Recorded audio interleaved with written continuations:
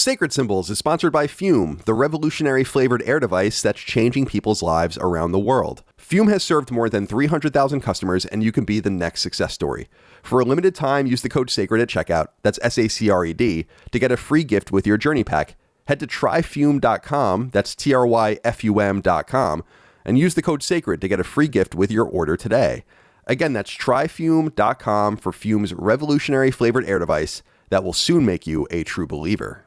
Sacred Symbols, a PlayStation podcast, is brought to you by, well, you. If you want to learn how to support our show, go to patreon.com/laststandmedia. Greetings and salutations. Welcome back to Sacred Symbols, a PlayStation podcast. This is episode number 313. My name is Colin Moriarty. I'm joined as always by my son, Chris Reagan. Chris, you are airing from the old tech closet at IGN, apparently. Welcome to the show.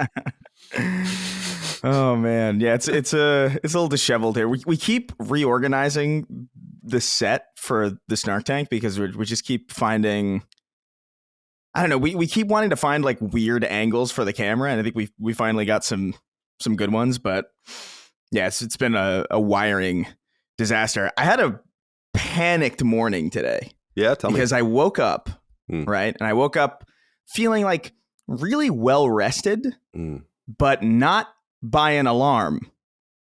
And I thought, oh no, what time is it? And I like got up really fast. I was like, did I oversleep? And it was like 7 a.m.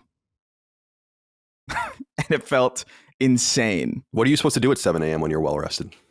I don't know. That's what I mean. Teach elementary school or something? Yeah, exactly. I really, it just felt, but at that point, it was just like, well, I'm not going back to sleep. I just panicked myself into a state of awakeness. So I got a really early start today, went for a run, showered, got some breakfast, got some coffee, and I'm feeling good. Good, man. Although that was a rough start. Well, it's funny you say that because I've told you guys how I'm trying to unwind from some of the like the anxiety and depression meds I'm on. So I've unwinded completely from Ativan over the last couple of weeks. I'm just not taking it anymore. And I feel in the beat to beat okay, but for some reason I am having the craziest, most anxiety ridden dreams.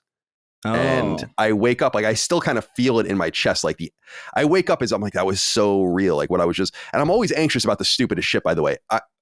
I've said this on Constellation, but my dreams, I don't dream about certain people or certain places or certain things at all. Yeah. And then a lot of my dreams take place in San Francisco during the IGN era or in college in Boston during my Northeastern era. I don't know why that is. I don't dream about anything else in these like crazy dreams. And I'm always trying to get somewhere or do something. Something's not going right. And it gets crazier and crazier until I wake up totally angst ridden.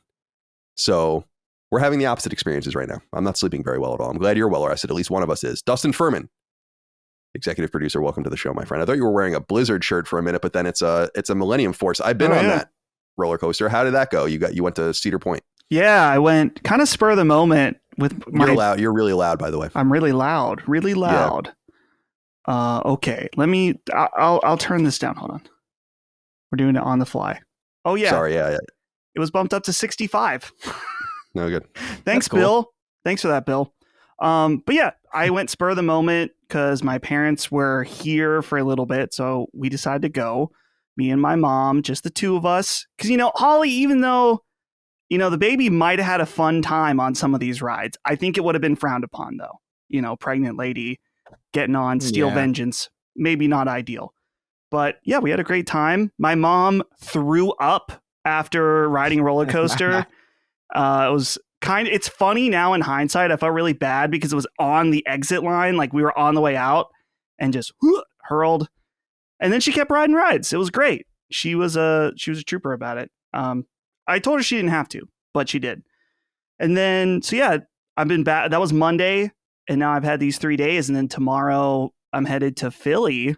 Going to see Daig at Too Many Games. So cool. I feel like I haven't seen Daig. Where I thought he was dead. Honestly, I feel like he might still be dead because I don't know. I haven't seen him. I don't know what's going on. I miss him. Yeah.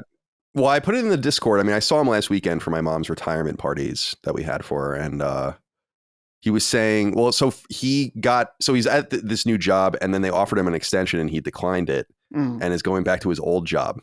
So he'll be working from home again and we'll be back on the shows. So okay, not this episode of Constellation, but the next one, I think he'll be hosting again, and then he'll be back on Punching Up as well. So there you go. So he's going to be back in the fold. You'll have more information from him this weekend, I'm sure. No one talks to him. It's a big joke in my family. I mean, no, he doesn't call anyone. He doesn't answer anyone's phone calls. He doesn't answer people's text messages. Usually people, when I see anyone, they're like, how's Dagan? Because I'm the only one that has any contact with him, apparently. So right. That's nice. I knew, well, to be fair, I knew that. I was just, I didn't know if that was public info yet. So. Oh yeah. I don't give a shit. I don't respect anything. The about return of the Dagan's public Dagster. info. Yeah. I don't respect anything about Dagan. Crazy. I said Dagan's public info. All I heard was Dagan, and then the rest cut out. That's funny. You just say that and cut it off there. God. That's great. That's fine. I don't respect anything about him. My brother. All right. We're brothers in like the old school sense. It seems like there were more rivalries back in the day than there are now, where they kind of brothers grew up and they kind of hated each other. You had 9 siblings. You all grew up on a farm. Yeah, there's no familial rival. All the rivalries now are just with the world because it's so combative. Mm-hmm. Indeed. Well, it's good to see you guys be gathered here today again for another episode, another long, arduous episode of Sacred Symbols of PlayStation podcast here on patreon.com/lastdaymedia. We are back in the number 1 spot in games media Patreons. Sorry, Second Wind. It can't always go your way, I guess. Here we are. We appreciate your support. Patreon.com/lastdaymedia for early ad-free access to every episode of this show and all the other shows we do. Defining Duke, the Xbox podcast, Punching Up, the Nintendo podcast, Constellation, the Conversational podcast, Knockback, the Retro and Nostalgia podcast, Summon Sign, the Games Conversation podcast, and so on and so forth. Get early ad-free access to all of that. You can also get access to our Discord, RSS feeds for all the podcasts via Patreon and Spotify connectivity, the ability to submit your inquiries, and of course, Sacred Symbols Plus, our supplement to this show once a week over on patreon.com/lastdaymedia. Usually 90 minutes, 2 hours, even longer. Some conversation about something. We had David Jaffe on recently for Jaffe or Moriarty Cross Jaffe. We did our betting special for the Games Awards. We did a whole episode about Castlevania, a whole episode about Stellar Blade, a whole episode with Ken Levine, some mailbags going on. However, the most recent episode is for Destiny 2, and specifically the final shape. Christopher Gorley wrote into us on Patreon, just like you can, says, "Greetings, my supple, sloppy slitters. I just wanted to give a shout out to Chris for his excellent hosting of the Destiny Sacred Plus. He did an expert job weaving in questions on the audience into a really enjoyable episode." Yeah, I've heard good things. Well done. You had Lord Cognito from Defining Duke on. So how did that podcast go? The final shape. No, it went great. I noted that it felt so weird hosting a show in this environment because it feels a little bit more prim and proper than Snark Tank, where we just kind of go off the cuff and it's like a mess, almost intentionally so. So I was like a little bit nervous going in, especially because like I don't think I've ever done an episode with just Cog either. Like it was like a very unique permutation of an episode with me hosting and just me and Cog talking about this thing that we've never really gone on in depth on really any show, Snark Tank or otherwise. So it was a good time. We had like a 2-hour about episode where we went through kind of like the history of Destiny for a little bit and then the final shape and the, how it landed, how people were feeling about it. It was fun. It was really cool. Awesome.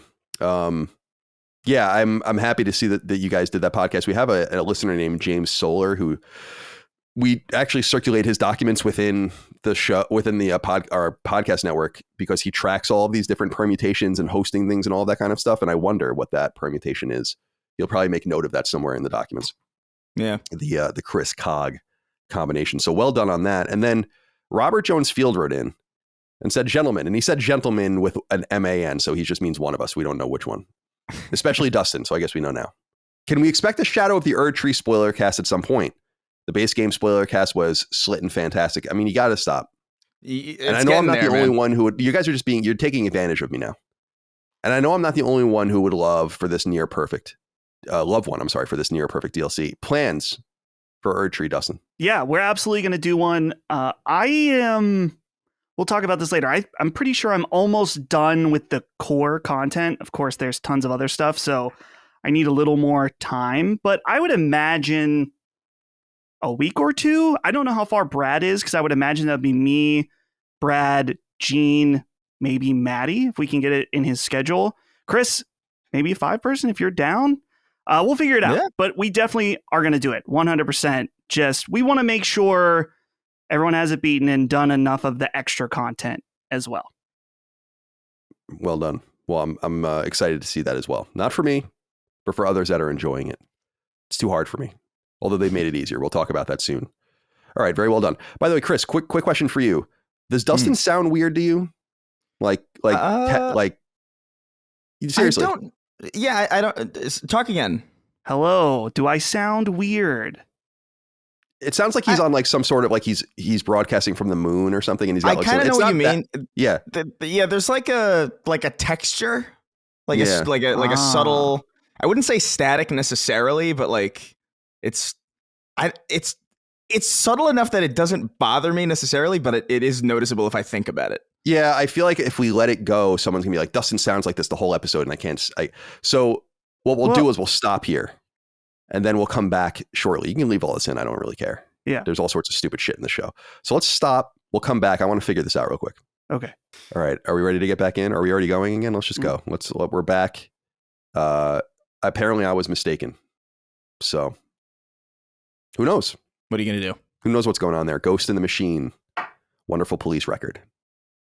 In addition to an actual term. Okay. What else? Where were we? Okay. Merch. lastdaymedia.store. Shirts, sweatshirts, hats, stickers, and so on and so forth. Free shipping on all stickers here in these United States. Leave us nice comments on our various podcast services, on our feeds and our videos and all of that. Follow us where you want. YouTube, Spotify, iTunes, wherever we are. We appreciate you over there. And quick reminder, San Diego. We're doing our San Diego live show, Sacred Symbols versus Defining Dukes. It's going to be kind of like a quiz show and a competition. We're going to have a good time with that. Tickets went on sale for patrons yesterday from when we're recording. I think by the time we go forward, they will, by the time we go forward and this is published, I think they'll be available for everyone, right? So we don't even need to worry about that. So just go to patreon.com/lastdaymedia. We'll have it doesn't matter if you're a subscriber or not. We'll make it free for everyone so you can see the post. We're playing at the Observatory North Park in San Diego, California on September 6th. It's a Friday. We'll be going on Friday night. And we have a variety of tickets available. I assume the VIP tickets are gone. They usually go really quick, but obviously regular tickets available for anyone that wants to join us. We really appreciate it. People have been asking like who's going to be there, who's going to be available at the show. So it's going to be me, the three of us. It's going to be obviously the Dukes, Maddie and Cog, and then Brad will be there. Ben will be there. Hogue will be there, and David Jaffe will be there. So we hope to see you there. It'll be a lot of fun. Really looking forward to it. You can watch all of our live shows and see what you're in for. This will be our 5th one, I think. We've played Pennsylvania, Texas. We played here in Richmond, in Central Virginia, and then we played in New York City. So this will be our first West Coast show. Hope you can come join us. We look forward to seeing you. And obviously, like you said, you'll be at too many games, but it's kind of too late to say anything about that now at this point, I guess, right? Kind of. Unless you're a patron and you want to hop in the car tomorrow. ASAP. And get to Philly. All right. Let's get into some things to discuss, stretch our legs a little bit. Then we'll get into the gaming news. We'll get into what we're playing. We'll get into the bigger news. We'll get into the inquiries. We'll do a lot here. Somewhat light episode, I think. It's not too crazy. There's a lot of fun things to talk about, though. And I thought we would stretch our legs as we always do with off-topic fare. Ryan Betson wrote in and said, "Hey, CDC, just sending this one in as a thank you. I work for a number of independent wrestling promotions here in Victoria, Australia, as a commentator and ring announcer. So this has me driving all around the state for different shows. Heading to new towns, new crowds, and working with new people tends to make me pretty anxious, more than usual anyway. To calm and center my nerves, I listen to Sacred Symbols and Constellation. Whether it be the silly banter discussing an industry I adore or the camaraderie, I can honestly feel my heart rate lower and my brain will get less frazzled. Without knowing it, Last Stand helps me stand up, throw on a headset, and call a bunch of dudes throwing around other dudes. It's a weird one, I know, but thank you." Baco! Good to hear from you, Ryan. I just wanted to say that. I say that all the time in my real life. I just never have a chance to do it. I don't even know if it's a really good iteration of that. What's that guy's name? Do you know who I'm talking about? That like famous wrestling announcer. Baco, he's got a family. That guy used to do, WWE. I've never seen wrestling. So fucking boring. You're so boring. Never seen it. You weren't allowed to watch. You weren't allowed to watch wrestling, probably. We just didn't have cable. Yeah. Wait, so we had no option to watch wrestling. Yeah.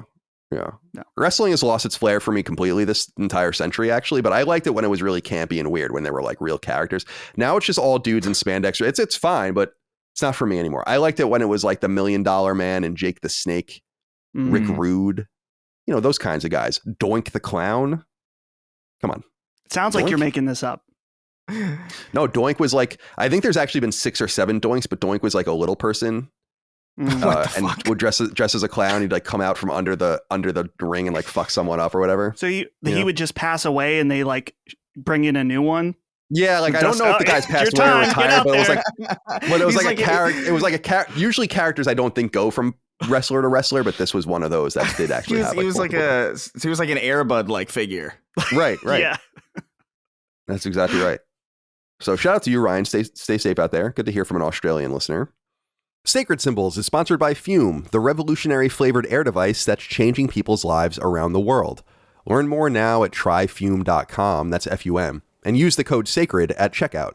In the modern era, we're surrounded by gizmos and gadgets that do all sorts of remarkable things, but if I'm being honest, these days I'm most attracted to the lo-fi advancements that don't require an eye for tech to appreciate, but rather employ a rare sense of ingenuity that doesn't use technology as a selling point or even a crutch. That brings us to Fume, a completely analog implement that you cannot plug in or charge or even turn on because there's nothing to turn on. Instead, Fume leverages the power of flavored air to help people replace some notoriously bad habits, or even just to add a little, well, flavor to one's life. Now, what is flavored air? Well, it's exactly what it sounds like, but let me get a little more specific. See, flavored air has the potential to help people quit smoking or vaping, and Fume leads the charge in this exciting new cessation category, providing folks with a non-toxic smoke and vape-free alternative that can literally change your life, or just make it taste better. And really, it's the latter that's attractive to me personally. I just like pulling on my Fume while I type away here in my office. So really, Fume can be for just about anyone. The Fume device itself is a well-crafted steel and maple cylinder, within which you put replaceable flavored and scented items called cores. These cores come in a wide variety of flavors/scents, and though my personal favorite is orange vanilla, you may be attracted instead to another of Fume's 12 varieties, including maple pepper, white cranberry, and newer additions like black licorice. By merely pulling on your Fume, you'll receive your flavored air, all without any worry that you're doing anything bad for your body. And like I said earlier, nothing burns, there is no vapor, there is no nicotine, and your Fume can't even turn on. There's no battery, no buttons. It just exists, waiting for you to put new cores into it, when you can then pull on it to your heart's content. Will you give Fume a try and see what it can do for you? Especially for those looking to go cold turkey, Fume is literally made for you. But indeed, it's just for about any adult you can think of. Fume has served more than 300,000 customers, and you can be the next success story. For a limited time, use the code SACRED at checkout, that's SACRED, to get a free gift with your journey pack. Head to tryfume.com, that's TRYFUM.com, and use the code SACRED to get a free gift with your order today. Again, that's tryfume.com for Fume's revolutionary flavored air device that will soon make you a true believer. Nevitz wrote in and said, hey, sexy sacred gents, let's talk bread. Like money? I always love talking about money. Oh, you're talking about real bread. We know that Micah makes a lot of bread at home. Do you boys have a favorite type of bread? What is the best slice for grilled cheese? How about French toast? Best bread for a normal sandwich? Don't count a PBJ since it's a dessert. You said dessert. Thanks and have a great day. Nevitz, thank you for writing in. Chris, where do you stand on bread? I love bread. Probably too much, honestly. Like when I was a kid, I would, if I just was feeling hungry, but I didn't know what I wanted, I would literally just grab slices of bread and I would like make weird, like I would like flatten it to like give it like different textures or like ball it up into like a ball and eat it. It was a psycho. Like a white piece of white bread. Yeah. Yeah. Like I don't know why I did that because there's nothing about that that's particularly interesting. But like as a kid, for some reason, like you convince yourself that it changed like the taste in like a significant way. But no, I'm a big fan of, I don't know if it's pumpernickel or what, but like there was like, I think maybe Outback or like one of those kind of like steakhouse, like one of those like kind of like mid-tier kind of like Chili's places that we would go to that would give you this like piping hot plate of just brown bread that was delicious. And I don't know if it's pumpernickel exactly. I think it might be. I haven't had pumpernickel in a while, but like that bread specifically is top tier goated stuff. Like I don't know what it is about that bread. Dustin, talk to me about bread for 30 seconds to 60 seconds. Yeah, when I'm at home, normally I'm eating just plain bread. I mentioned a few weeks ago the keto bread that's low calorie. But it doesn't mean I'm not an appreciator. Holly used to make fine sourdough. Put that and you fry it up, a little fried bread, sourdough, delicious. Absolutely love that. Get some eggs on it. Very, very good. Chris, you mentioned, the mid-tier steakhouse. Shout out to the Texas Roadhouse rolls with the cinnamon butter. That's the motivating factor for going there, as far as I'm concerned, because the steaks usually kind of mid, either overcooked or undercooked. Never the right amount of cooked what you asked for. So the rolls, though, it's worth it just for that. Go get a water and some rolls and leave a nice tip. Yeah. Also, shout out to pita bread, like specifically like the kind of stuff that whatever Zanku does, like whatever they give you at Zanku is delicious, and also garlic naan. Garlic naan bread is good, naan bread. Did you ever make a pizza with naan bread? In a toaster oven. I feel like I've. It's just got even worse. It's like, oh, it's good. Yeah, first Chris, he asked you, do you ever make a pizza with naan bread? And then he slipped in a toaster oven. Yeah, at the end of it, in the you wouldn't even hear it. The naan bread, dude. It's don't knock it. Do not knock it. Cognizantly, I have to say no, but at the same time, I feel like I have a hazy, drunk memory of doing this. Yeah, it's good, dude. So this is a tentative maybe on now, that. Hold on, I got to ask Colin something. Colin, you got somewhere to be?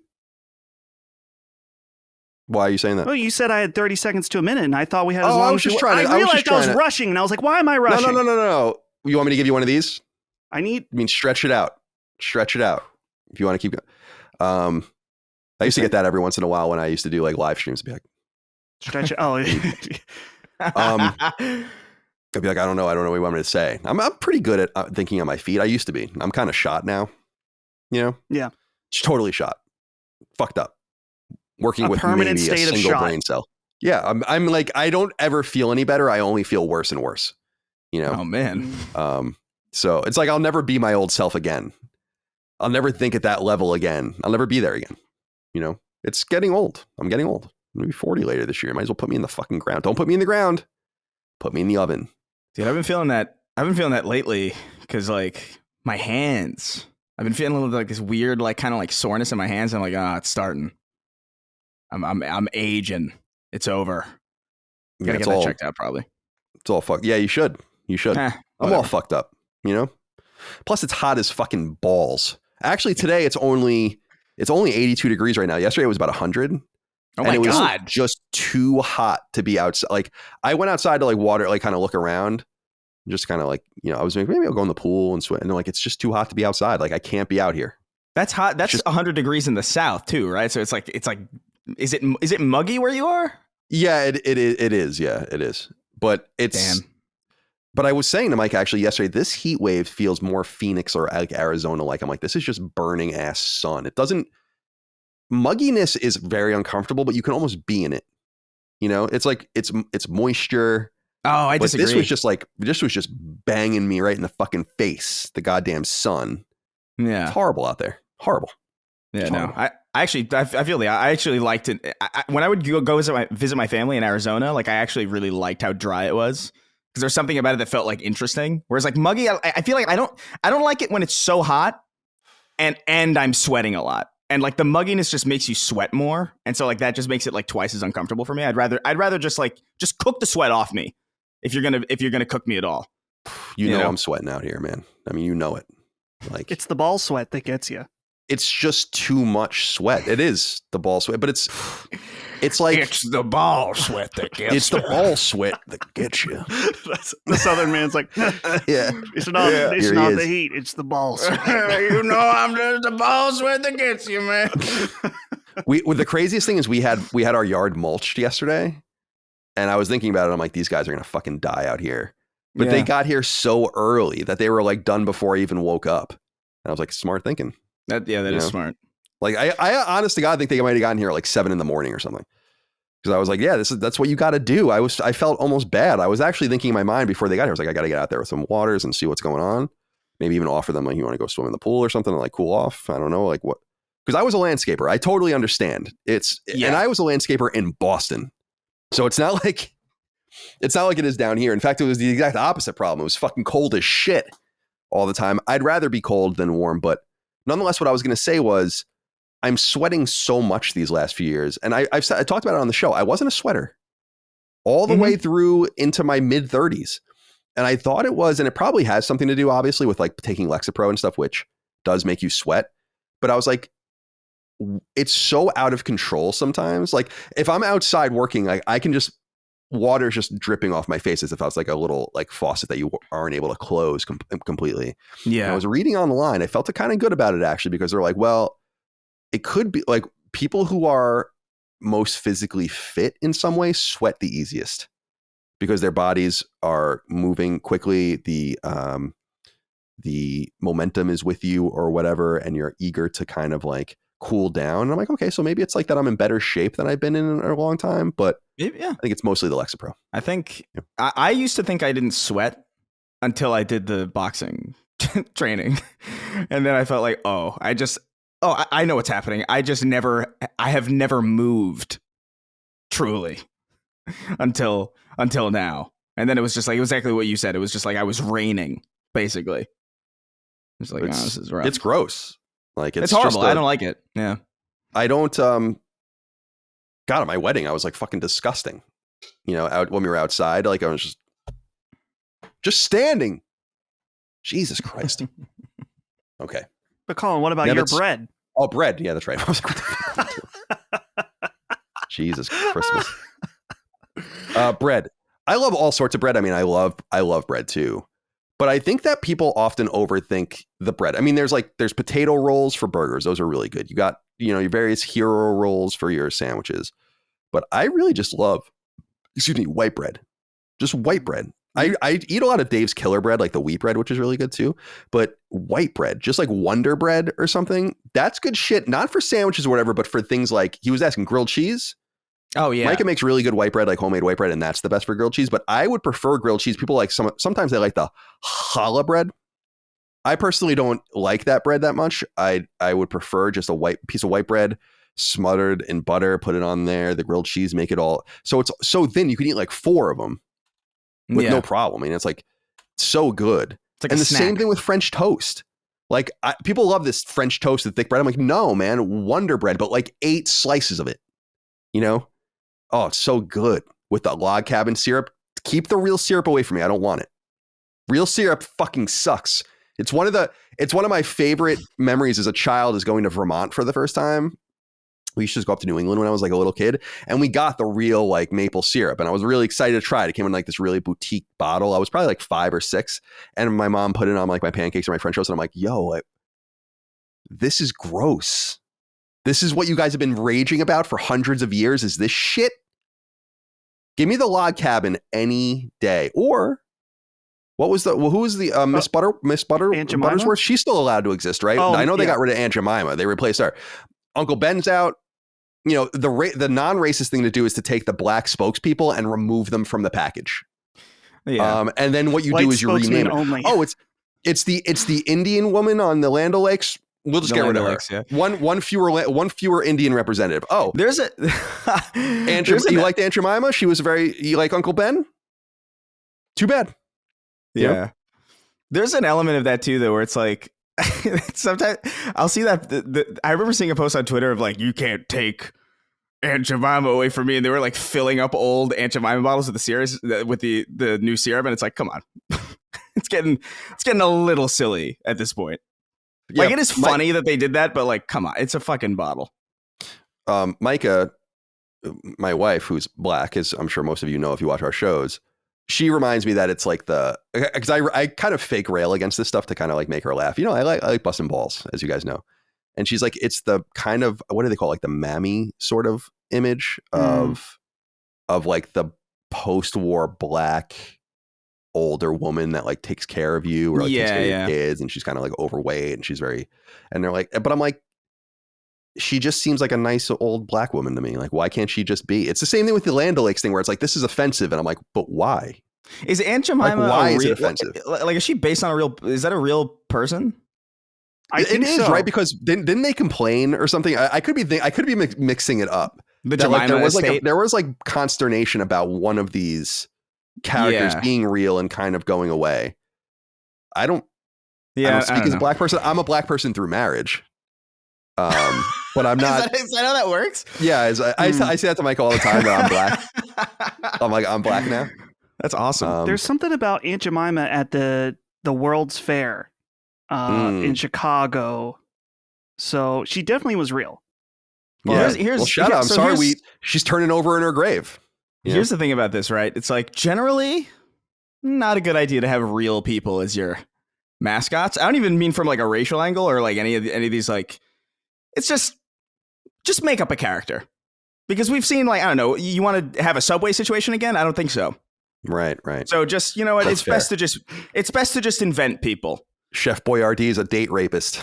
Yeah, you're never going to find like the Sega Sammy alien mascot texting minors. You know what I mean? It's just safer. It's Dude, just Trix safer Rabbit. to just the Trix. Well, yeah, he's a little bit. Lock it in, Trix Rabbit. The cancellation. He does shit with those ears, those long, thin ears. Those things find those things find their way. They're like tentacles in Japanese porn. I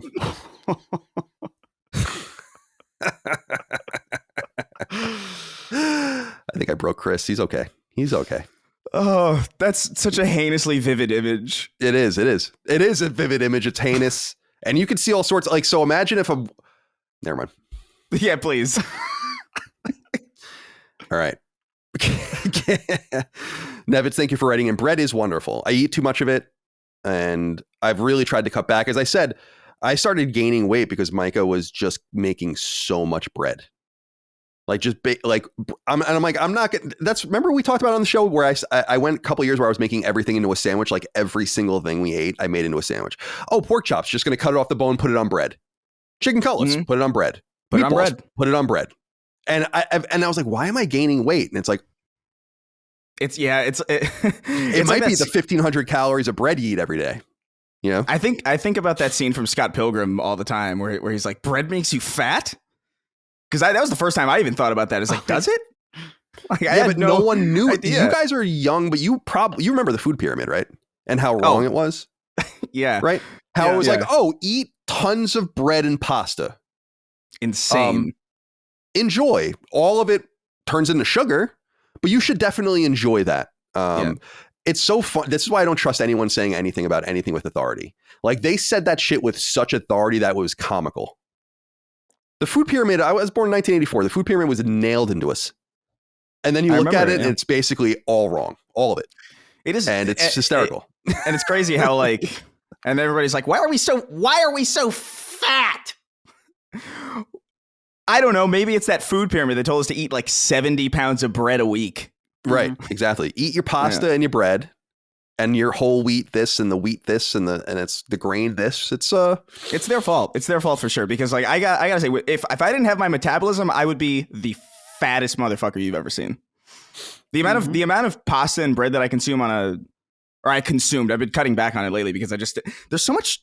So let me ask you something about the bread that Micah makes, because I've tried to kind of cut back on sugar generally. Mm-hmm. Like, not eliminate it because I feel like that's generally impossible, but cut back significantly. And I find that there's like a lot of sugar in bread even. I mean, that was a big consternation with Subway too, right? It was like legally, right. Like that they couldn't call it bread in Ireland or something. Yeah, it's like legally candy in Ireland or something. Yeah. So is there like, does she use like, because she makes it from scratch? Like, is there any like, is there sugar in it like at all? I think I'd have to ask her. I don't even know if she's here. I think there might be a little bit because she bakes it from scratch. Yeah, but I don't know if that has to do with preserving the bread or I have no what idea. it is, or maybe just want a little bit of taste of that. Because like some people, I don't personally do this, but some people put a little bit of sugar like even in their like tomato sauce and shit like that. You know, right? So sugar's finding its way into mysterious things to me. It's in everything. I don't need that sweetness in my sauce because my sauce is so dominant. That it simply doesn't need all these extraneous ingredients. I'll have to ask her about that though, because that is a curious question. She makes different types of bread too, so it could be that some of them do and some of them don't. But she's really cut back. It's also like, again, 100 degrees out, so who the hell wants to eat like a fucking piping hot loaf of bread? She understands that. It's like you can't have soup right now. You know? Yeah, exactly. There's a new Panera bread down the street. I want to go to it, but it's like I gotta wait 5 months probably before it's appropriate. Do you guys ever put bread in the freezer to save it? We do. that was a big Jerry Moriarty. My dad, he loves doing that kind of shit. But Micah will sometimes make 2 or 3 loaves at a time and then freeze 1 or 2 of them. Yeah. It works. It doesn't sound like it should work. It makes me uncomfortable in some sense, but it works. Why wouldn't it work? I just don't like the idea of freezing bread. Like bread's all about texture and softness, and yet it does somehow bounce back. But you got to toast it, in my experience, of course. And that makes some level of sense. Like you got to do it frozen almost. My dad used to freeze. Well, remember Lender's bagels, like shitty frozen bagels? Yeah. You ever eat those? Dagan used to eat like literally 6 of those at a time when I was a kid, and we were like obsessed with them because we were eating so many bagels. My dad wouldn't go. On Long Island, it's like bagels are everywhere, and you want to go get bagels, and like my dad's like, we're not paying for all these bagels all the time. Here, eat your shitty Lender's bagels. And the big joke is that Dagan used to eat so many of them that he would eat some and put more in the toaster to like have ready when he's done, and then he would always forget. So my dad would always find my dad would come home from his tour in the firehouse like a day later and just find like 6 totally stale done bagels in the thing that my brother would just left there. Anyway, shout out to the bagel, shout out to bread, shout out to naan. Mm-hmm. Do the Indians know what they're doing? It remains to be seen. But with the naan, they're killing it with the naan.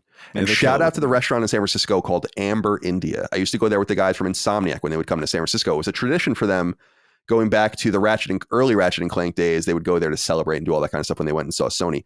Excellent restaurant with the best naan I've ever had in my entire life. I love they have frontier lamb, the butter chicken, of course. Ooh, yeah. I'm a white man from America. I'm going to eat the butter chicken. I know that's a bitch move, but that's what I want. I like butter chicken. Yeah, I do too. But that's apparently like, baby's first Indian dish.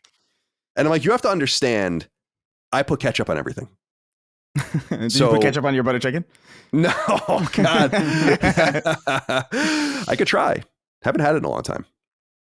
There's a lot of Indians in my area, even in my neighborhood, and there are some Indian restaurants around here, but I've not tried any of them yet.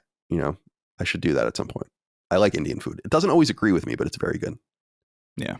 Okay.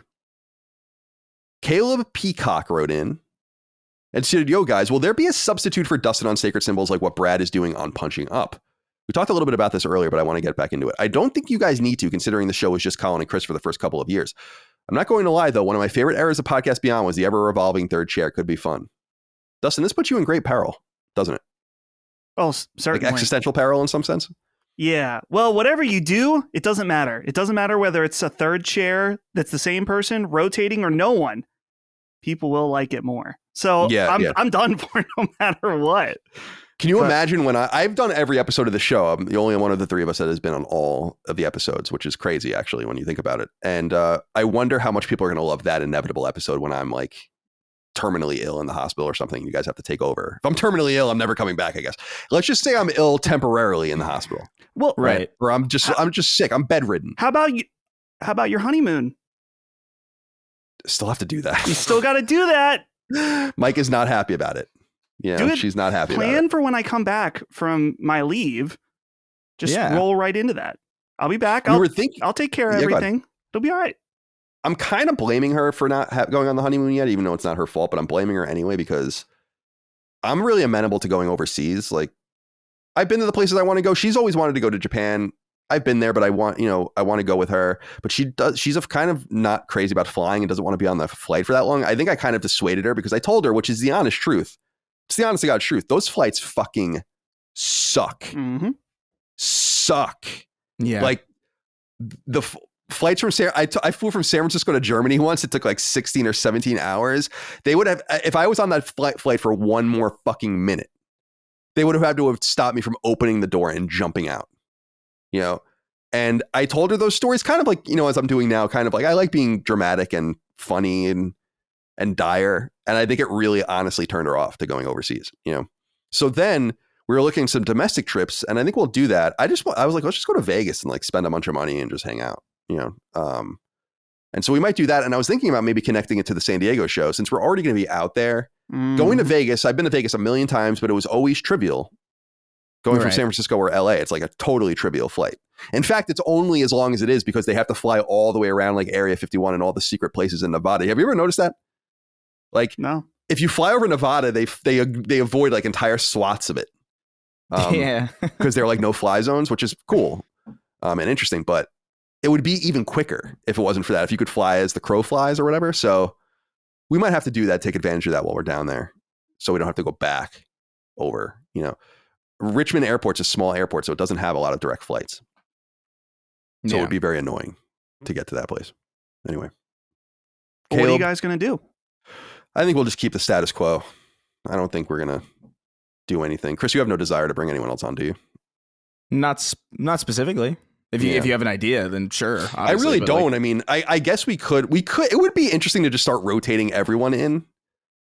Like having like just basically like if let's how many of this? I don't even know how many of them of us there are now, but let's say there's 10 of us, right? Or 10 people in our orbit, from Jaffe and Dagan to Brad and Cog or whatever. And we knew Dustin would be gone for 10 weeks. We could just have every week we can have a different person on, which would be cool. But I feel like as a listener, that would annoy the shit out of me. This is just me. But no matter what big podcast I listen to that I like, that has a core group or a core group of people I listen to podcasts where there's like 7 or 6 of them and it's 3 at a time or whatever, but it's always some permutation of them. That's cool. But I don't like the ones where it's like a guest. I don't like it. I prefer to not. So I can only do what I know. And I think so going back to our roots, but Dustin, I don't think you have anything to worry about. I think people are going to miss you. When you're down. Yeah. I know it'll be just fine. And honestly, it doesn't matter what they say. You're coming back, so it doesn't really matter. Yeah. Let me be clear. Your feedback is irrelevant to me. I'm only kidding. The thing with Brad specifically for punching up, this was before we knew Dagan was coming back. And while Micah and Gene are fantastic co-hosts, neither one of them wanted to be the main host of the show while I was gone. So that's why we're bringing in Brad to do that.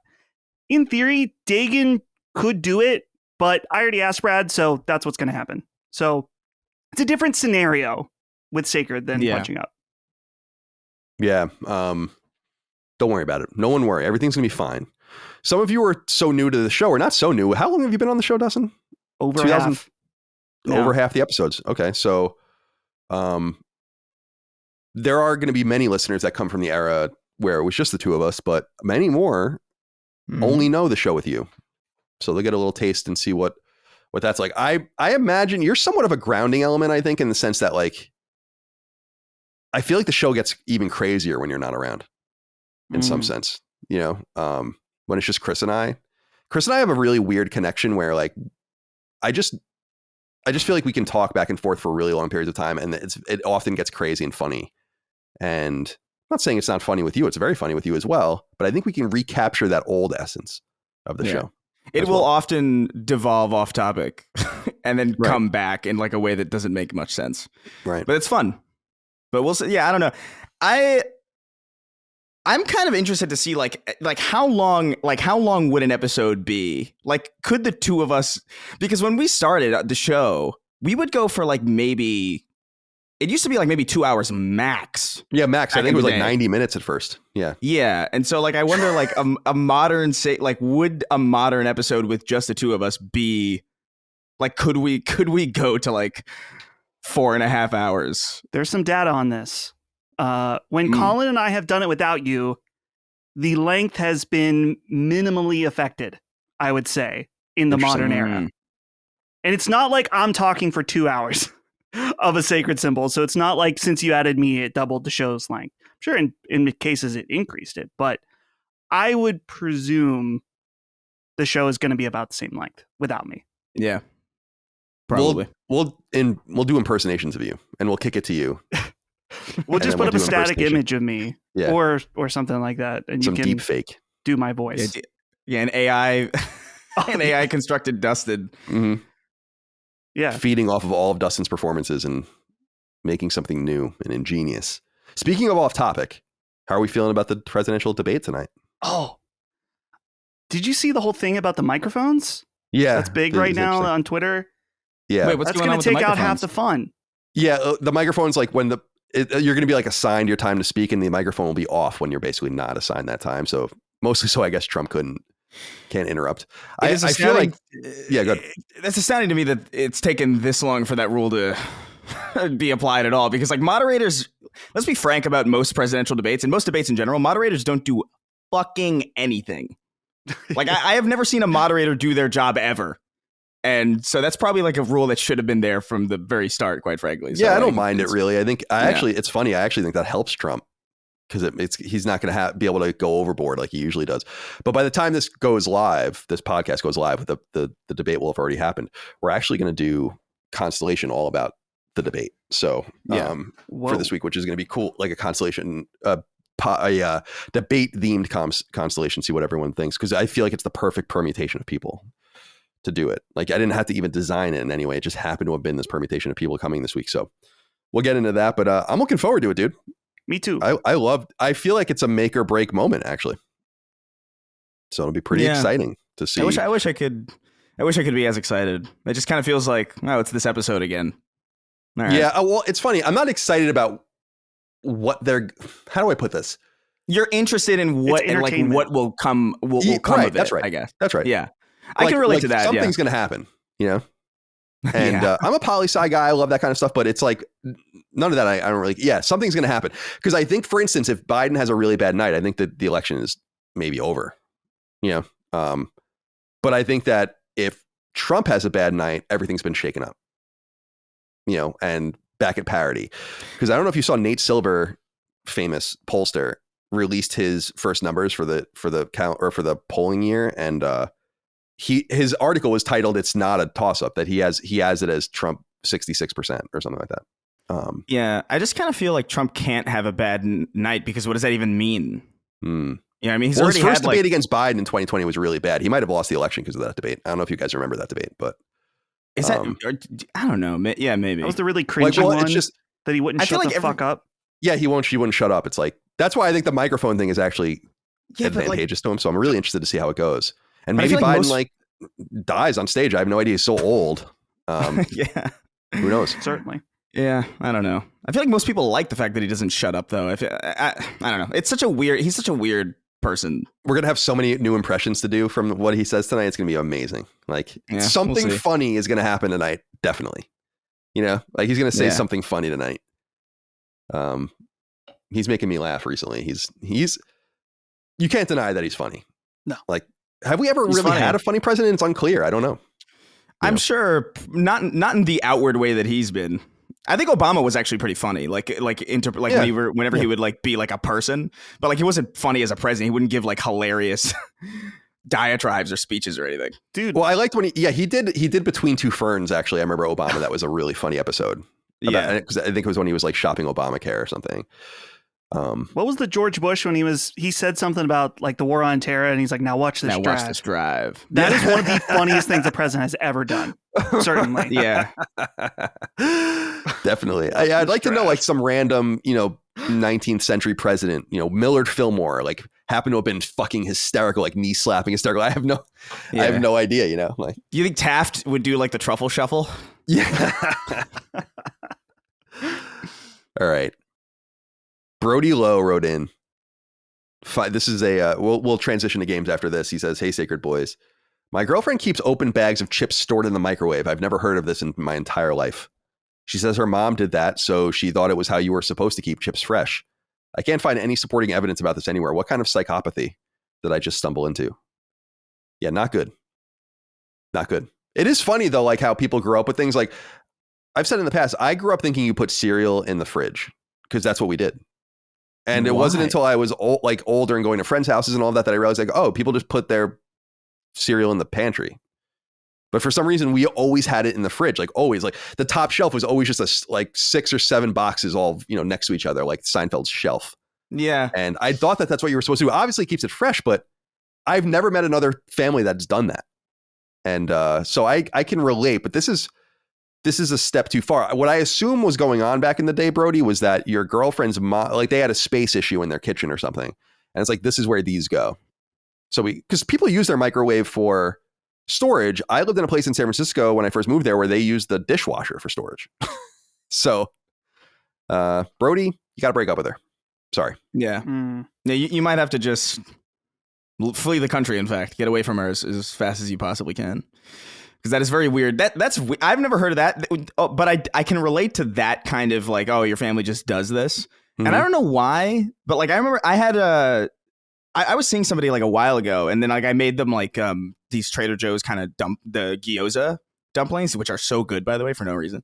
And I pulled out the soy sauce, but I kept my soy sauce in the fridge. And she was like, "Why do you have soy sauce in the fridge?" And I turned to her, I was like, I don't know. I just kind of assumed that it's a liquid, so it should go in the I would fridge. put it in the fridge, I think. Yeah, but like I guess like people don't, and I guess it makes sense because you don't want freezing soy sauce or like cold soy sauce when you have something. It's like I guess that makes sense. If something is liquid to me, it goes in the fridge generally, unless it's like very distinctly like very obviously not supposed to. And I can't even really think off the top of my head of a liquid that shouldn't be in the fridge, except for like maybe like olive oil or something. You know what I mean? Like something like that. Right, Well, right. soy sauce is a condiment, right? We would consider it a condiment. And Yeah, in the West it is. Yeah. because you dip things in it, you pour it on things, You and cook most with it too, condiments though. need to be refrigerated. So Yeah, it makes sense yeah. that the logical jump would be like, okay, well, that goes in the fridge. But that's Yeah. like, I Yeah. think Tabasco sauce, I don't think that needs to be refrigerated either. But I always end up putting it in there, even though I don't have to. Yeah. I lived with a guy in college who didn't put ketchup in the fridge. Oh, And he was right. Like, it tasted totally fine. It was like a trick of like, you don't need to refrigerate this.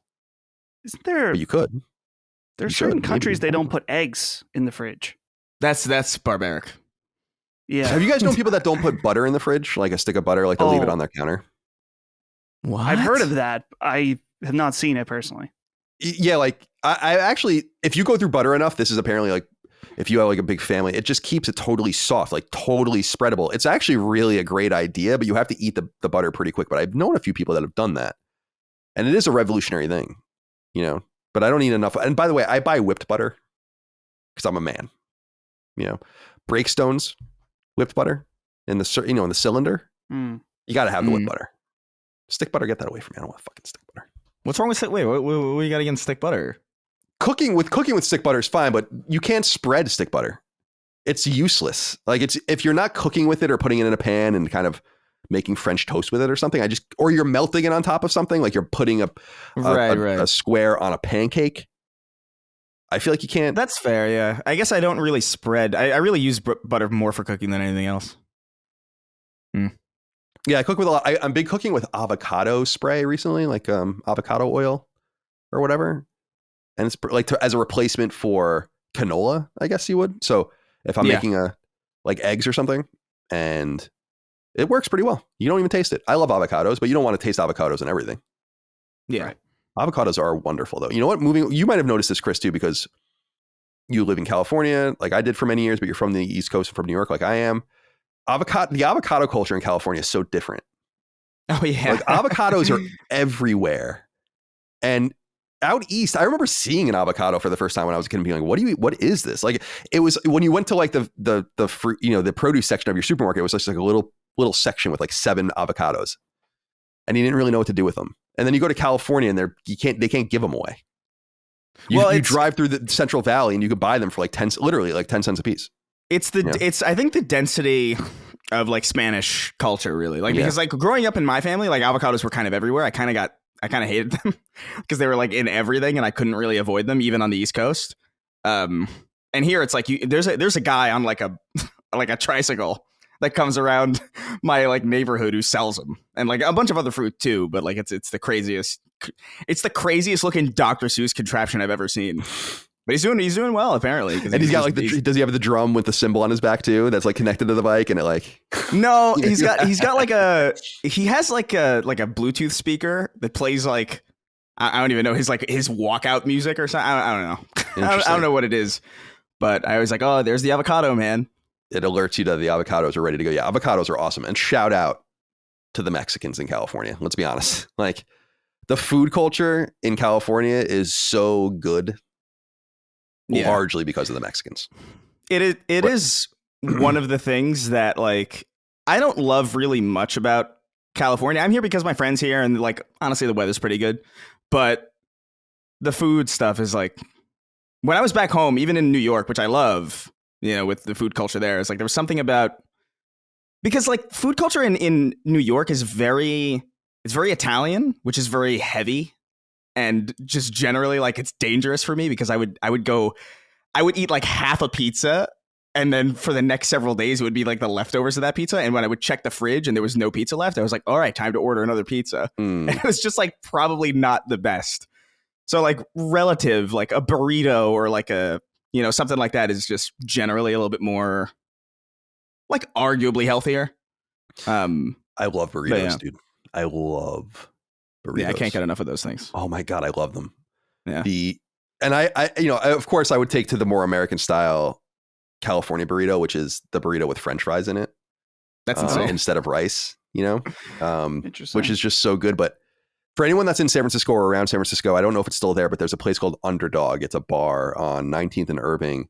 It's a Mexican bar, and they serve like all Mexican food, and you just sit there and drink and hang out. There's a bunch of sports on the TV and stuff. Oh my God, dude! I used to just eat there all the time. I love tacos. I love burritos. I love quesadillas. Huevos rancheros. Oh my goodness. Dude, I think I talked about this on another episode, but like there's this Mexican place that makes this horchata coffee that is like just that idea of a combination is so brilliant, and it makes me upset that other places don't do it because it's so fucking good. It's great shit. LA has that awesome culture too. I mean, I didn't like living in LA very much, but it has that great culture, like we said, of the Mexican ladies with the carts, and they're making sausages and they're making tacos and they're making burritos, and it's like, oh my God. You come out of a bar at like 2 a.m. and then there's like a lady with bacon wrapped hot dogs with like onions and all this. It's like, ooh, and it's like some amazing. of the best. It really is. It's good shit, honestly. Yeah. I give LA a lot of shit, justifiably so, but like there's a reason people come and stay, I think. Yeah, LA is a big rough, reason, I think, but the food is good. And yeah, I want to just take one of the Mexican ladies back home with me. You want to come home with me? You can like just live with us. The thing is that Mike is a wonderful cook, so I don't really need the Mexican lady, I guess. But right, yeah, she can still live with us if she wants. All right, let's get into game conversations. This is a transitional question. I thought this was a really, really funny question or inquiry. Brendan Ryan wrote in and said, "What game would you take back in time to permanently destroy a 17th century child?" I'd take Dead Space Remake. It's a great choice. I don't even know so 17th century. So we're talking 1600s. Like you would have so much to explain.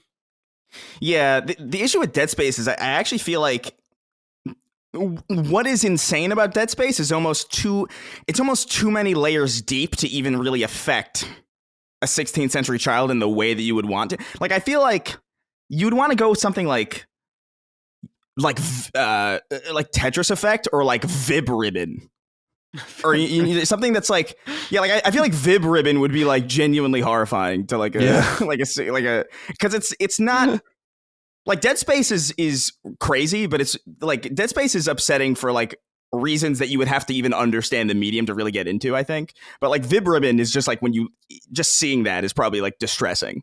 That probably is what anxiety looks like to a 16th century child. And Tetris Effect, especially like in VR, I feel like anything in VR would probably like permanently destroy a 17th century child, but Tetris Effect, I think, would send them spiraling into a state of just complete disrepair, I think. It's funny. It's funny all you'd have to explain. Like, so just get over the technical stuff. And right. I've said it many times, and I know it's getting tired. It's like, I love the idea of showing new things to old people and like the people that would get it. And I always bring up Ben Franklin. Like Ben Franklin would get video games in 5 minutes. But like showing just some peasant serf this stuff. Yeah. And Dead Space is so funny because you have to explain all the video game stuff, all the technologies, how it all, like what is going on, and then the subject matter.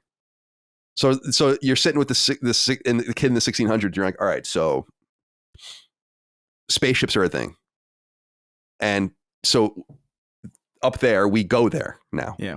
Well, space is a thing. Yeah, and space is like that's actually there. It's not like I mean, obviously there's scientists at the time that know exactly what's going on in some sense, but it's like we are there. We've gone to the moon. We've actually landed there. We've been there. No one lives there, unfortunately. And so this is about a spaceship. And the guy's like, okay. And it's like, okay, so then I hate to tell you this. We also think that there might be aliens out there. And the guy's just like, it's just breaking down. Like it's just, the guy's just, his whole life is flashing before his eyes. So it's like, it's not even, in other words, it's not even the video games. It's like, you have to understand that it's survival horror. Like we put ourselves in these positions on purpose. Right. And it's just so many things you'd have to explain. God, man. I feel like they would boil it down to, though, like you're let's say you showed them it on like a Steam Deck or something, or even on a TV. They'd be like, oh, okay, so this is like, what is this, like a portal into some other world or something? And they would probably understand that on some level, but like, what the fuck is Tetris Effect? like so what is that? So with that guy, you're gonna have to be like, okay, so in the future, there's going to be a country called the United States, and they're going to have an adversary called the Soviet Union. That's Russia. And nothing ever comes out of the Soviet Union that anyone gives a shit about. In fact, it's a joke. But one thing, the video game Tetris, right? And he's like, okay, I think I get it. And I'm like, what it's all about here is just the blocks. You're just trying to make lines with the blocks, you know? But then with Tetris Effect, he's getting, maybe we'll put him in VR. That's what I'm saying. Yeah. It's like, holy shit, it's a whale. Or he doesn't know it's a whale, probably. Unless he's a seaman of some kind. Oh. I don't think you can say that. I was thinking, 17th century child, I was thinking of like a young man, maybe a teenager. I was thinking if you showed them GTA 5, like initially they'd be hit with that iconic load screen that has the girl in the bikini. And that might kill them instantly. So they've never seen anything like that. But then when they load in the game, it's like, holy shit, these guys, they're holding these. Oh, I guess they had guns in the 17th century, but these would have been like, much more advanced. So just imagine. So my dad has a blunderbuss. Yeah, blunderbuss. But yeah, I mean, imagine seeing the cars, the planes, the strippers. I mean, a lot of stimulation. Einsteinian physics allows for traveling into the future. It's just and it's all about speed and proximity and all that. It's just such a shame that there's no way to go back and pull them forward. Yeah. Because it would be like an amazing, those reacts channels where it's like, Pakistani family reacts to crazy. There's like, I've been watching one where it's like an old Indian man and a young Indian man reacting to like, and it's pretty funny. They're funny actually. And it's like, we could basically co-opt these people from the past, bring them forward, and have real react channels of like 17th century child reacts to Dead Space remake. Can you imagine the moral of being like the moral out of reality into the future? just to be mined for content. That's a Black Mirror episode. That is a level of exploitation that person couldn't possibly understand. Like, no matter how much time they were given, you pull like a 16th century peasant child away from his family, away from his time, away from his world, to bring him into a future where he's essentially just a prop for people. It's basically an alien abduction. Right. No, that's right. It's a level of exploitation so deep, you almost have to tip your cap to it. Yeah, like. Well, he's comfortable. The guy you bring forward, he could barely get anything to eat. He was worried about Black Plague, probably. Now he's got like whatever he wants. He's dealing with those doctors with the long noses. Right. Yeah. And he's like, he has access to the internet for the first time, like the tribe that got Starlink. And so he's loaded up. He's got food. He's got porn. He's got whatever he needs. He just has to react to these videos, and he'll never see anyone he loved ever again. But, it's a trade-off.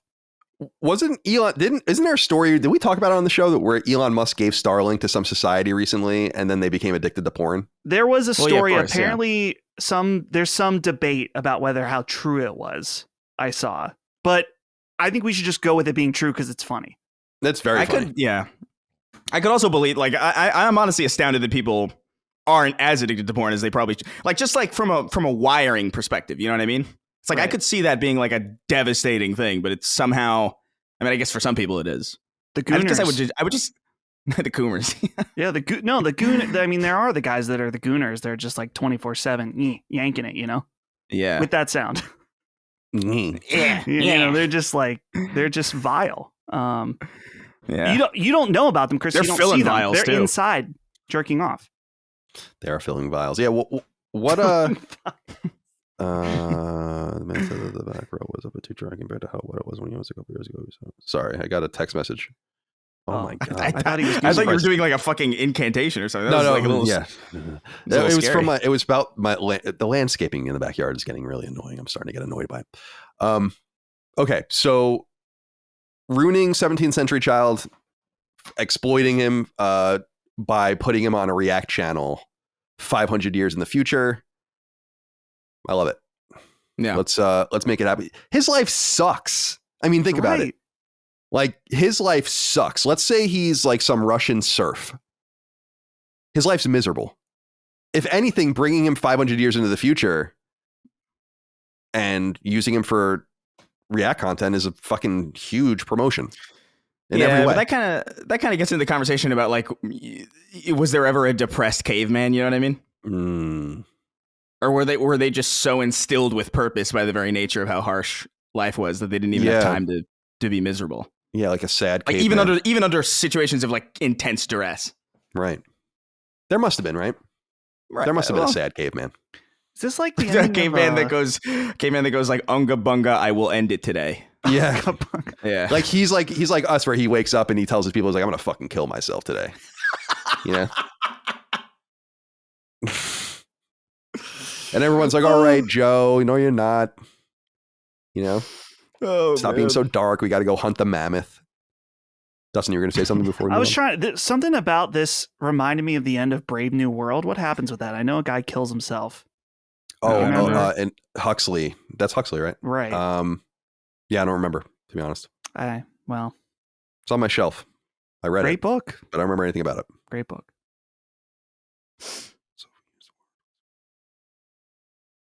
Colin's reading his little text. Sorry, I got to read, because it's like, the man said that the back row was a bit too dry compared to how wet it was when he was here a couple weeks ago. He said we should water the back row half as much as we did previously instead of not watering them at all. So if we used to water twice a week, they should be watered once a week.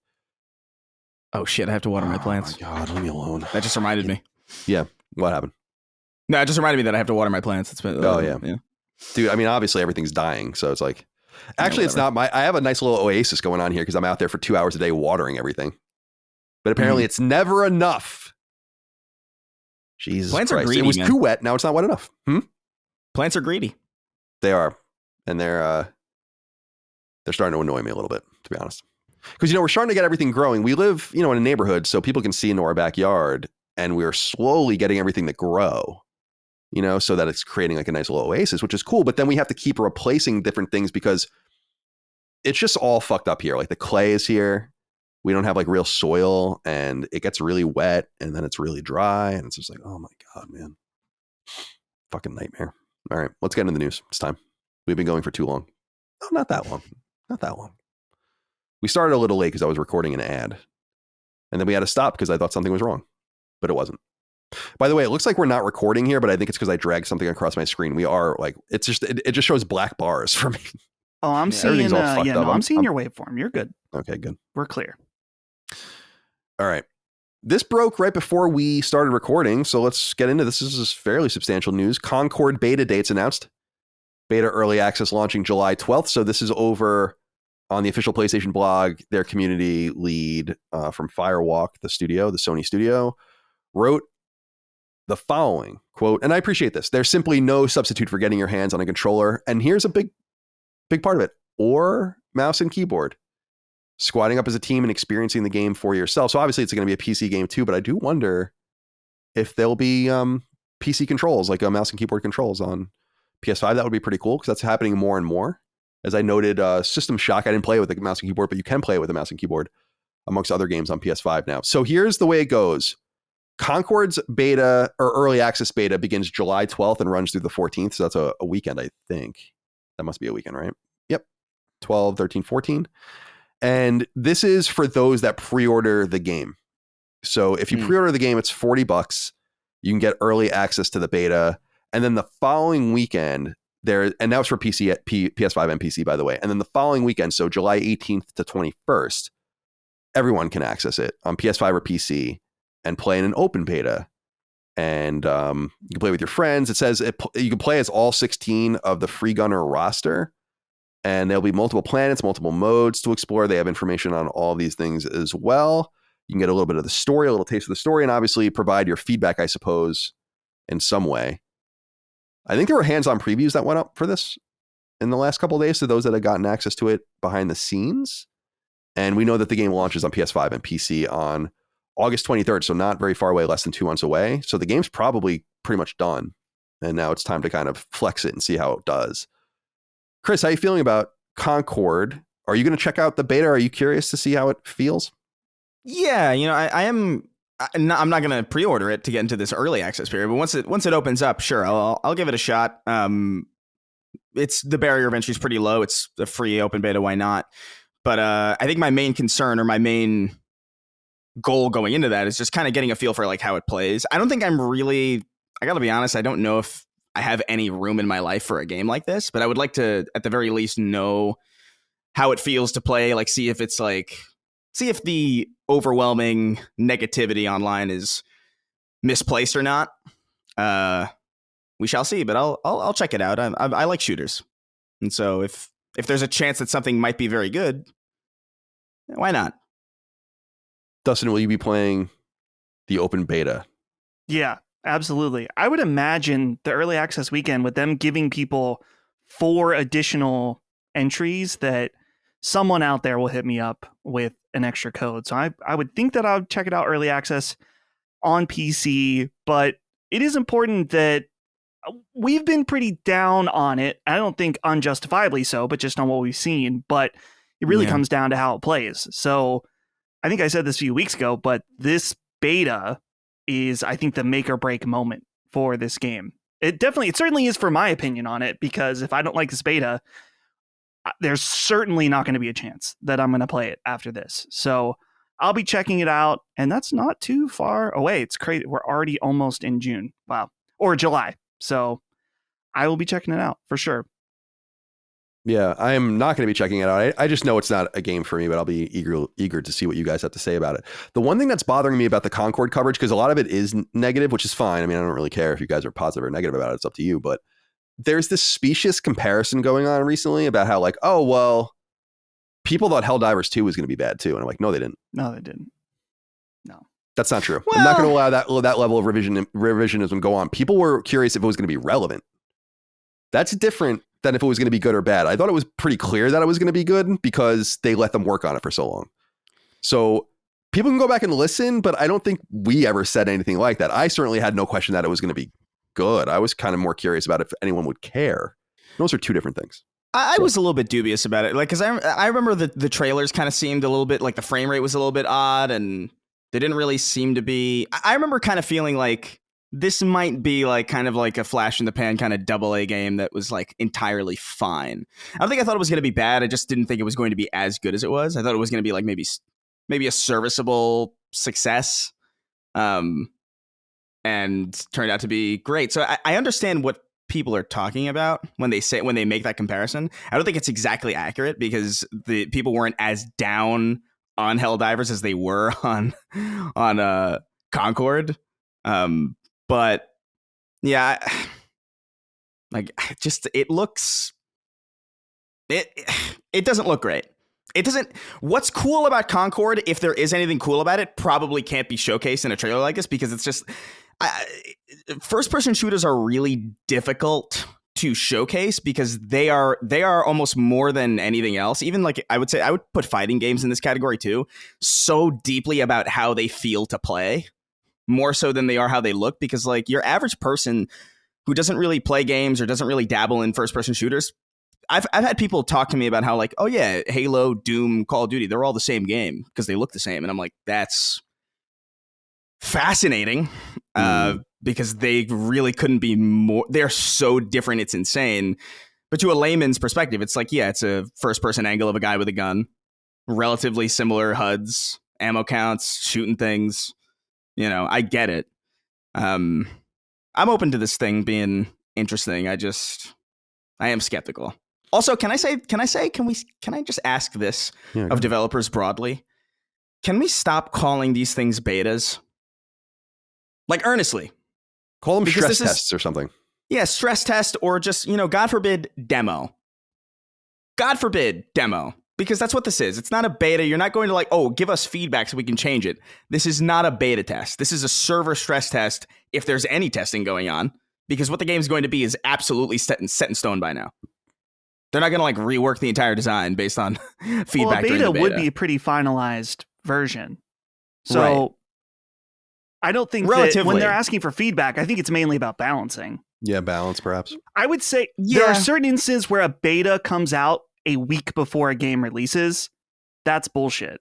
But Concord, I mean, when is the actual launch day of the game? August 23rd. August 23rd, yeah.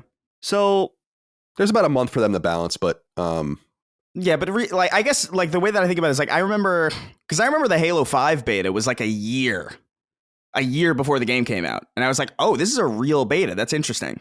Like they're actually going to like change shit, and they did, to their credit. But like these are not, or like Destiny. Even Destiny 1 had that kind of thing where they were like the Destiny alpha test, and it was like 2 months before the game shipped. I'm like, all right, it's not going to change much. Let's be real. They couldn't even get rid of that with that wizard came from the moon dialogue in the 2 months that it took them to respond to feedback. So like I don't know. I'm very skeptical of like what is and is not a beta in this current permutation of the industry. Yeah, well, this is why I keep saying nomenclature is important. I mean, people kind of dismiss it and poo-poo it and say it's annoying or I'm annoying about talking about it, but it's like we need to like a beta isn't a stress test, isn't a demo. These are all different things, but you're kind of funneling them all through this one name, and yet they represent all three of those different things. I think it's strange too. And then there's early access, which is kind of like what a beta was. Kinda, yeah. And then they kind of, because they say like Concord beta early, and they use early access here as a proper noun, which really comes from Steam, I guess. And I don't know. It is a little bit confusing. So here's my take on Concord. It's not my kind of game, so I'm not going to judge it too harshly, but I will say that I'm deeply skeptical of it. Yeah. Not that I think it's probably going to be bad. I don't think that that's even possible that it's going to be bad. I just think, is it going to be, this is kind of what I was wondering about Helldivers. Is it going to be sticky? Like, are people going to care about it? Because I have seen arguments saying like, okay, it's like a hero shooter, like Overwatch or something. Yeah. But then I've been seeing kind of counter arguments, which I think are compelling, where it's like, okay, but there aren't that many of them. Like if you're narrowing this down into like hero shooter territory, there's actually only a few of any relevance. So doesn't it kind of make sense to wedge themselves in here? And I'm like, yeah, maybe. I don't know. It would be great. I hope it's great. I hope people love it, but I'm skeptical of it. This stickiness is a big, because there's so many games that are very good that just don't stick. I actually remember playing the beta for I remember playing Lawbreakers in some capacity. I don't remember if there was a beta or like a demo or something. I remember playing Lawbreakers and feeling like this actually feels pretty good to play, actually. Like there's really nothing wrong with Lawbreakers. It just didn't catch fire, and there was nothing about it that really pulled people towards it. And that's a risk that every game's going to face, really. But it doesn't necessarily mean that it's like going to be a complete shit show. Or that it's going to be this, 4 out of 10 on IGN. You know what I mean? It's probably just going to be like, if I had to make a prediction, it would probably be like a solid 7, or you know what I mean, like or like a solid, like a really serviceable game that just might not get its hooks in people, which happens a lot. Yeah. So we'll see.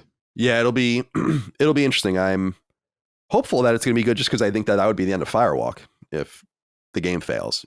So I don't see how you would let them spool up another game at that point. So, and there's a lot, to be fair, and we talked about it at the time when the game was announced and finally, well, not announced, but finally shown, that there's a lot of like really important key people that have worked on big games on that team. So they definitely know what they're doing. They worked on Destiny, they worked on Halo and all these different things. So Call of Duty. Yeah. We'll see how it all translates. So yeah, check out the open beta for that mid-July, depending on if you pre-order or not. I think it's smart not to pre-order. Dustin's putting his shoulder in it, though. He's going to be all about this. I didn't say I was going to pre-order. Well, yeah, you did, because you said you were going to go into the first weekend of early access. No, I was saying that with them giving away an additional 4 codes to every pre-order, someone in our Discord is going to say, "Hey, Dustin, I see. Here's an Okay, extra." I understand. Yeah, I ain't pre-ordering. I'll happily take advantage of someone else's pre-order. Yeah, I'll do that too. Okay. I thought, this was interesting. This comes from, we don't ever cite this website, but psu.com, PlayStation. I don't know if it's PlayStation Universe. I don't know exactly what it is, but they listen to the gamesindustry.biz microcast, which is their podcast, and their editor, Christopher Dring, said this is just a statement about Astro Bot, the game coming up in September or is it August? September, something like that, for PlayStation 5 from Team Asobi over in Japan. He said, quote, "I've played it. It's amazing. It took about 3 years to make. 60 people made it. I think it fits in with, I think it's going to be an interesting little project, that one." Nothing about the quality of the game because we've not played it. I assume it's going to be very good. But what do you guys think about 3 years and 60 people? Is this a different way of doing business? This is very on Sony. And I was surprised to see that. The game must have been so cheap to make. It's the floor for it doing well is probably pretty low.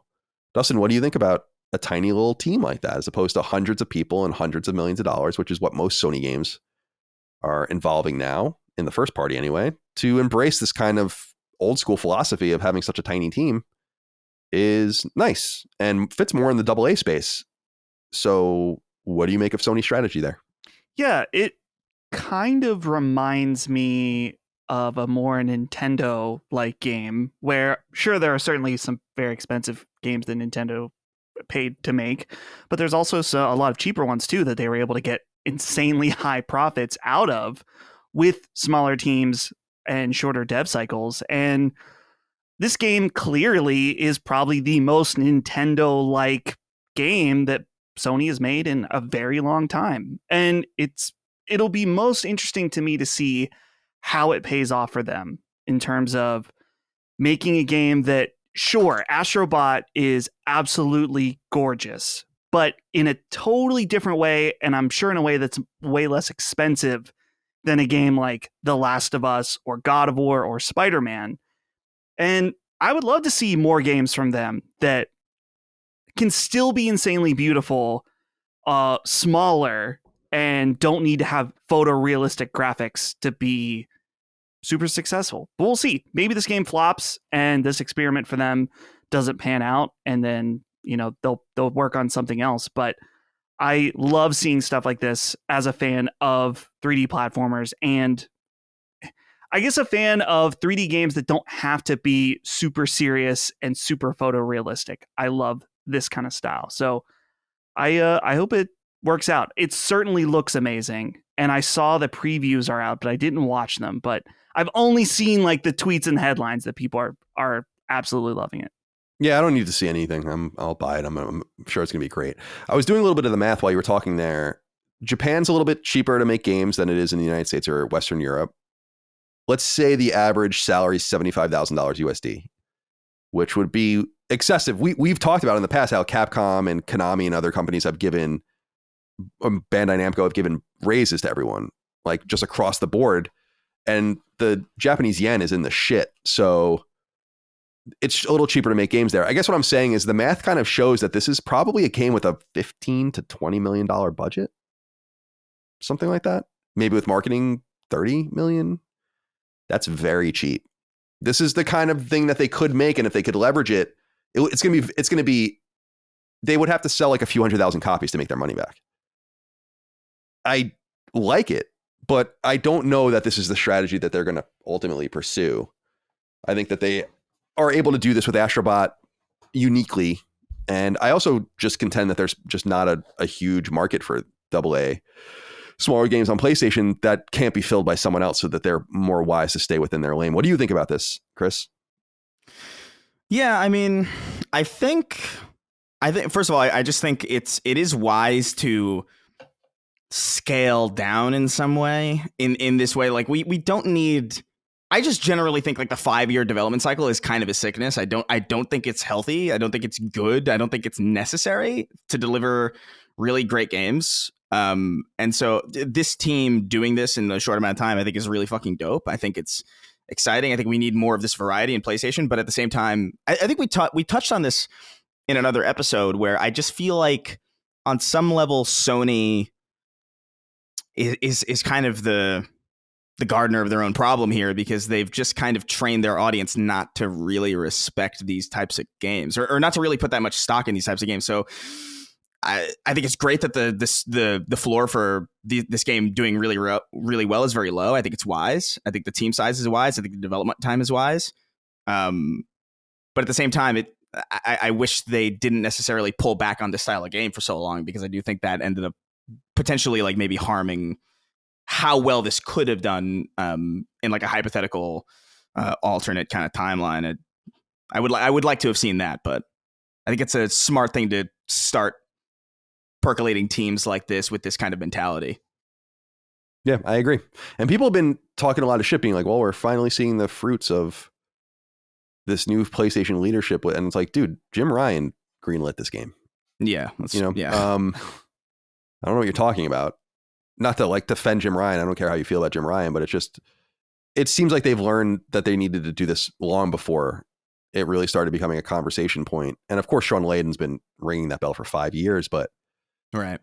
As we've said, Sony is in an interesting position just in that their great advantage and their trump card happens to be very expensive. And we make very beautiful, high quality, extensive, realistic, grounded games. And that comes at a great cost. And this doesn't. And you said that PlayStation has kind of trained their audience just through the games they released to not really care about these games anymore. And it's true, but it wasn't always like that. And that's what's so interesting about the PS1 era, the PS2 era. Jaffe always says, they made Twisted Metal for $400,000. Can you imagine? Yeah. It's insane. That's like the salary of like a fucking mid-level art person at a big studio. Like that's what's so crazy about the cost of things now is like your art director is making $400,000 a year and they made like Twisted Metal in 5 months with $400,000 or something. Yeah. And then it sold millions of copies. I don't know. This is a major Achilles heel. And you can see that Nintendo is the one that identified this a long time ago and has proven it out that they don't want to play in this world because it's just too prohibitively expensive. It's a big difference between selling 10 million copies of a game that costs $25 million to make and 10 million copies of a game that costs $300 million to make. And it just is what it is. No one even bandies around what Nintendo's budgets could be, but I would be curious. Like, what's the most expensive game they ever made? Probably something like the second Zelda game. And you would assume that was, I don't know, $100 million? Something like that? Maybe not even. Just because, like, what are you spending it on? You're not motion capturing and you're not doing performance capture and you're not doing all this complicated rigging and all this crazy shit that's happening in Horizon or whatever. Their discipline has paid off, literally, in that regard. And I do wonder if they'll bite wouldn't you love to see Nintendo do like a huge game, like a huge big budget? Just like what could they do with money? Like real money. Not that they don't have it, they just don't want to spend it. Be interesting. Yeah. Like what is a $250 million 500-person Nintendo game look like? And does such a thing even exist? Yeah, it's hard to even conceptualize that. Because they have leaned into realism in some sense. Like, I think Metroid Prime 4 looks fucking sick. Like, that's good shit. But you can even see it when you look at the gameplay of it, like that opening area that they showed, where it's like, looks like a PS4 game. But does anyone care? Because it's still beautiful. And, I've been playing it. I'll talk about it later. I played Everybody's Gone to the Rapture all the way through and I platinumed it. And I was like, this game's gorgeous. It's easy to make a gorgeous game when nothing's going on in it, of course. But the point is that this old technology is still capable of great leverage. Yeah. And so we'll see how this all shakes out. Xbox, I think, is somewhere in the middle because I think they realize like high budget, big budget. They're competing with PlayStation, so they need to spend money on big budget games. But I think that their foundation will be smaller games on Game Pass, like just naturally. Look at Hellblade. Hellblade is irrelevant, right? Like it's crazy how that game just kind of came and went. They spent a lot of money and a lot of time on that. You almost wonder, it's like, what's even the point? Like, why don't we just churn? So everyone's going to be in their own little silos. T.'s Finest 82 wrote into us on Patreon and says, "Hey gents, many shows, including yours, mention Astro Bot as a good attempt by Sony to capture the younger audience. I think this is misguided analysis. Kids today are on Roblox, Minecraft, or Fortnite. On a recent walk with my dog, I even saw two kids playing two separate FIFA games on their mobile phones and narrating the events in their games to each other while walking home from school. In my humble opinion, games like Astro Bot or the recent Penny's Breakaway are for middle-aged gamers who are nostalgic for the Mario 64 days. I think in Sony's position, they should accept the kid market loss to the aforementioned games and double down on your mostly 30 and 40-year-old gamers with a mix of AA and AAA games. I think Astro Bot will make relative peanuts for them, and it'll be all from older gamers. And there's nothing wrong with a mix of the massive AAA games they're known for to go along with games like Astro Bot to fill in the gaps between huge releases. I'm not sure I disagree with what you're saying in the main, but I don't like the idea of just ceding this ground. If you believe the mentality that console gaming is stagnant and not growing, then the worst thing you can do is to cater to older people, because they're the ones that are going to be there regardless. And once they phase out, then you have no hook in the water for new audiences. You have to try. That's why I think that this is an interesting thing, because it's a gambit that didn't cost them anything, and they're easily going to make their money back. I think they knew that from probably the word go. Like, just interested PlayStation fans are going to buy this. We need to sell 500,000 copies to break even, or whatever it is. They're going to sell in excess of that easily. And I'm not sure this is a money-making endeavor from that point of view either, as much as I think it's like an exploratory thing. Like, I'll give you an example. When I indoctrinated my nephews into PlayStation, when, you know, the oldest is going to Virginia Tech this fall, so they're getting older, but they're all big PlayStation fans through me. And they have really deep connections to random IP, not random, but IP you wouldn't think of. Like, they love Sly Cooper, and they love Ratchet and Clank, and they like other things too. They love Uncharted and everything else. But I think you kind of have, I wouldn't have been able to, when I gave them their PS3 and they were little kids, I wouldn't have been able to get their attention with Uncharted. It wouldn't have even been an appropriate game for them. I got their attention with Sly Cooper 4. I got their attention with, at that time, I guess it would have been Ratchet and Clank All for One. And I think you need that kind of stuff. It worked with them. It's an anecdote, but why not play in that space and make a fan? Like, you can't just assume people graduate into PlayStation, because I'm not so sure that's true anymore. In fact, and we'll talk about it in a little while, I think that the argument is being made that people are like core console gaming, if gamers, if anything, as they get older, often are graduating to PC. And that consoles are becoming more dominated by casual gaming and service gaming. So I love the low risk, if any risk, of making this game, and they should leverage more of them. But you don't want to do too much. It doesn't need to be like the PS2 era where you had Ratchet, Jack, Sly, plus all like tack and all the random shit coming from third party. You know, like it was like constantly just a few things, right. and instill that Nintendo style quality, which a lot of people have been talking about apparently with this game, that it feels like a Nintendo game, and it's like, that is a really big compliment for your game. Like, it doesn't get much bigger than that in that space. So T-Dot, I get what you're saying, but I don't think anything should be seeded. The handheld space shouldn't be seeded. Power gaming and AAA gaming certainly shouldn't be seeded. I think PlayStation's easily the winner in AAA gaming in terms of first parties and quality. Fight on all fronts. The fact that they let go of that handheld front allowed Switch to thrive because there was no competition. And I just I don't think that that's smart business. Yeah.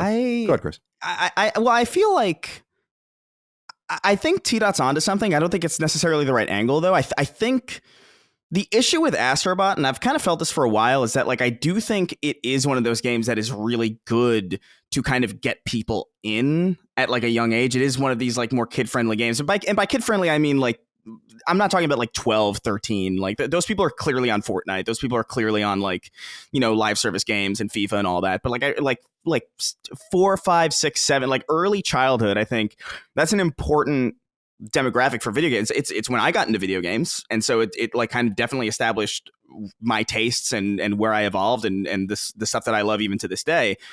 But the issue with Astro Bot, and I've said this a couple times, is that, like, I feel like there's an identity crisis with Astro Bot in the sense that, like, it looks very cool. I like what they're going for, but I don't think there's any question that this is kind of a game that is trying to have its cake and eat it too, in the sense that it is a kid-friendly platformer, but at the same time, it's so referential. It's so inherently referential to shit that children will not know.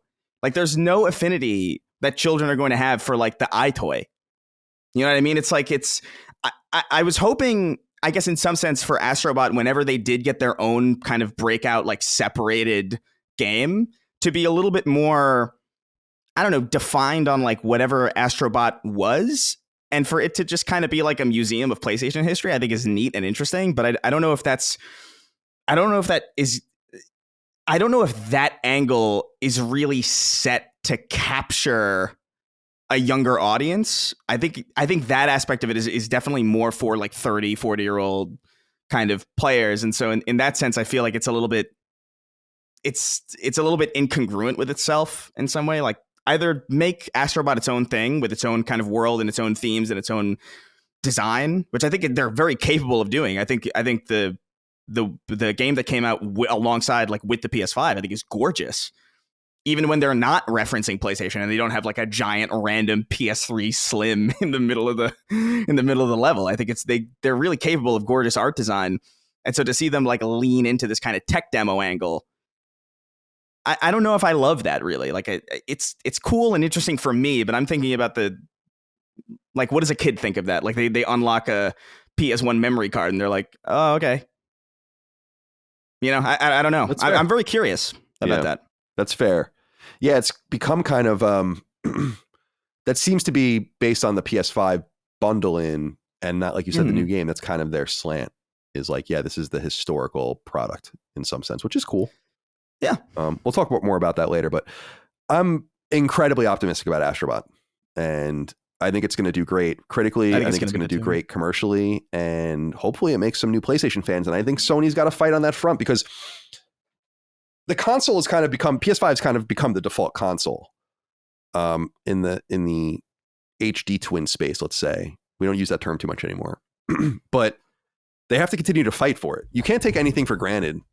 Market situations change pretty rapidly. We've seen it in games over and over again. So I can't say I agree with the right in that they should cede this space. I think they should fight on all the spaces. You just have to kind of distribute your games and your money in the wisest way possible. And again, comparing it to the Nintendo game, which a lot of people have been doing, is something you don't hear about PlayStation very often, and that's only good for them.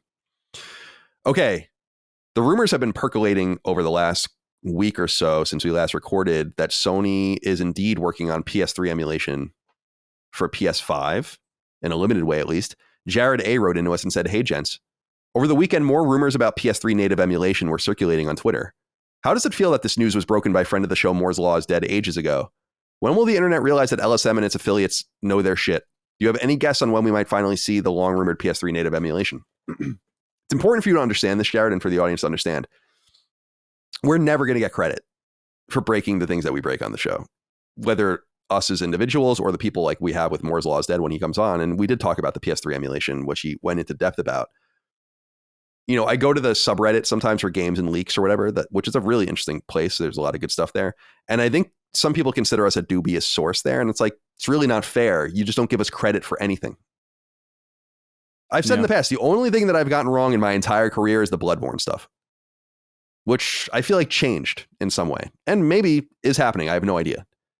But I've broken and revealed so many things and no one gives me credit for it. So I'm somewhat used to it happening to almost anyone in our orbit. So it happens to Moore's Law is Dead. Moore's Law is Dead is often deprecated by people as well. But the most recent rumor comes from Jeff Grubb, the games reporter who works at Giant Bomb, and he's a reliable source indeed. And he apparently, so this is according to our friends over at Push Square, they write, quote, "For years, rumors have stated that Sony's got an official PS3 emulator in the works, but no concrete evidence has ever been unearthed. And now things are kicking." I said "earth" like Will Smith in Independence Day, although he doesn't say it like that. "And now things are kicking off again thanks to recent whispers on social media." He doesn't. That's the joke, is that he doesn't say welcome. It doesn't sound at all like he says welcome to Earth, but everyone just says that. But when you listen to it, it's like not even close to that. and they write, "And now things are kicking off again thanks to recent whispers on social media and the like. However, there's a bit more weight to the current conversation, with In the Know reporter Jeff Grubb commenting on PS3 emulation via the latest Game Mess Mornings podcast. Grubb has reason to believe that Sony's been working on said emulation for quite some time." Well, they have been. He goes on to say that he first heard about the initiative earlier this year and originally thought it would be revealed closer to that time. Still, Grubb doesn't sound convinced that PS3 emulation is a certainty. He says, quote, "That clearly didn't happen, but that doesn't mean it will never happen. Maybe it does." So people might remember that when we had Moore's Law is Dead on Sacred Symbols Plus, he talked pretty extensively about PS3 emulation, that it needs to be done game by game, and that's indeed what they're doing. That the cell architecture on PS3 doesn't allow for easy porting because the cell and the architecture of the PS3 was used in such a bespoke manner by different developers to extract what they needed. The major point of contention, as I understand it, is the 512 megs of RAM, which must be split in half between visuals and the game running, while Xbox 360 had the same amount of RAM, but was able to split it however they wanted. Because of this, fluid, right? Right. Because of this, it allowed PlayStation to have incredibly beautiful games, but it also meant that games didn't necessarily run well if they were RAM dependent. So games like Skyrim really struggled on PS3. So apparently this very bespoke nature of developing game by game by game, like Naughty Dog cracked the PS3 different than Guerrilla did, different than the third parties did. There was no unified approach at all. And this means that they need to go through game by game and very carefully port these games over. I truly believe this is happening. It's inevitable. Like, it's totally an inevitable major marketing beat that they're going to get PS3 games going. And I imagine maybe it happens this year, but I have no details about that. Dustin, we haven't heard from you in a minute. What do you think about these new rumors about PS3 emulation? Do you agree that it's inevitable? Like, they have to figure it out. This can't be an unsolvable problem. There are PS3 emulators on the internet. It's like, you got to figure this out at some point. Yeah. The what is it called? RPCS3. That's the one that I used to play Metal Gear Solid 4. And it was impressive, but it wasn't perfect. And that's one of the games that people have spent a lot of time trying to make perfect. So I'm not saying that it's impossible. Certainly Sony, they made the hardware. They can figure it out. But it makes sense that it would be a game by game basis and it would take a while. I would be careful just in getting excited about this, about what games we're going to get on it. Certainly this is prime for Sony first and second party content, but I would imagine this is gonna be like PS1 and PS2, where people are like, where's Crash Bandicoot? Where's Metal Gear Solid? It's like, no. They want to package those games and sell them to you in its own unit, or like remaster them, whatever. So with that even being the case, though, the first and second party stuff that could come out of this would be pretty fucking awesome. So it's just a matter of when they're going to do it. Maybe they'll wait until next year, where I think I was talking about last week about waiting until its renewal season for PlayStation Plus Premium, because that just happened. Maybe this is something you tie to the PS5 Pro announcement. Maybe that's a good time to do it as well. Either way, I think it will happen at some point.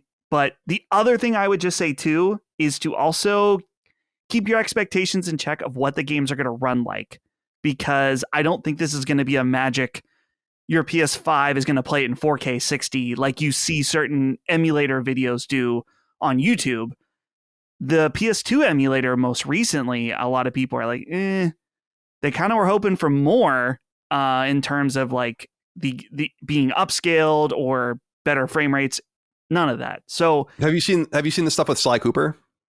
I heard that people weren't happy with it, but I can't remember why. It apparently runs too fast on PS4. Oh yeah, that it runs apparently like about 10% quicker. Someone wrote in about that this week. I actually asked Maddie about that a few weeks ago because he played it, but he played it on PS5. It apparently works fine there. But on PS4, Sly Cooper runs apparently 10% too quick. And it means like some of the music is out of sync and stuff. Yeah, like, I think there's like some quick time stuff, or maybe, I don't know, like boss battle stuff with timing that's all fucked up. People have been writing about it. So it's if you play the PS4 version on PS4. Yeah, I don't know if it's the PS4 version just itself, like the package on PS5 even, or whatever. But yeah, it's too bad. I'm not a technical person. Everyone knows that, but I continue to be flabbergasted that they can't figure this stuff out so much more easily than now. Maybe it's not worth the investment to them. I also wonder, you make a good point. Does it pay more to release Resistance 1, 2, and 3 as PS3 games, or does it pay more to just bundle them into a package and remaster them? You can make really compelling arguments for both. Because on one side, you can say like, well, it costs next to nothing to port these games, and then we just make free money on them forever. And the other side is like, well, if you put a little bit of money into it, you might be able to sell a lot of copies of Resistance, as an example, or Killzone would be another good example. So I am curious about that. That's I think it's actually the PS3 is actually the most difficult place for them to be from that perspective, because those are the only games you would imagine would be able to be ported with minimal remastering compared to older games that beg for it more, and so you just want to leave them alone. Right. Chris, you have anything you want to add about PS3 emulation? Let's get Lair. Let's Lair. get Haze. We gotta get these gems up and running, dude. I wanna breathe in that nectar and fight. I don't even remember what the enemy was called in Haze, but no, I look, I want them to figure this out.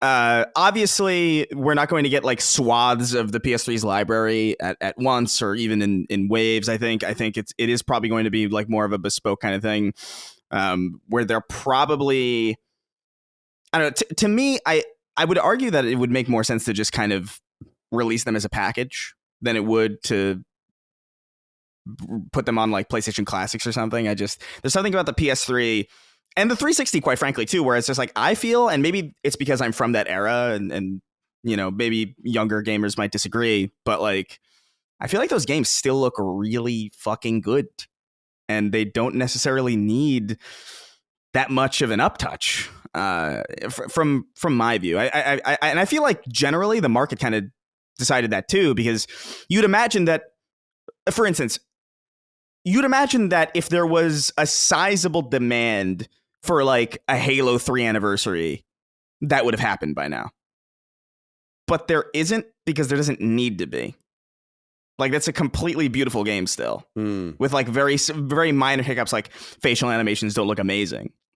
But generally speaking, like, you don't really need to touch these games. And so I wonder if it would just be a lot wiser to just kind of like maybe do some minimal brush ups and then release them as a package, as opposed to figuring out this weird emulation thing that they have to figure out. Sorry, we were going to talk about Elden Ring next, and I'm actually going to put it towards the end, so we can just match it up with what we're playing. That makes a little more sense. Yeah, I think you're absolutely right, Chris. Like, just frame rate resolution stuff, 720, 1080i, like weird shit like that. Yeah. You can probably fix that. Get things running at 60 frames if they're meant to be. I mean, some of these things just can't be run, at a higher frame rate without dealing with them more deeply because of animation cycles and all of that. So I understand it's more complicated than it seems, but it shouldn't be this complicated. But I will say the other side of it is that people get annoyed about the games that are made available. And I look at the games that they're trickling out for PS1 and PS2, and I'm like, this is pretty good. I mean, I just believe that you don't want to shoot your load. Like, you gotta like hold the cards close and release them and trickle them out. You don't want everything to be available at once. It's stupid to do that. And so I think people just have to be a little bit patient. But to imagine that like you'll get a couple PS3, a couple PS2, a couple PS1 games every month at some point, I think that's in the realm of possibility. Very, again, virtual console like during the Wii era, and very tantalizing. There's so many games on there that I want to play. Like Resistance Retribution, Killzone Liberation's on there. I want to go back and play Ghost Hunter. Sly Cooper, I have beaten a couple of times in my life. I don't know if I really need to play it again, but there are a few games where I'm like, damn, dude. If I could kind of survive for quite a while off of just PS Classics at this point. Yeah. All right. We'll keep an eye out for this. I imagine they'll have this properly announced when the time comes. It's not just going to trickle out. Although maybe you do trickle it out and not make it a big deal because you don't want to make it seem like you were that inept, that it took you so long to get the games running on. Like, people have been begging for this for literally 10 years. Yeah. So. Yeah. Like, I remember during the PS3 to PS4 transfer, going back to my PS3, because I remember what came out after PS4. So the second South Park RPG came out on PS3 after PS4 came out, and the second Castlevania Lords of Shadow. And you went back and you're like, damn, why do I have to do this? This is so fucking annoying, Yeah. And thankfully we don't have to deal with that anymore. It's strange, especially when you consider, like, I mean, neither of these consoles were built for reverse emulation, but like Microsoft figured it out relatively quick. And granted, obviously, it's because of we already talked about like the uniqueness of the cell architecture of the PS3 and why that is. But, it's a console that still wasn't designed for that still figured it out. And it does kind of look, in comparison, it's like, damn, it took you a while to figure this out. And I don't know if it was really, I'm sure it was harder. I'm sure it's a lot harder than, making sure that 360 games can run on new hardware. But at the same time, I don't know if it's so hard as to be this much time, if that makes sense. Yeah, I agree. It's all about resources and how you want to leverage them and spend them. And probably all the complexities of just getting we got to do this game by game. This is a pretty arduous situation, for us. All right. Well, we'll see what happens. It's going to be one of those things you might wake up one morning and it's just a huge post on PlayStation blog. And it's like, Dude, and you were naming some of those games are pretty bad, but like there's a whole era of early PS3 games that I think people missed completely because PS3 was in such the shit for like 2 or 3 years that people missed a lot of this stuff. Heavenly Sword? Heavenly Sword's a great example. That game's awesome. Heavenly Sword's a great game. And the other one I was thinking of was Folklore, which I'm sure a lot of people have no familiarity with. I think that came from Game Republic or something. There's a lot of it. And then, yeah, like Layer, Haze, and all that stuff. There's a shit ton of... Sony was like doing a lot of second party and third party exclusive stuff during the PS3 era. Resistance was a second party game. So at the time. So yeah, we'll see how it all shapes up. I mean, it wasn't until the PlayStation 3 Slim that people really started to tune in. And so I think games from Uncharted 2 on are well remembered, but anything before that's not, I don't think. So there's a whole way to explore that history. That's very exciting to think about. All right, we can move through these next ones pretty quickly, I think. We've been waiting for Vampire Survivors to come to PlayStation. We know as of a few months ago that it is coming to PlayStation, but we don't know when. And Ponkle Vampire, the Twitter account, tweeted out, and this is Ponkle Games. Ponkle Vampire is the Vampire Survivors Twitter account. And I'm sure they have other social media feeds too on your service of choice, but they say, quote, "As it's now summer, we've had a lot of people asking when the PlayStation release will be happening. So just to cut in, they're saying now that it's summer because they had said during their announcement it will happen this summer." The quote continues, "We want to keep you all updated and still don't have a release date to share, but we wanted to let you know why. This is the first time we're going through submission processes on PlayStation, so it's taking a little longer than usual. We're also doing some trial and error on trophies to ensure we get them right. But we'll let you know ASAP when we have a solid date." I thought this was interesting just because submission processes on PlayStation aren't difficult. They're probably different. I don't do the submission processes, the submission stuff. Ben does that stuff for us. So that's a little bit of a weird excuse. But I thought the weirder thing was we're doing some trial and error on trophies. Like you would assume they would just copy the achievements. So are we getting like a new trophy list, or are they talking about the balance of the trophies? Because you get a certain amount of points in the back end. They're translated to trophies. I'm a little confused about this. I'm very excited to play this game though. I've been waiting for it to come to PlayStation. Micah really loved it on Switch. It's available obviously on Xbox and PC and phones, I think, as well. I'm going to be all over this game when it comes out. Hoping for a release date soon. If they're still messing with trophies, they're not even through certification. August, maybe, at this point. But I'm very curious to see if this will do well for them. It's a very cheap game too, right? Isn't it like a few bucks? Like under $5, I want to say. Yeah. And the DLC is usually like $2 or $3. Yeah, that's cool. Yeah, there's a new one, Operation Guns, which I think is Contra, right? Right. And they're doing Castlevania stuff as well. So anyway, Vampire Survivors release date on PS4 and PS5 unknown, but we know it's happening later this summer. This also popped up on Minecraft's official website, minecraft.net. Says, quote, "We have some exciting news for our PlayStation 5 community today. Today we're launching the first preview of a native version of Minecraft for the PlayStation 5, and we need your help to test it. If you own the PS4 version of Minecraft for your PS5, you'll be able to access and test the early version by navigating to settings and then preview within the game. This preview includes the new Tricky Trials update, so you can venture into the new trial chambers, meet a breeze, craft a mace, and so on, all while we're trying out a new version of Minecraft that's designed for your console. As this is a preview version, we'll need your help in hunting bugs as well as gathering any feedback. And then you can submit it on their website if you want. So if this is cool. I've never heard about this before on Sony. Have you, Dustin? I was wondering about that. Yeah, like so I'm to put some context to it. Minecraft is massive, right? Everyone knows that. And massive games they're allowed to do things differently. They get different split deals to go on the console and so on and so forth. And we saw this in the FTC thing when we found out that Activision shook Microsoft down basically and offered them less money to keep Call of Duty on the console, which is crazy. So it goes both ways. But I've never heard of, so it says, quote, "If you own the PS4 version of Minecraft for your PS5, you'll be able to access and test this early version by navigating to settings and then preview within the game." How does this work, you think? I mean, it's out there. People know. I've never heard of this before.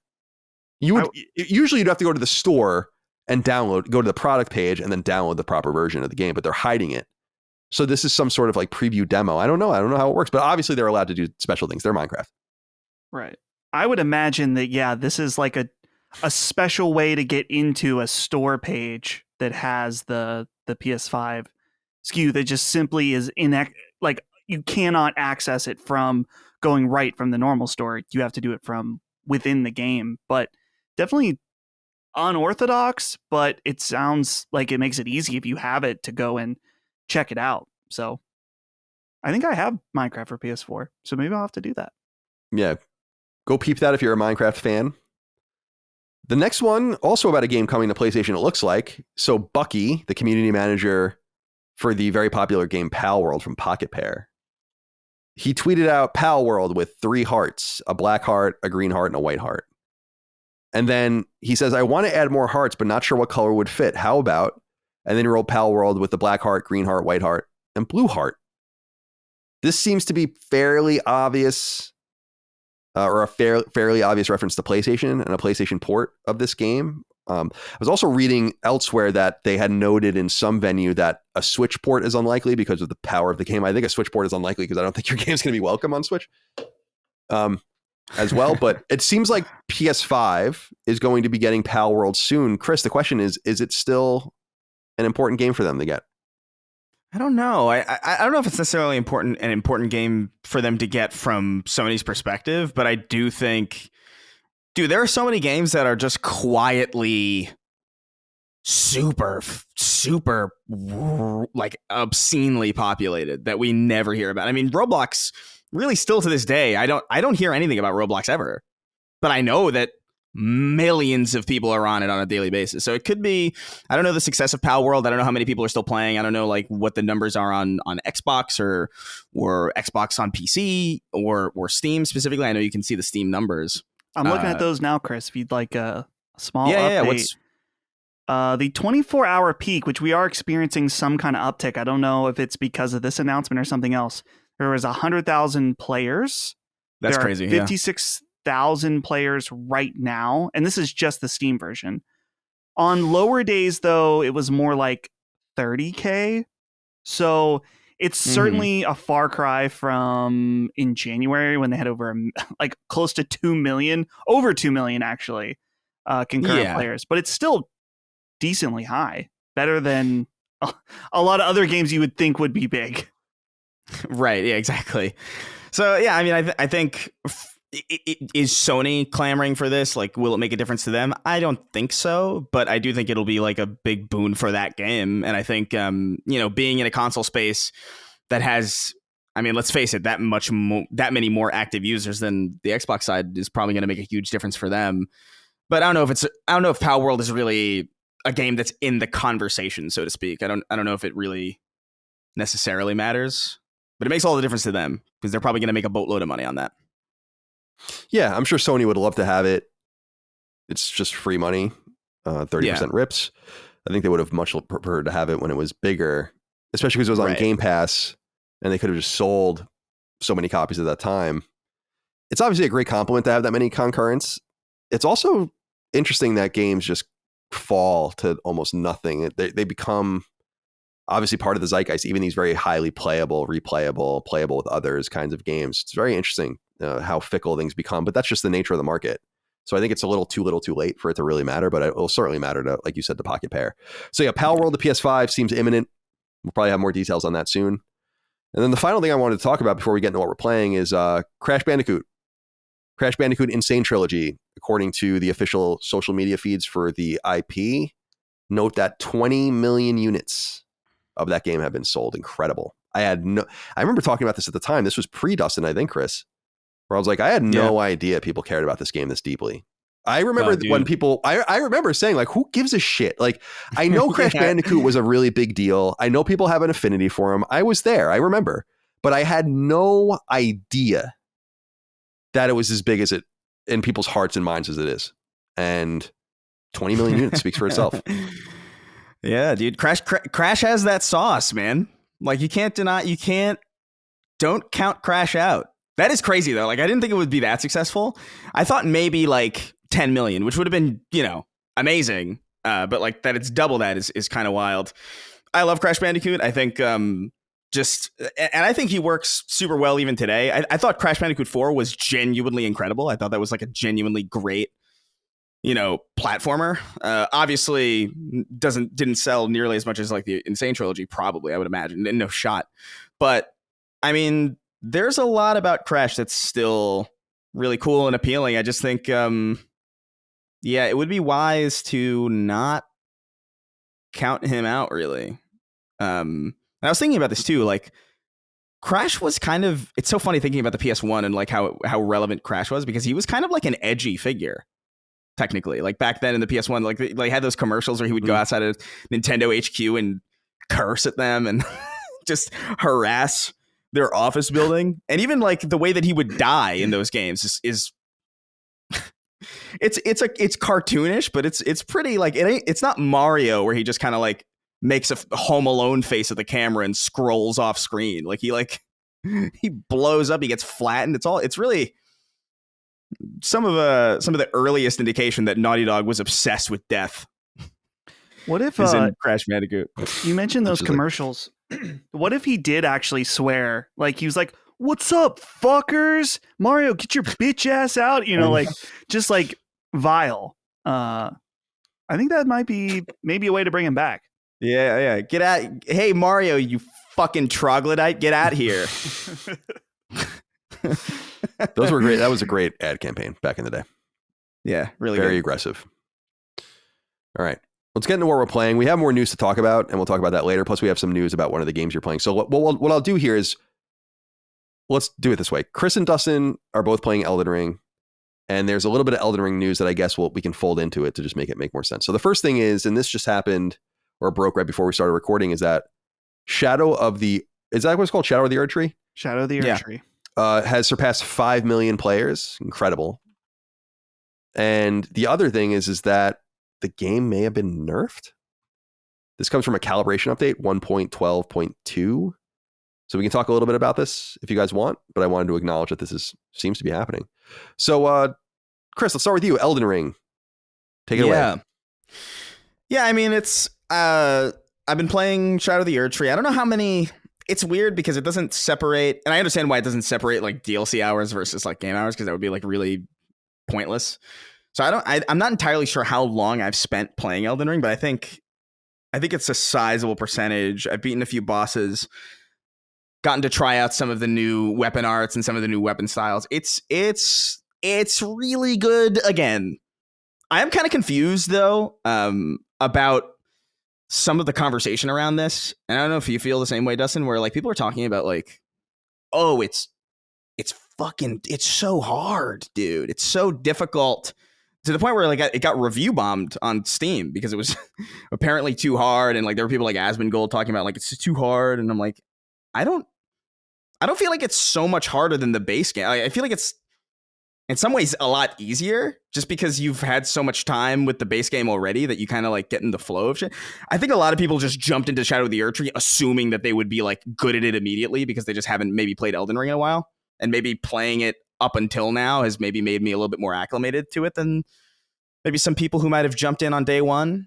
But I think it's really well structured. I think it's really well paced. I think art design is on point again. I've had another moment of just like walking out and just being like, this is gorgeous. It just looks like a painting so many times, and I'm smitten by it. But yeah, very good. No real complaints except for those stupid basket fire giants that are just really not fun. But yeah, I don't know if I have that much to say that's different from what I've already said about, the base game. I think it's still fantastic. The fact that it's 5 million people checked it out, I think is dope and crazy for a DLC. So congrats. I think they've earned it. It's really good. What about you, Dustin?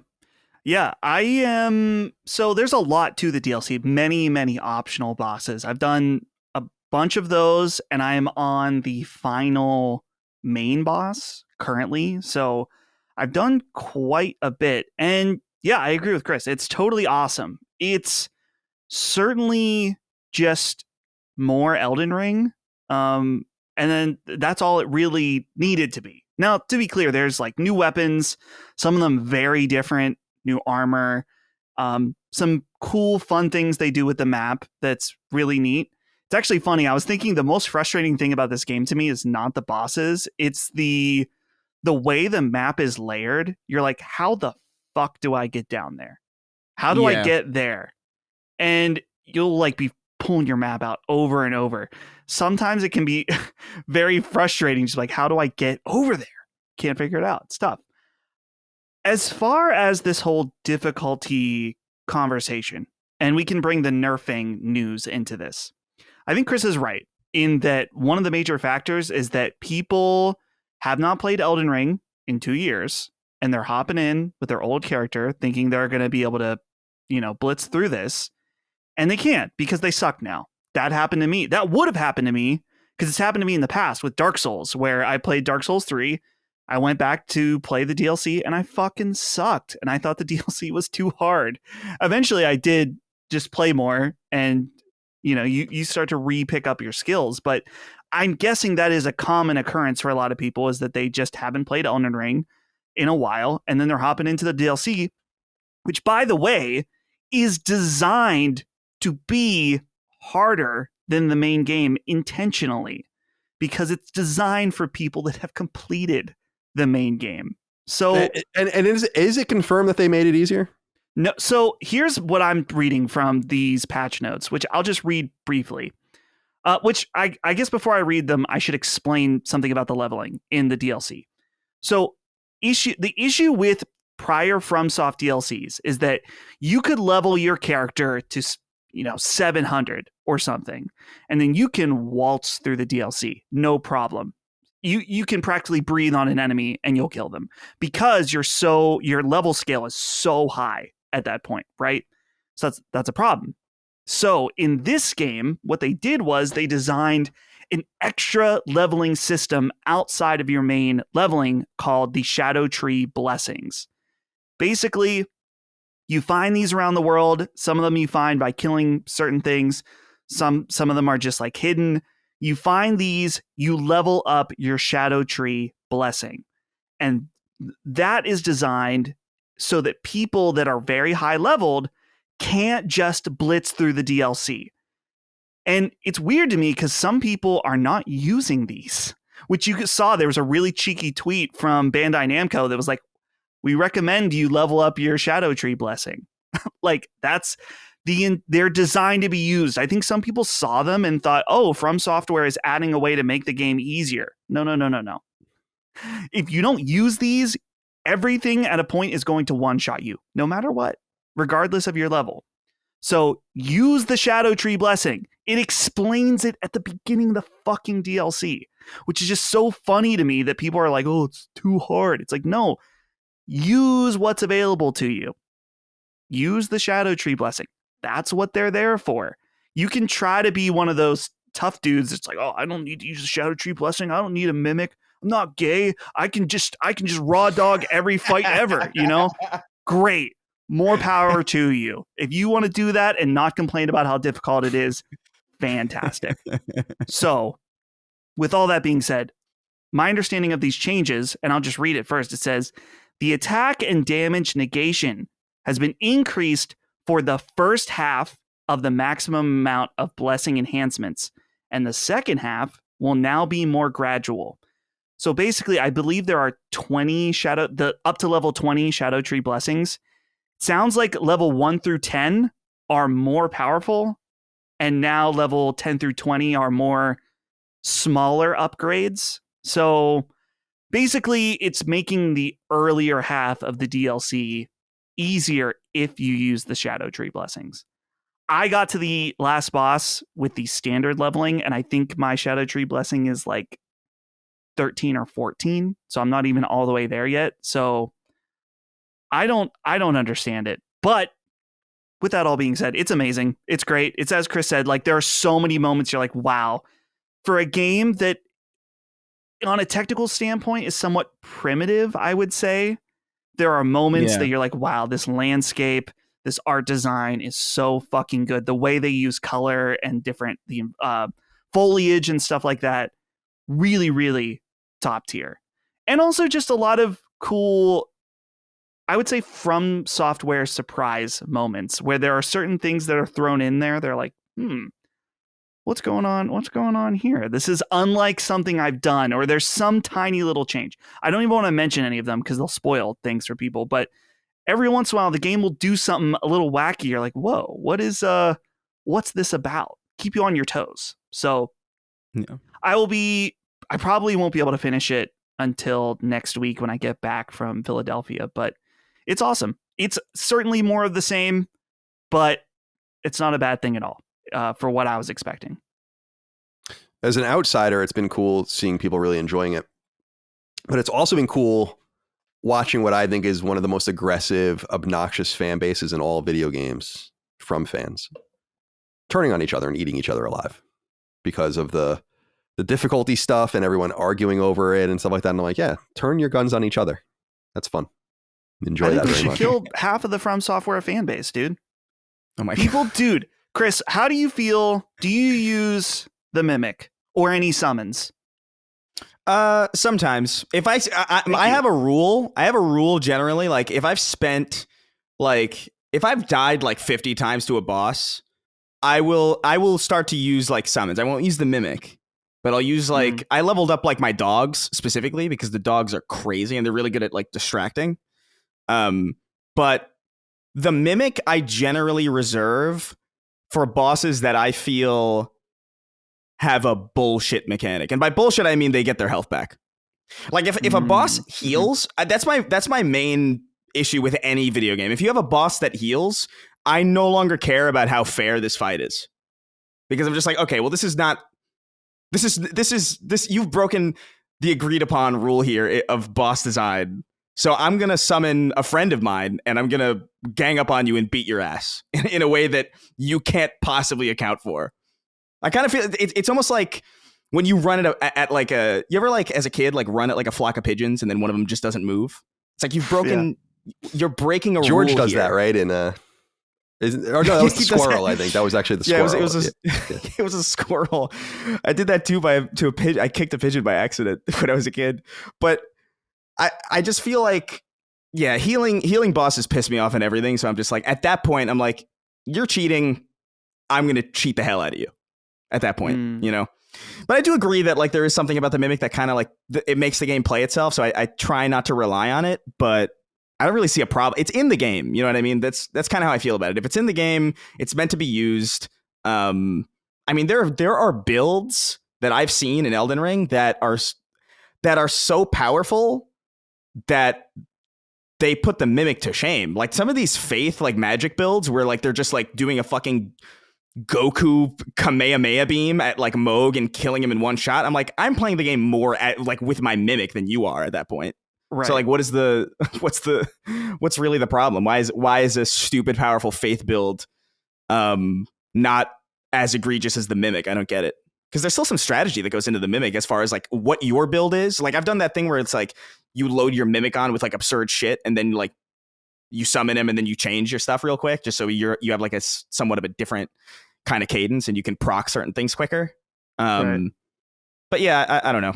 I think the Mimic's fine. Yeah, Elden Ring. Oh, I'm sorry. There's a lot of annoying people yeah. out there. They'll act like you. The From Software fans that Colin's talking about. That are like, no one loves to police other people's gaming habits more than From Software fans. Yeah, and it's funny that this is too hard for them. You gonna cry? You gonna cry? You gonna cry? It's too hard for you? Welcome to my world. It's too hard. Use what the game fucking provides. And explains at the very beginning for you to use. It's so stupid. Yeah. It's seriously like Colin's talking about illiteracy. These people are illiterate. There's a thing at the very beginning explains. If you don't want to use it, that's fine.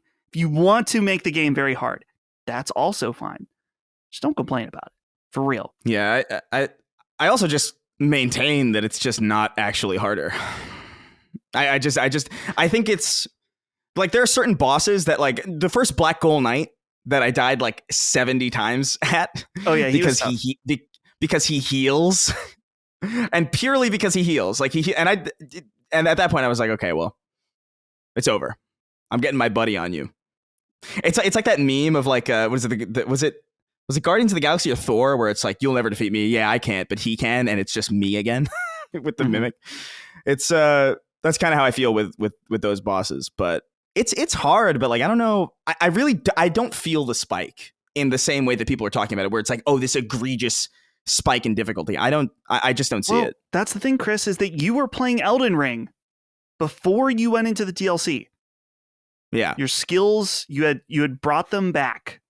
Because I've been there. I mentioned, dude, when Dark Souls 3 DLC came out, I was like, what the fuck? But I also hadn't played Dark Souls 3 in months. So Right. I think that's a huge part of it. The other thing is I think people are just simply not leveling vigor. And that's always been a problem with Elden Ring, is that people are, a lot of times people are like, it's too hard. I get one shot. It's like, have you leveled your vigor? Have you? You should be going into the DLC, unless you're a savant and very good at the game. You probably should have at least level 50 vigor, like no matter what, going into the DLC. But yeah, I think I have like 56 right now or something. Perfect. Then you're set. I'm fine. I'm doing fine. Yeah. All right. Well, I'm glad you guys are enjoying it. It seems like most people are enjoying it, so that's good. Review bombing means nothing to me as far as the quality of a game. The Last of Us Part 2 has like a 3 on Metacritic for the user review. It's like, get fucked. Yeah, okay. Yeah. Dumb assholes. It's the most. It is really the most useless metric that exists. Yeah, the only more useless thing than a Metacritic score is a Metacritic user score. All right. I've played a few things here, so I'll talk about them. Try to be somewhat quick. So I talked about last week how I re-downloaded Metro Exodus, which I never got into for some reason. And now I remember why I never got into it. I don't think Metro... So I played Metro Exodus for a few hours. I got further than I did last time, the first time I played it. And I like it. But I don't think Metro fits in an open world. Or it's not really open world. It's like open areas, non-linearity, not really telling you what to do. I'm like, this isn't what I'm really looking for with Metro. Metro was a very claustrophobic, linear, stealthy, brutal first-person shooter. And to be clear for anyone that's offended, like I platinumed Metro 2033 and I platinumed Metro Last Light. So these are games that I really, really like. And I just am not into it. Like there's like ammo scarcity and like all of this fucking crafting. And I'm like, I just don't want to do this. And so it's cool. It's a really nice idea. Like I said last week about them getting out of the Metro.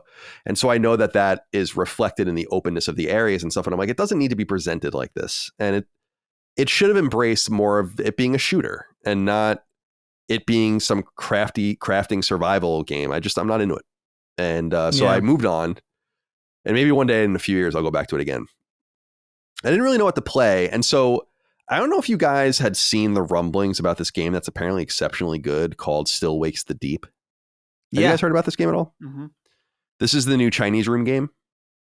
And the Chinese Room is popular for the game Dear Esther, as well as Everybody's Gone to the Rapture. And so I was like, this game looks really cool. It sounds good. I think someone had invoked The Thing, the 1982 film that we brought up a few weeks ago, because they're re-releasing that game, the 2002 game, the sequel. And so I was like, I don't think I ever beat Everybody's Gone to the Rapture. And then I went, so I was on PSN profiles looking for my Everybody's Gone to the Rapture trophies and realized I never even earned any trophies in the game. And so I was like, oh, okay. So I wanted to familiarize myself a little bit with their previous work before I went into Still Wakes the Deep. So I bought Still Wakes the Deep, and I already own Everybody's Gone to the Rapture, and I already own Dear Esther Landmark Edition as well, which came to PS4.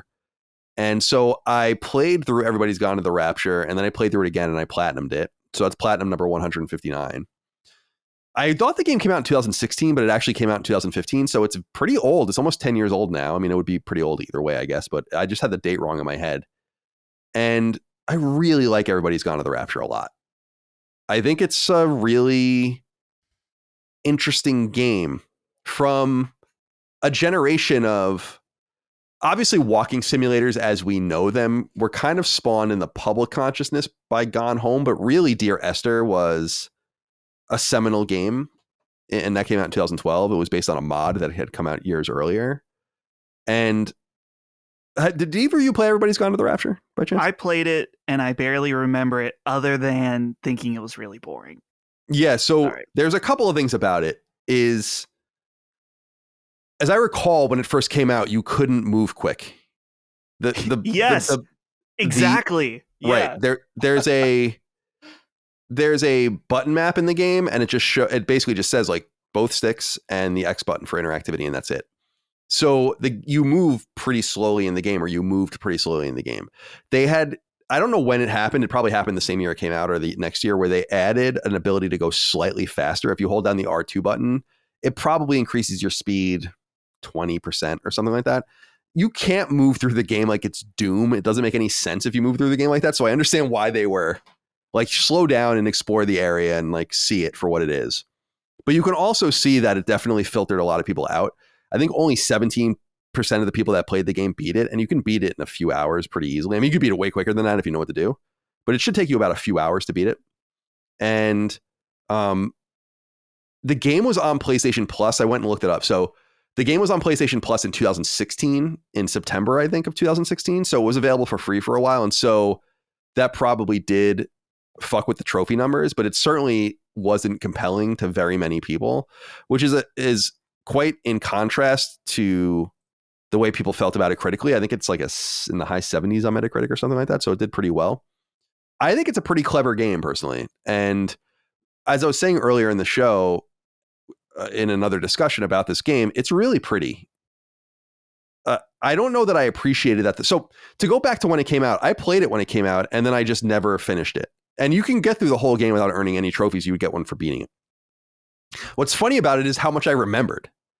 Like in my subconscious was like a real map of this place and like a memory of it, which is very, very interesting. And for people that don't know what it's about, so everyone knows what the rapture is, I assume, the biblical rapture. Good people disappear before God returns and goes to heaven.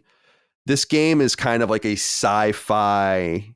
It takes place in 1984 in a British town about like an observatory. I think it's a radio telescope, and this weird shit that's happening in the town because of it. And you're kind of unlocking the secrets of it. But it's a walking simulator. And there's some interactivity. There's documents and things to find, or not documents. You find like radios, and it's very BioShock, and it's a lot of like audio diaries and stuff. I wanted to say a couple of things about it though that I thought people would be interested in. I recommend this game. I don't, first of all, I don't think it's for everybody. You should go look into it before you commit to it financially. But for people that are patient, if you like Gone Home, or if you like Firewatch, or The Vanishing of Ethan Carter or something like that, you'll probably really like this game a lot. And it's not much of an investment time-wise. And I will say this, not only is it beautiful, the voice acting and the writing is superb. The voice acting is just incredible. It's just really, really well done. The writing is really, really well done. The music is really, really well done. But it's incredibly haunting because it's about the rapture. You're totally alone. And so there's like nothing in the environments except for like these ghastly scenes that you see of things that have happened in these spaces and stuff. Highly recommend it. Glad I went back to play it. And then I was like, you know what? So maybe I'll go on Still Wakes the Deep. And I'm like, you know what? Before I do that, I'm going to go play Dear Esther. And Dear Esther Landmark Edition came to PlayStation. It was not on PlayStation before this, in PS4, I think in 2016. And I think it was also on PS Plus at some point because I have it. And I don't know why, because I went to buy it. And then I remembered I played it with an ex of mine a long time ago on her account. And so I watched her play and I remember it. And this game is really short. Like you can beat Dear Esther in under an hour, I would say. And it's also really, really good. It's not as good as Everybody's Gone to the Rapture, but you can see where this kind of begins for them and where they kind of got going on this idea. And I think that these are pretty controversial games for good reason, just in that I think it goes into whether you believe that a game should fundamentally be action-oriented and interactive-oriented, or if it's experiential. If you believe games should be experiential, then you're really going to, I think, be open-minded to this kind of game. Dear Esther is very weird. I'm not really even entirely sure what it's about, to be honest. But I like the experience of exploring this island and all of the rest. But Everybody's Gone to the Rapture, I think, is a pretty great game. And so people that I should have said this at the beginning, Everybody's Gone to the Rapture is a PlayStation game, like a Sony-owned IP. Second party, Chinese room made it for them through Santa Monica Studios XDev, I believe. And this was from the era when they were releasing lots of different games. And so it does harken back to a different spirit for PlayStation as well, almost 10 years ago. So that's what I've been spending my time with. I want to play Dear Esther one more time because I want to get all the trophies in it. It's no platinum trophy, but just to 100% it out of respect because I think it's pretty cool. And I know there's some other games they did. Did you guys play Amnesia, A Machine for Pigs? Not Do you guys remember that game? I played the other Amnesia game, but not Amnesia for Pigs. And then they did the game Little Orpheus as well, which is a platformer, and I haven't played that as well. But Amnesia: A Machine for Pigs sounds kind of interesting. It's kind of regarded in the same mid 70s, high 70s that Everybody's Gone to the Rapture is considered in. I actually don't know. Let me see what Dear Esther is. Yeah, Dear Esther is even like in the same space. So I'm going to check that stuff out. And then Still Wakes the Deep is supposed to be like really great. So we'll see what happens. And I don't know if you guys saw this. There's a trophy in Still Wakes the Deep to play the entire game in Gaelic, which is pretty cool. Oh, what? Because it takes place in the North Sea. So like to get one of the trophies, you have to play the whole game in Gaelic. But it's supposed to be very horror oriented, and I'd really like to check it out if I can. But it's a walking sim, so I know that's going to turn some people off. But I like walking simulators. Like I love Gone Home. I think Gone Home is like an excellent game. Excellent. Never played anything like Gone Home in my entire life. And I was so impressed by it. And I really liked Tacoma as well. His new game is out. What's that guy's name that did Gone Home? God damn it. Steve Gaynor? Gaynor, right. His new game is out, right? And it's not getting a lot of play because he had some falling out with the team. But you know what I'm talking about? It's called like Open Roads or something like that. I don't know. So I'd like to check that out as well. I like story-driven games like this. I don't always want to play them, but there's no such thing as like a 20-hour walking simulator. They're always tight, interesting experiences. And sometimes they don't work. Like I actually didn't like Firewatch at all. Like it was disappointing where it went, but it was a cool idea. It was fun to play. I played it in one night. Like what's the big deal, you know? But some people just need action and kinetics in their games, and I get it, but it's not what I always need. Did you play? I think I kind of Finch. I played Edith Finch, yeah.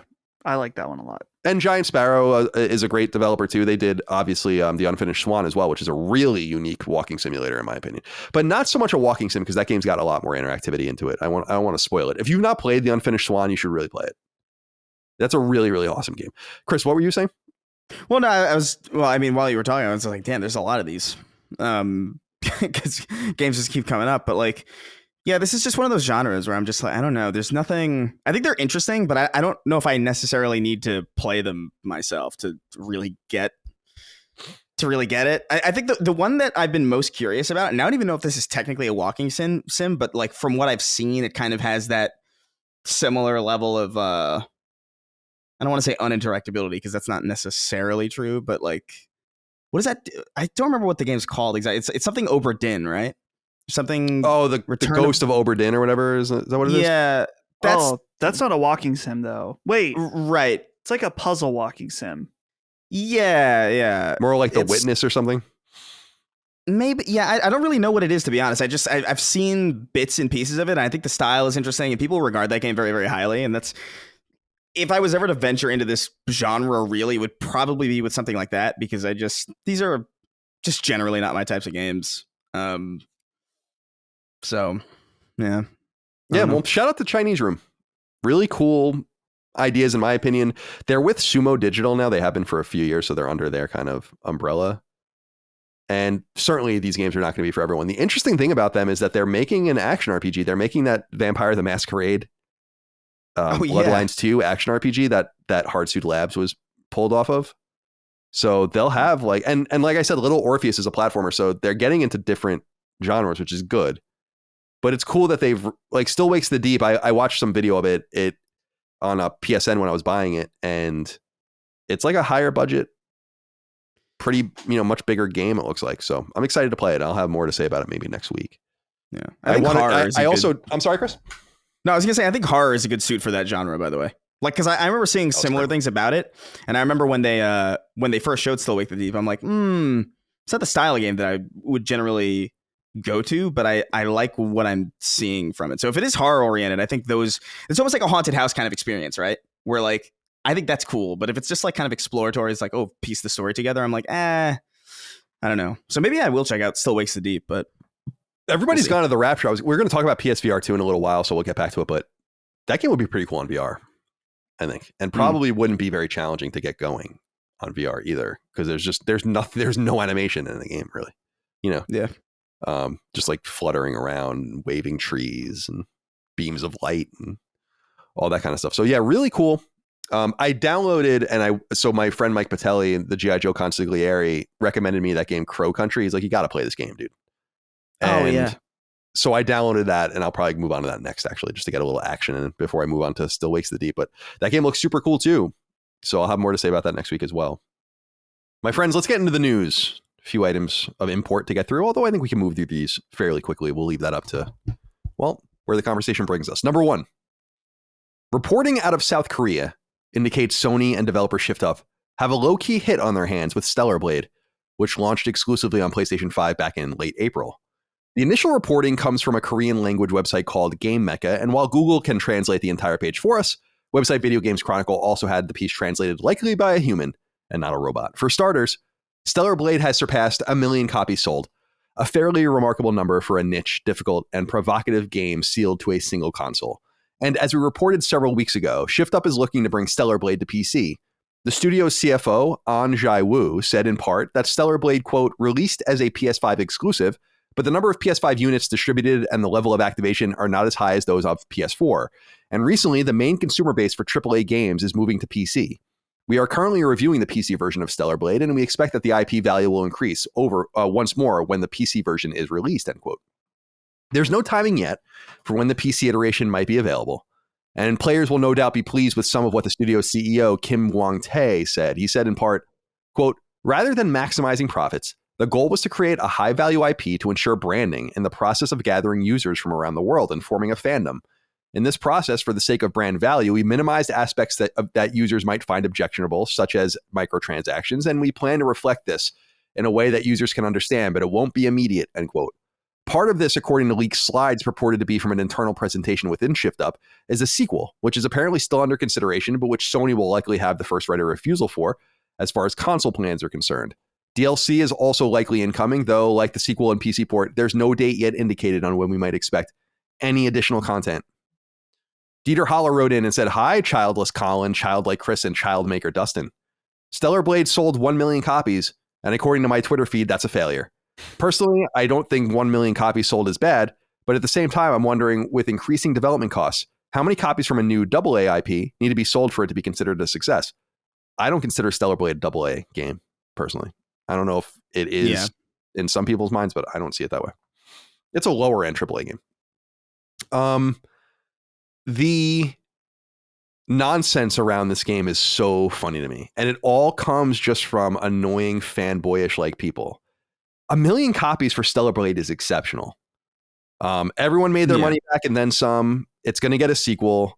What do people really expect? Why is it that Street Fighter 6 or Dragon's Dogma are considered amazing successes at 2 or 3 million copies sold on multiple platforms, but when a game sells 1 or 2 or 3 million copies on PlayStation 5 alone, that's not good enough? Final Fantasy 16, 3 million copies sold. Oh my God, it could have sold much more. It's like, it sold more than Street Fighter 6 did on multiple consoles. It's selling more than Dragon's Dogma 2 did on multiple consoles. These are just examples, of course. Yeah. I don't understand why everyone's so hard on PlayStation exclusives, which sell extraordinarily well, and then people just ignore multi-platform games that sell comparable numbers and call them successes. It's just bullshit. Obviously, it's a big deal that Stellar Blade sold 1 million copies. You'd have to be a fucking idiot to think that Stellar Blade selling 1 million copies on one console with a user base of 60 million people is not a lot. This is a niche, somewhat provocative, difficult, and not accessible game. You think mom is going to fucking Target and buying Stellar Blade for her 14-year-old? Or do you think it's a game for adults? I just don't understand. It's so tiresome. You know, because it's just not true. Great success. So I congratulate ShiftUp and Sony for this. I'm very curious about the sequel and what will go on with that. And I think the game will find incredible value for PC gamers, probably. I mean, I can't imagine what they're going to do to Eve. Oh, man, it's going to be rough.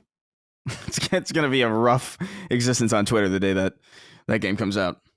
So what are our thoughts here, Chris? Let's stick with you. Stellar Blade, 1 million copies sold. PC port, DLC, sequel. Are we going to be in a Titanfall-like situation where ShiftUp owns the future right? So let's be clear. ShiftUp owns Stellar Blade. Right. But the publishing stuff and the funding and all of this kind of mixes up who has first rights of refusal and all of that. I wonder if they'll stick with PlayStation or if they want to move on and do more in other platforms. And yeah, so I mean, what are your thoughts here? I don't know. I think, I mean, first of all, I think that's great that it sold that much. I will say, I don't think it's like a failure, but I am kind of surprised. I guess my assumption was because of how much I saw, like how much discourse was going on around this game, and given like how just sexy it was clearly trying to be, I guess I thought that it would have crossed 1 million a lot sooner. I guess was my thought. It was like, because you'd imagine that if they hit 1 million in like 2 days, they would have said that, you know what I mean? So the fact that we're getting this information later suggests that it took them a little bit longer, but I still think it's like a success. Like obviously for them, it's like, especially, I don't know exactly what the operation costs are in South Korea, but I have to imagine they're cheaper than here. They're cheaper than here. So, I mean, when you take that into account, 1 million sales, 1 million copies is amazing. But as far as like the future of Stellar Blade, I have to imagine that they want to keep this going in some. Well, they definitely do. That's what they basically say is like we made massive sacrifices in the upfront to make a brand, you know? Right. And yeah. So yeah, I don't think they're going to go on to make like some new game necessarily, not immediately anyway. I think they want to keep this kind of train going, this momentum going. But DLC, I mean, this last month has kind of shown you that you can't really underestimate DLC. DLC is kind of, if it hits, it hits. And I guess Cyberpunk Phantom Liberty was another example where it's just like, damn, man, like they can really extract a lot of value out of this existing game with an existing player base. So I expect to see a lot from Stellar Blade probably in the next couple of years. Yeah, I'm excited to see more too. I think there's a lot of potential. I thought the game was really fun, and there's a charm to it. And I was saying it's weird, but it's like because it's third person and it's so action packed, you're not really. I was saying this to Micah when I was playing it. I'm like, I'm not really even looking at Eve. You're not really even looking at her. Yeah. You're looking at like everything around. Yeah, that was one of the first things I said about it. Yeah, I was like, I forgot.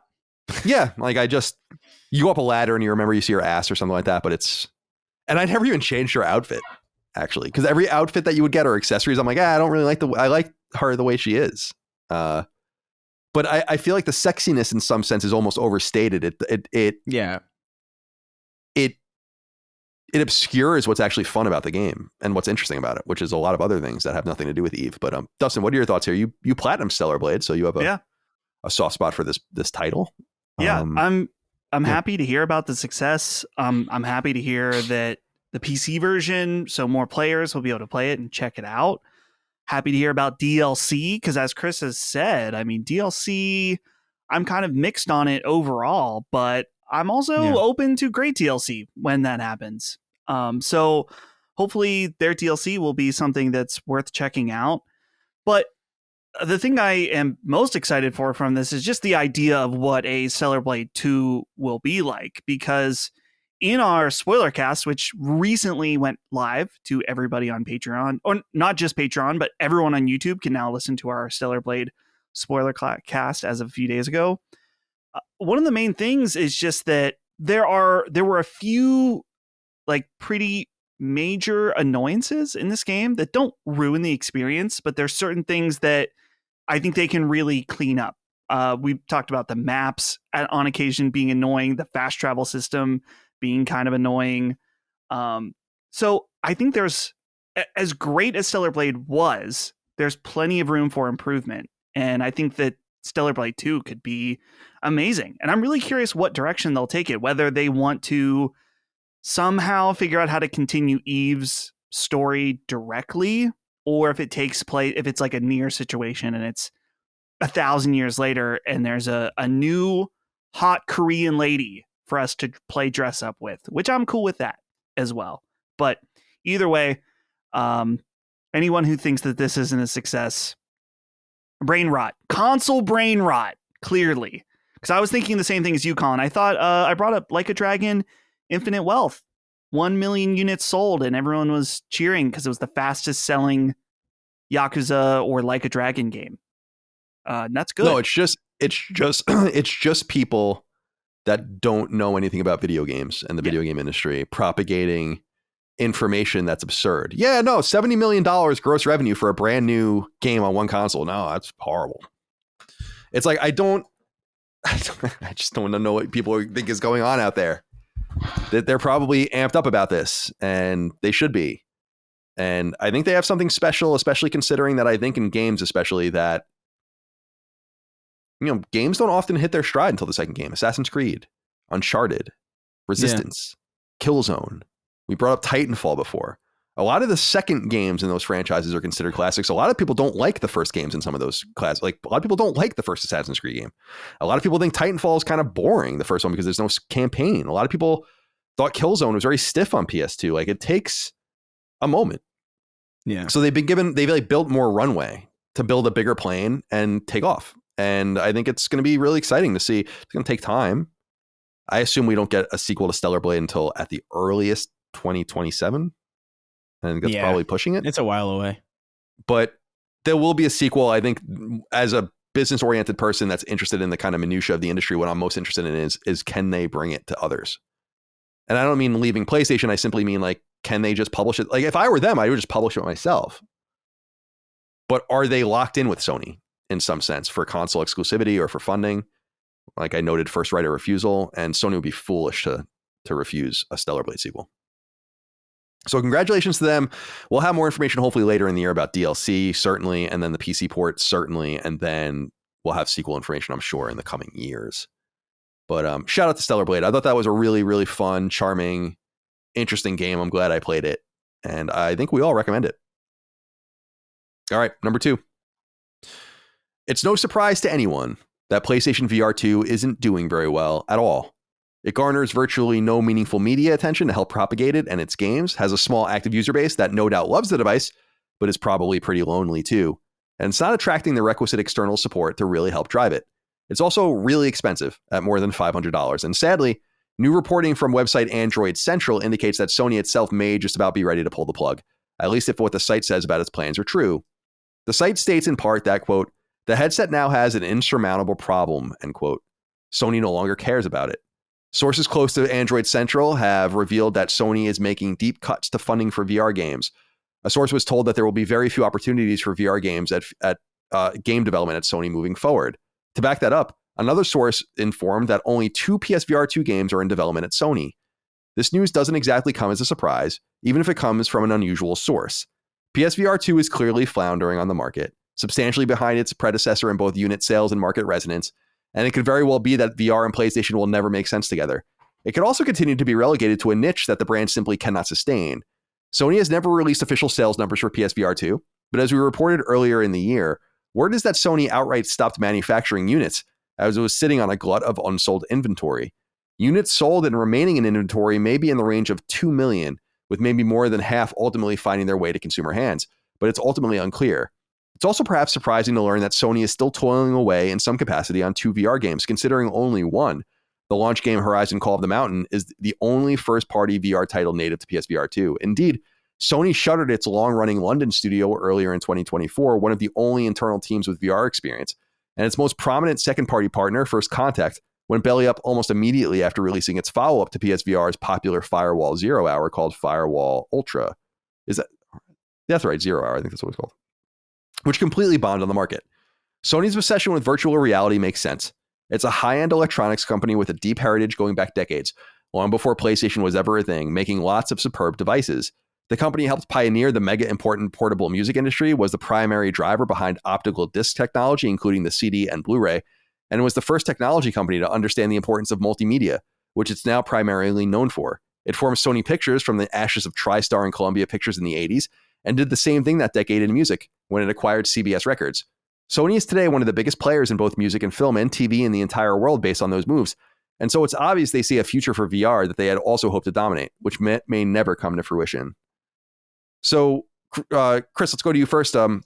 We had reported a couple weeks ago on this show, PSVR 2 is getting its PC dongle. It's a long rumored PC support, which we could read as them kind of trying to find the last life for it or abandoning it and allowing it to be used. So if they stop supporting it, they could say like, well, you could use it on your PC if you want to buy this dongle and kind of go in that direction.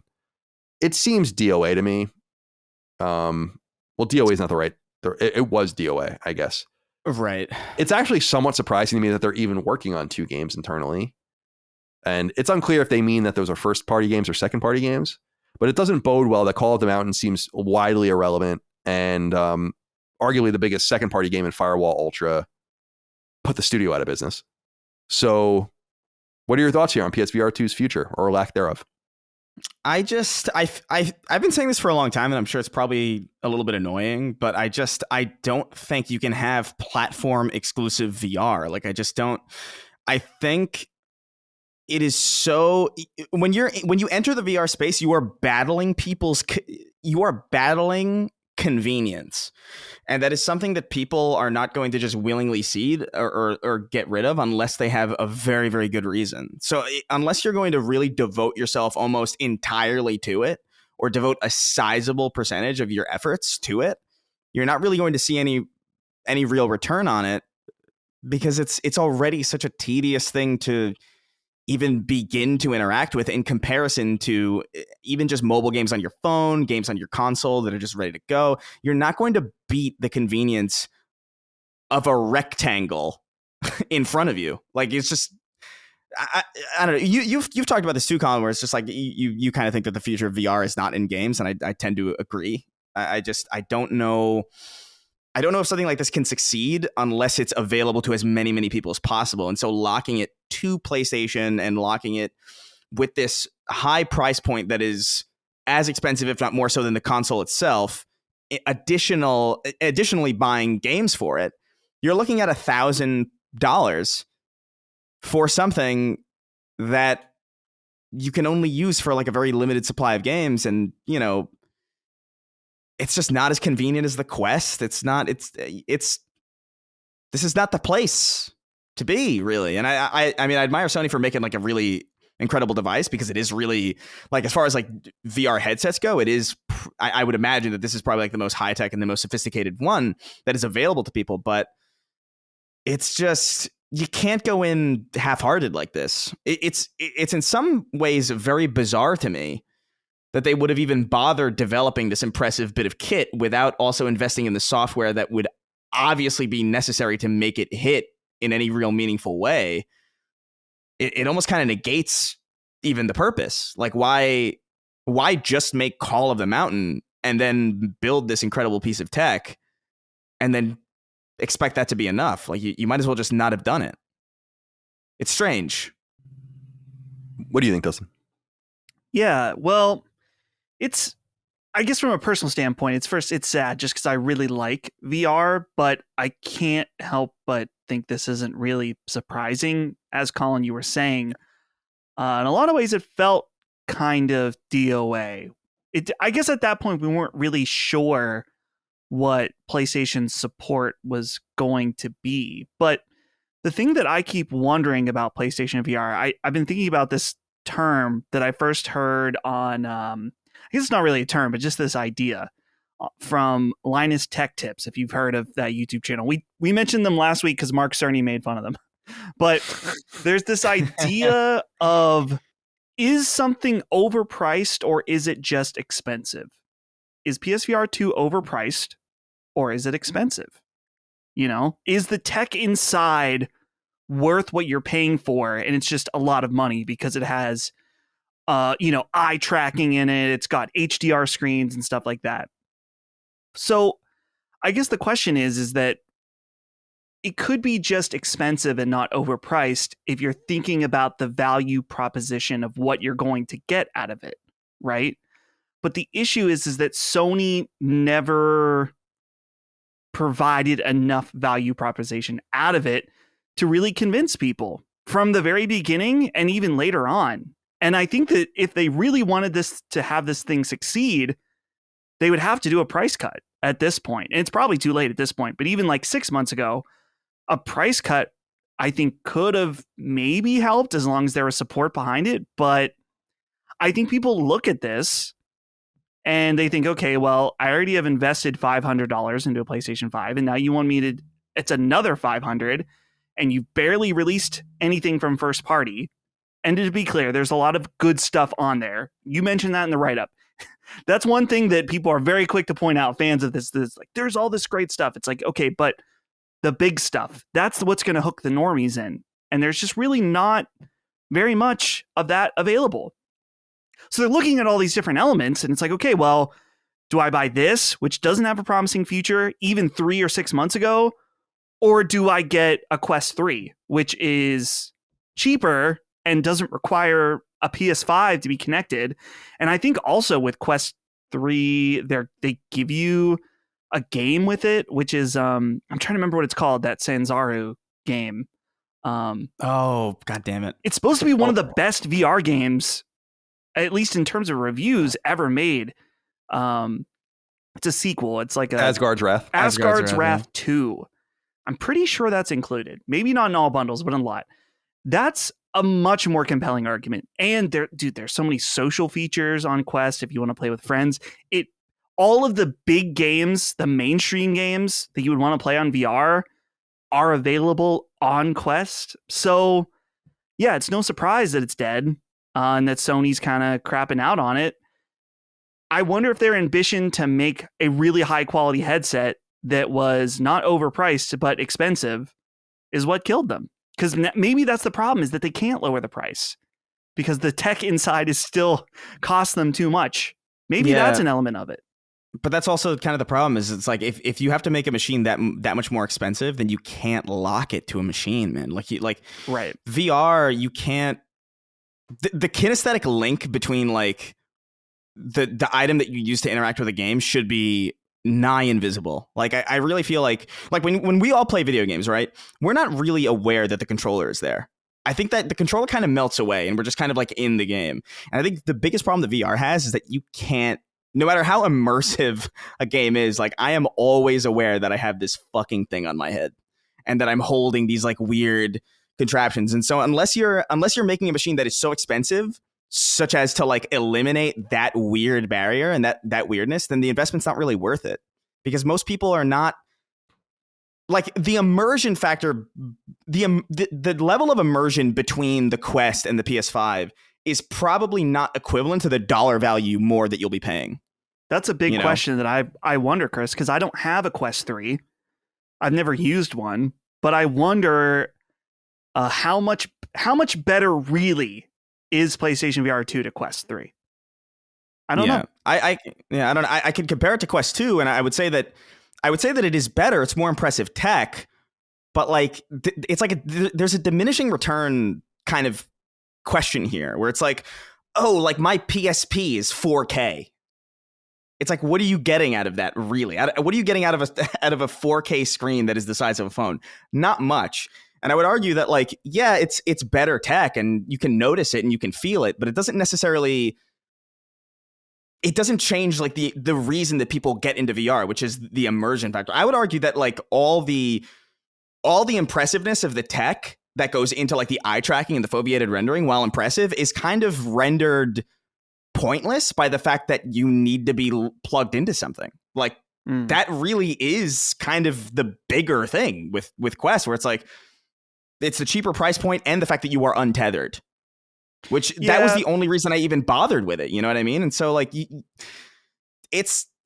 I don't know, maybe it could have worked if they didn't lock it down to a console. That would defeat the purpose of it being PlayStation VR, I guess. But I don't know. Like, if you're going to go big, you got to go big. And VR is not a market that you want to piecemeal segregate. Like, you got to be as available as possible to succeed in that space. Because even the Quest, which is like the dominant platform, isn't like, it's not like, I don't know how many units of the Quest models have sold, but it's not like the Switch, right? You know what I mean? Like, it's not pervasive in the same way.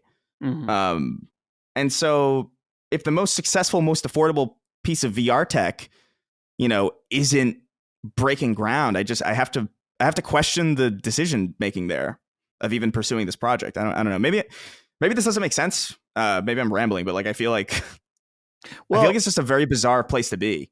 You would think that Sony's biggest advantage in creating VR, number one, is tech, which we see represented, but also just their IPs that are established amongst hardcore gamers, and that would get them in to be like, oh, you love this series, here's a really great VR version or a mode or something.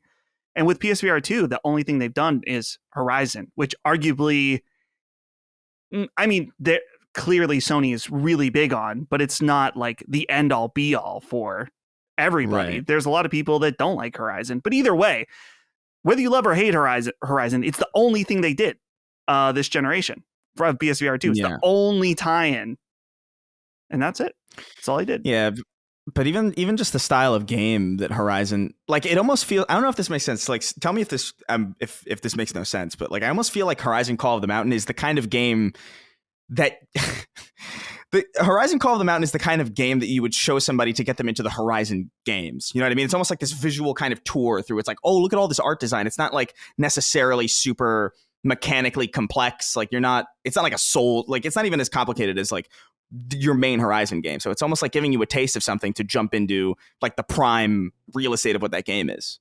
Almost like a demo in some way of like, here's a taste of this world. And so it almost feels kind of backwards to have that kind of here's a taste thing locked to a machine that is as expensive as the console, that is meant to draw in fans from Horizon. Because, like, dude, are people who are fans of Horizon really that excited to jump into like a VR version of that game where it's just not going to feel nearly as kinetic or I don't know.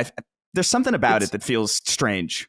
I mean, that's a big problem with a lot of VR games, is that they are expensive and highly interactive, like Disney rides of IPs. Right. And that's what the Horizon game is, that it's like, okay, well, it's not open world like Horizon, but you will be able to, it's like, oh, here's the weapons, check it out. Here, you're going to fight the whatever, the Razorback thing. Remember him? You're going to climb something. And it's this very linear, from point A to point B, do this level, point A to point B, do these set of activities. So it's not really, and to be fair, some of those games that are like that in that format are very good, but I think the problem is just so many VR games. This goes beyond just PlayStation VR, is that they're afraid to make them, or they're just like these Disney ride experiences. Even if there is gameplay and more involved than some of the earlier stuff, people want to play real games in these, and not like a 6-hour Horizon experience. In fact, I think 6 hours is generous. I'm trying to remember how long that was. But it's almost, I almost liken it to like the arcade, you know what I mean? Where it's like, you sit down with Elden Ring, or you sit down with like Horizon, you can sit down with those for like 6 hours at a time. But like, I'm not gonna play like Time Crisis for 5 hours. You know, Call of the Mountain is 8 hours long, so it's actually longer than I thought. But VR is crazy. All right. That was a great dialogue, by the way. I think you guys are missing a big piece of it, though, which is it just might not be. It might not be happening. Like VR might, and we've kind of touched on. I think you said this, Chris, about kind of the ceiling of sales for VR, even in its popular vertical over with Meta. And it could just be, and this is why I wrote about Sony's kind of heritage with tech, is just they obviously have this compulsion to be in the space because they feel like it's going to be something. And a lot of major players are playing there, whether it's Apple and Meta and others. Obviously, Valve even played around there. And Dustin, you had made a good point. Like, it's hard for Sony to do a VR headset that's not PlayStation tethered. It's kind of the downside of having a brand like PlayStation. There's a lot of upside to it. It obviously is the reason Sony exists the way it does today, but you can't do anything gaming affiliated without bringing it to PlayStation as like the fundamental thing. And in fact, you might be stupid to do Sony VR when you could do PlayStation VR. It just might be that people don't give a shit. Like, that might be the answer, is that sometimes like really seemingly great or inevitable technological revolutions don't take. It's very much like cloud gaming, where it's this thing, but it's not the way people play games. And you can be there, and maybe it's a place you're going to want to be, just like with VR. And so you keep making the investments, but you never end up in the space you think you thought you might end up in. And I get Sony's propensity towards doing things like this because they are a tech company, and they feel like they see what's happening. And like I noted in the write-up, I mean, they were seminal in a lot of, they made the first CD player, you know, Yeah. they basically invented portable music as we understand it. They do a lot of things, and they made early bets that didn't seem smart in order to get to that place. And I think that's what they're trying to do here. But it just doesn't seem to be working. And if it's not going to work for Sony under the PlayStation banner, then it's seemingly never going to work. And it's not that PSVR is bad, because it's not. And it's not that these VR games are bad, because most of them aren't bad. A lot of them are good. I mean, I think VR is a pretty revolutionary and interesting thing. It's just, you can't force people to give a shit. Price and access and all of that, those are all important qualities of why something does or doesn't work. But I really do think there's a lack of true interest. If people were truly interested in PSVR, it would have sold better. I mean, it's just that simple. It's not, and you can't have a niche device that's basically running off of 1 or 1.5 million people or something. It's just not, it's not doable. There's just no reason to do it. So again, when I saw that they were like, well, they're investing in some way or making 2 games, it's like, that's 2 more than I thought.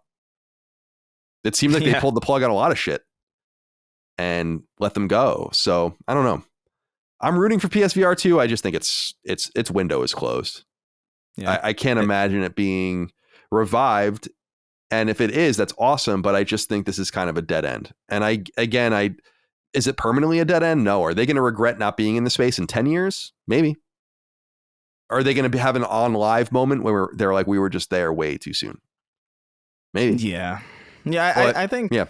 Good. I think cloud gaming has a way better shot of like entering the mainstream than VR does. Until VR can meet the convenience of just playing a game normally or exceed it, I just don't. It really needs to be like a pair of sunglasses. I agree. It's very inconvenient. It's totally inconvenient. It's annoying. Even thinking about playing it annoys me. That's why I don't do it. Right. Yeah. I don't know. I know it annoys a lot of VR fans, all 5 of you. But hey, I bought one day one. I did my part. But it's just, wasn't it so that they were taking pre-orders for it like all the way up to launch on PlayStation Direct 2? Like they had too many units even then, if I recall. Yeah. So, and I think Bloomberg was the one that reported earlier in the year that they just stopped making them. Not that it's canceled or discontinued, but that they just don't need anymore. And so they might not ever spool them back up again. They might not ever need to do that. There's a lot of different, I would love to know what they think about what's going on with that. But I also think it's true, and you guys both touch on this, that I don't think they really gave it the best effort that they could have. But if they sold twice as many, that's still not good. Like it's not going to work. You need to sell more, way more. You need an attach rate of like, I don't know, man, at least 1 in 10, I would say, to make it viable. And I think that's even pushing it. Anyway, we'll keep an eye on this and have more to say, I'm sure, in the future. Number 3. This is an interesting one. Capcom is unexpectedly re-releasing the cult hit 2006 action game Dead Rising in remastered and at least somewhat remade form. It'll be called the Dead Rising Deluxe Remake, and its launch platforms and release date are both currently unknown. In fact, there's not even a press release or any sort of official web presence for the game at all, apart from a brief message on Dead Rising's dormant social media accounts along with a brief trailer. That's a teaser trailer. So let's garner what information we can from it, but first a little relevant history to set the scene. Dead Rising was a popular Capcom game that launched exclusively on Xbox 360 back in 2006, and indeed, it was stranded on that hardware for literally a decade, apart from a Wii port from 2009 called Chop Till You Drop. That was a great name. Produced by the father of Mega Man, Keiji Inafune, Dead Rising presented a zombie-filled mega mall that protagonist Frank West needed to navigate and ultimately escape from. The original game was ported to PlayStation 4 back in 2016, the first time it ever graced a Sony console, and now it looks like Capcom is revisiting it once again. In the trailer, it's described as, quote, an updated release with a brand new look, end quote, and that it's coming to, quote, the newest generation of consoles, end quote, so presumably PlayStation 5 is included. The trailer shows a piece of Dead Rising's opening cinematic, one that's been completely redone. So it's unclear what approach Capcom is taking here, though it's likely that some parts have been totally redone, while others have simply been remastered and reworked. We'll need to wait for gameplay footage or a proper press release to learn more. And I saw, by the way, just cutting in here on my own write-up, that they will show more of the game next week, so we'll have more to say about it then. And as for Dead Rising's future beyond this, it's unclear. Dead Rising 2 launched in 2010 on PS3, shedding console exclusivity, but the franchise made a turn back to exclusivity with Dead Rising 3, which launched as an Xbox One launch game in 2013, and which is only otherwise on PC to this day. It's still not available on PlayStation platforms. Dead Rising 4, however, which came out in 2016, confusingly is on PS4. Drake Heinhorst wrote in and said, "Hey, gentlemen, with Dead Rising Deluxe Remaster announced, I realized I didn't know where the Sacred Boy stood on the original. Is it a cult classic in your eyes, or are the controls and systems too much to work through? Give me a smarter Survivor AI and a new trophy list, and I'll be there on day one. Even if that means having a new voice actor for Frank. Thanks, and have a sacred week." Yeah, it looks like they changed the voice actor. I don't know what that's all about.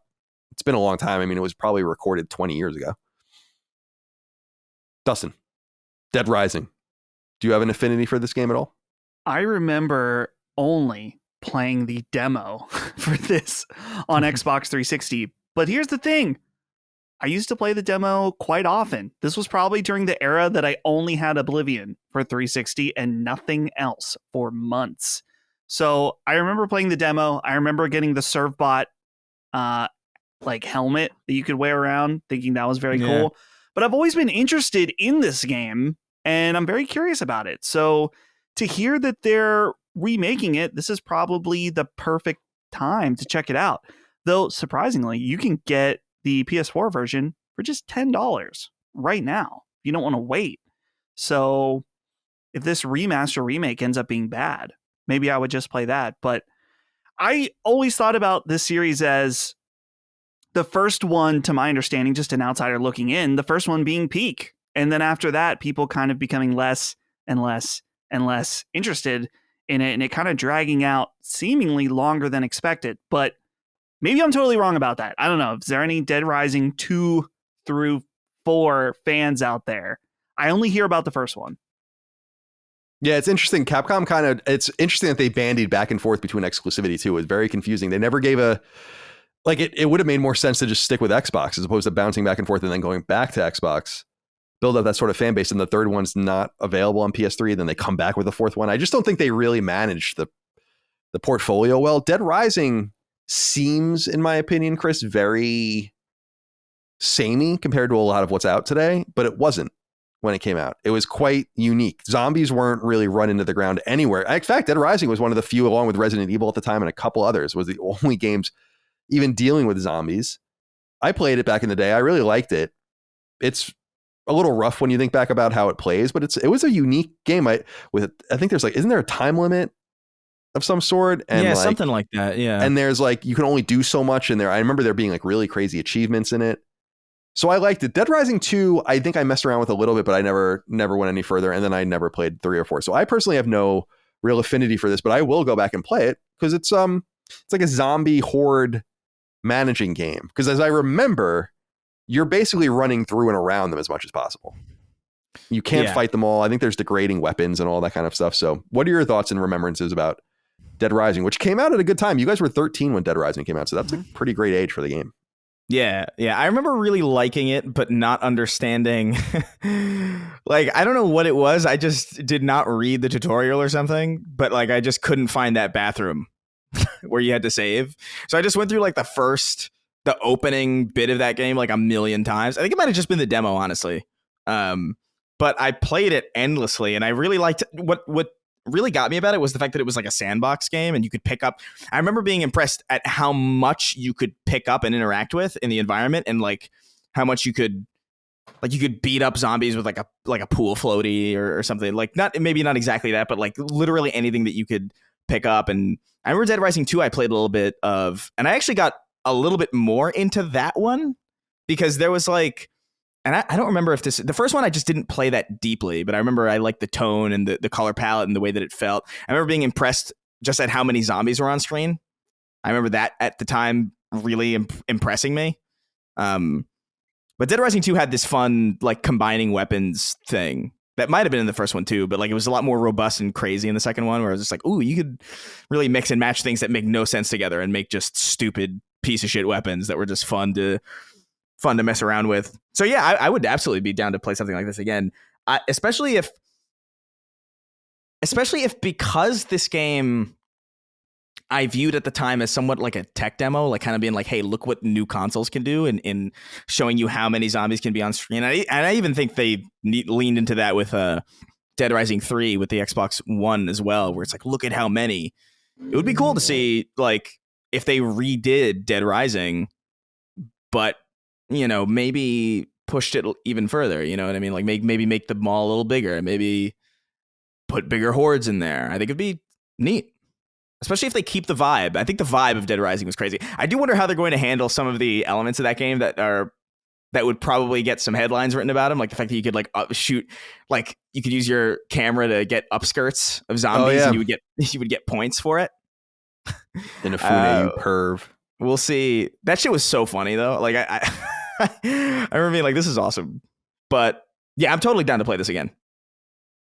Yeah, I'll be interested to see if they slowly get going on more Dead Rising after this. And I mean, obviously we want to get to this game first, but what is their plan here? Because Capcom, we did it on the show. Remember, we filled out the survey and they released the results of those surveys, and like Dead Rising was like nowhere on that. So people were actually making fun of that, where it's like, oh, okay. Obviously they can't react to what we just found out. This has been going for probably several years at this point, but it's just so funny that they're going back to Dead Rising. It's like, you really don't understand what your people really want, do you? But this will be a nice start. It's also notable, just for industry nerds, that this was basically the last Inafune game of any consequence. You know, which is interesting to think about. And he was central to getting Dead Rising off the ground. So I wonder how he'll be credited in the new game, since they have serious beef. I mean, Capcom canceled entire games to spite him back in the day, like Legends 3. Yeah. And the completely finished and passed through certification Mega Man Universe, which I was so desperate to play, but will never play. All right. Yeah. So, yep, look forward to Dead Rising. What is the official name? Dead Rising Deluxe Remake.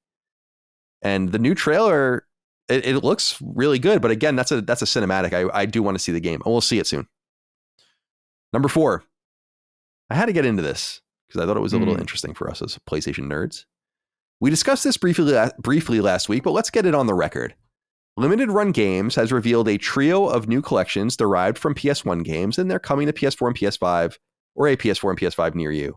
For starters, we'll be getting the Fighting Force collection, a duo of 3D brawlers first released in the late 90s.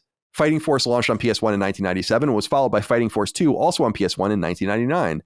Both games were developed by Core Design, the once iconic British developer that went belly up late in the PlayStation 2 era. Once an Amiga-focused studio, the team found unexpected success. I can't read right now. With 1996's original Tomb Raider, giving it not only a license to create many more Tomb Raiders, which they did through 2003, but to experiment on other projects too. Hence Fighting Force and its sequel. It's worth noting that these games are more nostalgic than actually good. Both weren't received well by critics at the time, especially the sequel, which also appeared on Dreamcast and which was decimated by the press. Both games were published by Eidos, which acquired Core Design after the original Tomb Raider success, and Eidos itself would later go down, being acquired by Square Enix in the late aughts. The Japanese publisher still owns the rights to the game, even after it shed other Eidos-related properties and studios to Embracer Group just 2 years ago. Next up is Fear Effect, the late PS1 release that launched in 2000 and was followed up by a sequel in 2001, also on PS1, though that doesn't appear to be part of this re-release package. Just like with Fighting Force, Fear Effect was an Eidos-published IP that Square Enix later acquired. And what's funny here is that, unlike in the original Fighting Force trailer, Square Enix's branding is loud and proud on the Fear Effect trailer, as Fear Effect was a beloved title. So it's very funny. If you watch these trailers back to back, both of them are basically from the same era. Sony owns both of them. They come from the same publisher they acquired. One has no Square Enix branding because the games aren't very good. And one has really loud Square Enix branding. So people might enjoy that if they go and check that out. All right, let's see. It was developed by a studio called Chronos, a team once known for fighting games, including the 1995 launch-era PS1 title Criticom, the strange 1997 ill-received N64 fighting game Dark Rift, and the similarly ill-received 1998 fighting game Cardinal Sin, also on PS1. I remember the Cardinal Sin ads. Unlike those games, however, Chronos crafted a third-person shooter with Fear Effect, and it found its audience. The aforementioned sequel, Retro Helix, came to PS1 in 2001 after PS2 had already launched, and Chronos disappeared soon thereafter. Again, that game is for some reason not part of this re-release, though that's probably planned for later. The final collection coming to PS4 and PS5 that we're going to discuss here is the Bubsy Perfect Collection, And this is where things get a little weird. That's because one of the games included, Bubsy 3D, is considered one of the worst 3D games ever created, and came from none other than Eidetic, which would later be purchased by Sony and renamed Ben Studio. But the other games included are far better regarded 2D side-scrolling platformers from the NES and Genesis eras. The games included are 1993's Bubsy's In Claw's Encounter of the Furred Kind, the much shorter titled 1994 release Bubsy 2, and seemingly also, this is the interesting part, the Atari Jaguar exclusive Bubsy game, also from 1994, called Bubsy and Fractured Furry Tales.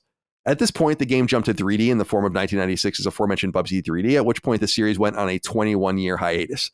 The first two games were developed by a long-defunct team Accolade, which later became Infogrames, while the Jaguar game was developed by obscure developer Imagitech Design, which was later gobbled up by the old Atari. Anything interesting here for you guys, Dustin? You're a retro collector. Do you have any of these games? Are you interested in any of these games? Nothing extraordinary here, but some interesting stuff. I'll probably pick up Fear Effect and maybe the Bubsy collection. I like my 2D platformers. So yeah, I'm curious about Fear Effect. I've always seen it at different trade shows, but I haven't. I've never played it. I don't know anything about it, and I love PS1 games, so maybe it's that's pretty. one. You should look at it. It looks like a PS1 game, but the aesthetic is pretty cool. Yeah, it sounds cool. Bubsy, I don't know if I need to buy a collection of these games, but I did play Bubsy, the first one, on Genesis, and I thought it was fun when I was a kid. It's funny because this series has gained notorious hate. I don't know if that's rooted in Bubsy 3D or something like that, but yeah, Bubsy 3D is terrible. It's a terrible game. Yeah. Oh yeah. I've seen videos of that. They that went on a big fun to siphon play, filter though. after that, which is even funnier. They made something pretty banging after it. But yeah, Bubsy, he's all right. Don't people don't crucify him yet. See if maybe the remaster will be great. Maybe we can redeem Bubsy. Yeah, unfortunately, these are limited run games, so I'm not going to get crazy about promoting them. But it is pretty cool that they're getting these games out there with their Carbon engine. It's supposed to be pretty true to form ports. Chris, anything here for you? From a historical angle, I like this. I think it's really important to get as many games brought forward as possible, just so they're preserved in some way. And I think that's dope. I remember playing a little bit of Bubsy on the SNES. I didn't have an SNES, but my cousin did, and I remember kind of being over at his house in the Bronx and playing it when they were gone, and I'll just entertain myself with their games. They let me play, but I don't know. I don't remember it being as like I think even back then people didn't like the 2D games. I feel like I remember them being not like they didn't give a shit about them, like my cousins, but they're fine. It's interesting. I'm more interested in Bubsy 3D. I know that it's terrible, but I love that. I love that. It's the same way that I would feel about like E.T., being playable on the PlayStation Network, where it's like, yeah, why not? Yeah, it's almost worth something playing just to see the low point. And maybe they fix it, because I remember the controls were a major problem, and maybe they can fix that. But yeah, it'll be interesting to see. It is cool that these things are happening. This is what I'm saying about old games. It's like nothing's really dead. As long as the licensing is lined up and there's willing participants to get games back out there, which is relatively cheap, even if they're not going to sell well. I don't feel like anything's alienated and isolated anymore from modern hardware. It's just going to take the will to get that stuff over. Fighting Force is not very good. Fear Effect is one of those games that I copied when I had my CDR. And it's one of like the 200 copied PS1 games that I have like on these random discs. And I don't remember the Bubsy 2D games. I think I had friends that had them. I don't know. Yeah, like you said, I don't know how well regarded they were. It came from the era of a million, especially on Genesis, a million of these kinds of games. Just like so many of them. Like scores of them. So we'll see. But it's cool that they're getting back out there and getting this stuff going. And shout out. I don't like limited run games. I don't like what they did to our friend Kara, but it is cool that they're doing this stuff and getting it done. And there'll obviously be physical versions of all these games available as well. Finally, number 5. It's time. Let's talk about more PlayStation Plus games, this time for the lower tier Essential, which is all people with a PS Plus subscription. As usual, the following games will soon be available for free as part of your subscription, and you'll have a month to claim these titles. You can add them to your download list for play beginning July 2nd. Excuse me, a little burp there. The biggest game of the bunch this month is Borderlands 3. Gearbox's mega popular 2019 FPS will be available for both PS4 players and PS5 players, the latter getting access to the 2020 PS5 launch port of the game. Also in the mix for consoles is NHL 24, the most recent release in Electronic Arts' long-running licensed NHL franchise that goes all the way back to 1991. Launched in October of 2023, it will soon be replaced on the market by NHL 25. Finally, players across both consoles will also get access to the 2018 party game Among Us, which was ported to PS4 and PS5 in 2021. All 3 games will be available to add to your download list until August 6th. As has been the case for months now, there's an extra non-game perk available this month too, in the form of the Genshin Impact PlayStation Plus pack, which includes a bunch of in-game rewards, free of charge.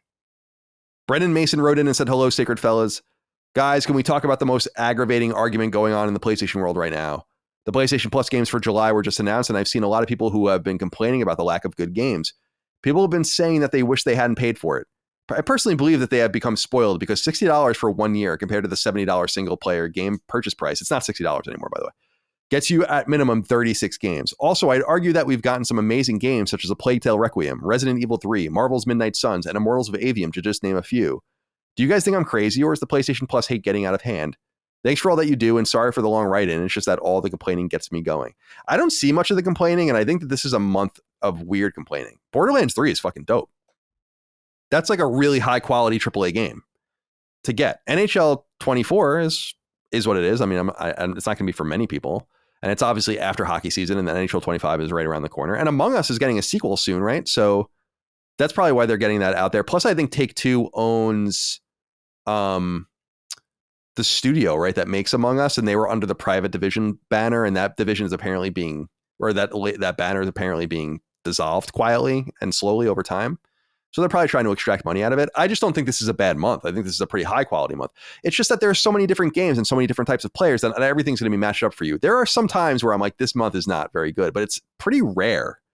You have to be somewhat objective in saying like, okay, this racing game isn't for me, but it's very high quality and people are going to like it. Or I'm not a party game guy, so I'm not going to play Among Us, but it's obviously was a really popular game. And how can you complain about Borderlands 3? I don't understand that. Borderlands 3 is great. Again, that's a really, really wonderful game. So I feel like the free games at this point, in quotes, and they're just games as part of your subscription, are just perks that are not even really why you should be on PS Plus. PS Plus is mostly for online play. And I really do encourage this. This is the thing, Chris, and I want to go to you first, that I encourage the most. There's a PlayStation wiki, like a separate wiki, a style wiki for PlayStation. On that Wikipedia, or on that wiki, is a list of every PlayStation Plus game that's ever been released. And you can organize them by month, you can organize them by title, and see them all. And I fucking dare you to tell me that PlayStation Plus has gotten worse. Go ahead. Do it. In my opinion, beginning probably halfway through the PS4 era, maybe around the time we started Sacred Symbols even, PlayStation Plus started getting better. And there have always been good games on it, no matter what era. You kind of had to wait longer for others. And a lot of it was taken up by like shitty PS3 downloadable games and Vita games that no one cared about and all that. But I think we're in a pretty strong place now. I don't get any argument about it. And I think this month is it's par for the course. But in my opinion, par for the course is good enough. And certainly not the way it was in, let's say, 2011 or something. So, Chris, what are your thoughts? Yeah, I mean, I think people really have to kind of, when they look at these plans are made for a wide variety of players. And so, like, there's no question, like, this month doesn't really speak to me. But I find it difficult to complain about what is actually substantively here. I just feel like there's many different players, there's many different tastes, there's many different metrics for like what month might interest you. Like there have been months that I think it's like, this is a slamming month, but I've already played all these. So like even the good months sometimes for me like don't really matter at all. So I think there just needs to be a level of like when you look at this type of thing that's meant to cater to a wide variety of people and meant to hit certain beats for certain sections of the player base, you kind of have to take a step back and remove yourself from the equation and say like, all right, well, how many months have I cared about? And that might be a very, very low amount, right? And then you might be justified in complaining in some way. But I just think, generally speaking, there's always been at least one, at least for the last several months, I feel like it's been relatively difficult to complain about. I do think there was a period of time, especially with, you know, the classics catalog, where we were getting drip fed basically nothing. But I don't know, this I'm kind of with you, Colin, too, where it's like I don't know if I really see the complaining, really. Yeah, I don't either. see too much of it either. I used to see much more. Right. And reasonably so. We used to do a thing on IGN, or I used to do a thing where I'd write an article every week with all the new PSN games, and we would do this stuff like where it's like, this is worth this much if you bought all of it or whatever. And just to show people, you don't really need to do that anymore because I think the value is so obvious. I understand people are upset that they have to pay for online, but this wasn't a trend that Sony started, and you don't want free. I mean, free online's good, but it's like, you want to have like a solid online experience, right? I'm not saying that you necessarily should have to pay for that, but I get why you'd want to nickel and dime people a little bit in that regard. I don't want to, Dustin, we go to you, but I don't want to read too much here, but just to go into what games have already been available on PS Plus this year. Okay. Tell me this is a bad list of games for $60 or $70, whatever it is.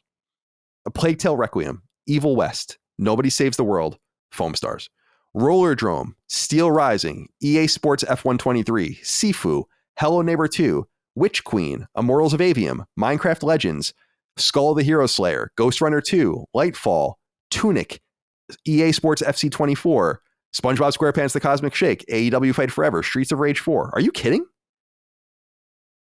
That's a really good list of games. And I'm not going to read them all from last year, but here are some from last year. Axiom Verge 2, Fallout 76, Star Wars Jedi Fallen Order, Beyond Light, Evil Dead the Game, Mafia Definitive Edition, OlliOlli World, Battlefield 2042, Code Vein, Minecraft Dungeons, Sackboy: A Big Adventure, Chivalry 2, Descenders, Grid Legends, Jurassic World Evolution 2, NBA 2K23, Trek to Yomi, Alan Wake Remastered, Call of Duty Black Ops Cold War, Death's Door, PGA Tour 2K23, Saints Row, The Callisto Protocol, Farming Simulator, Weird West, Dragon Ball The Breakers, Mafia 2, Lego 2K Drive, Power Wash Simulator. It's like, are you kidding? Like, what are you, crazy? There's nothing in there for you. Those are dude, let me, you want to hear 2011's games? No. This is the first time. I'm going to read them to you. Let me see. Oh, I'm going back. There's so many games on this list. I have to go back with by scrolling here a little bit. Rallycross, Age of Zombies, Wipeout, Field Runners, Critter Crunch, Siphon Filter, Aero Racer, Blast Off, Zen Pinball, Bubble Trouble, Burn Zombie Burn, Break Quest.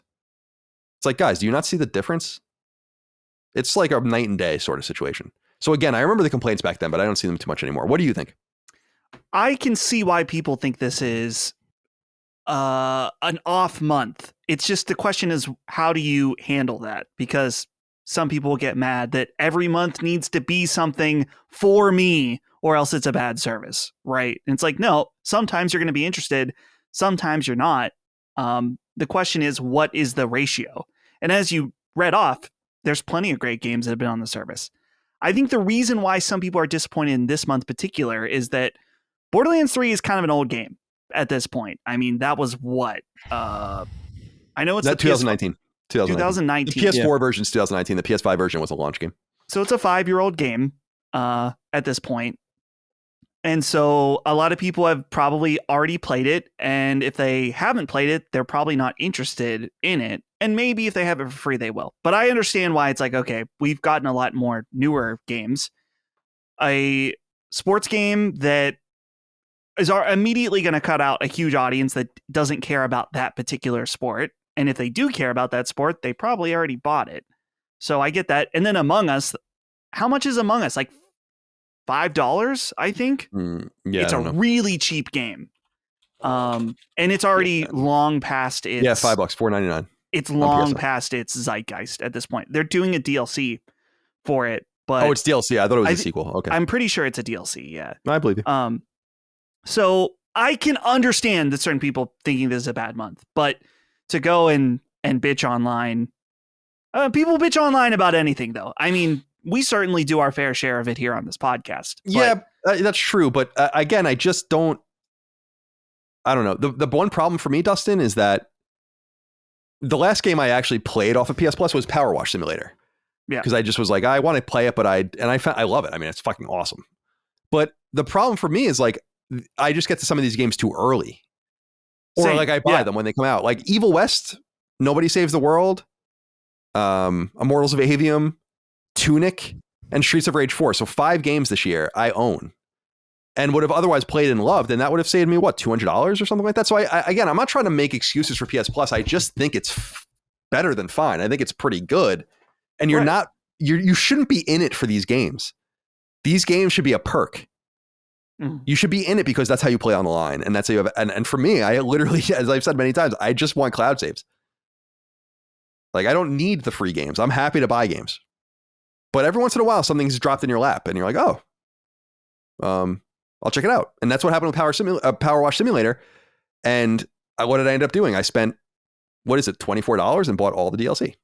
Right. So they got me. Clearly, they cut some kind of deal with Embracer, though. Oh, yeah. Definitely. Just because last month was it all 3 Embracer games, right? And now this month we're getting Streets of Rage. I don't think is an Embracer game, right? But there was the that's SpongeBob Dotemu, game. but yeah, AEW is an Embracer game and SpongeBob's an Embracer game. Okay, so 2 out of 3. And there have been others too, but yeah, definitely. And EA is all over this too. Yeah. Which is cool with the sports games. And I think that's a really wise thing on EA's part. They have their EA subscription service, but they also it's like, this is the newest version of FC or of Madden or whatever, but it's just going to be replaced in a little while. We're not going to make any more money on it.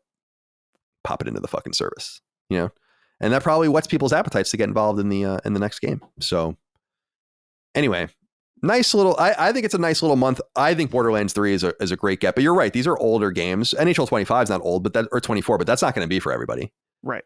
Or most people. They're going to love that in Canada though. All right. That's it for the news. So we can get right into, it's a pretty short episode. We can get right for us. We can get right into listener inquiries. 6 questions, comments, concerns, thoughts, and ideas from our audience over on Patreon, patreon.com/lastdaymedia. Could not do it without your support. I just threw my pen on the ground. This is unbelievable. It's just unbelievable. I can't believe it.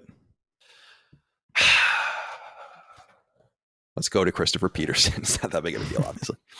Christopher Peterson wrote in and said, ahoy, new Super Slitterhead 64 XD remastered. No. Colin, you expressed interest in starting a retro PlayStation podcast if you could purchase the rights to Beyond. That's a brilliant idea. IGN has shown no interest in selling. Will you launch the show still under a different name? Probably not. But I do have an idea. Dustin, should I tell them about the idea I presented to you? Let's see what they think. If you want to be asked about it until you do it, then yes. Yeah. Tell them. That's true. Maybe not.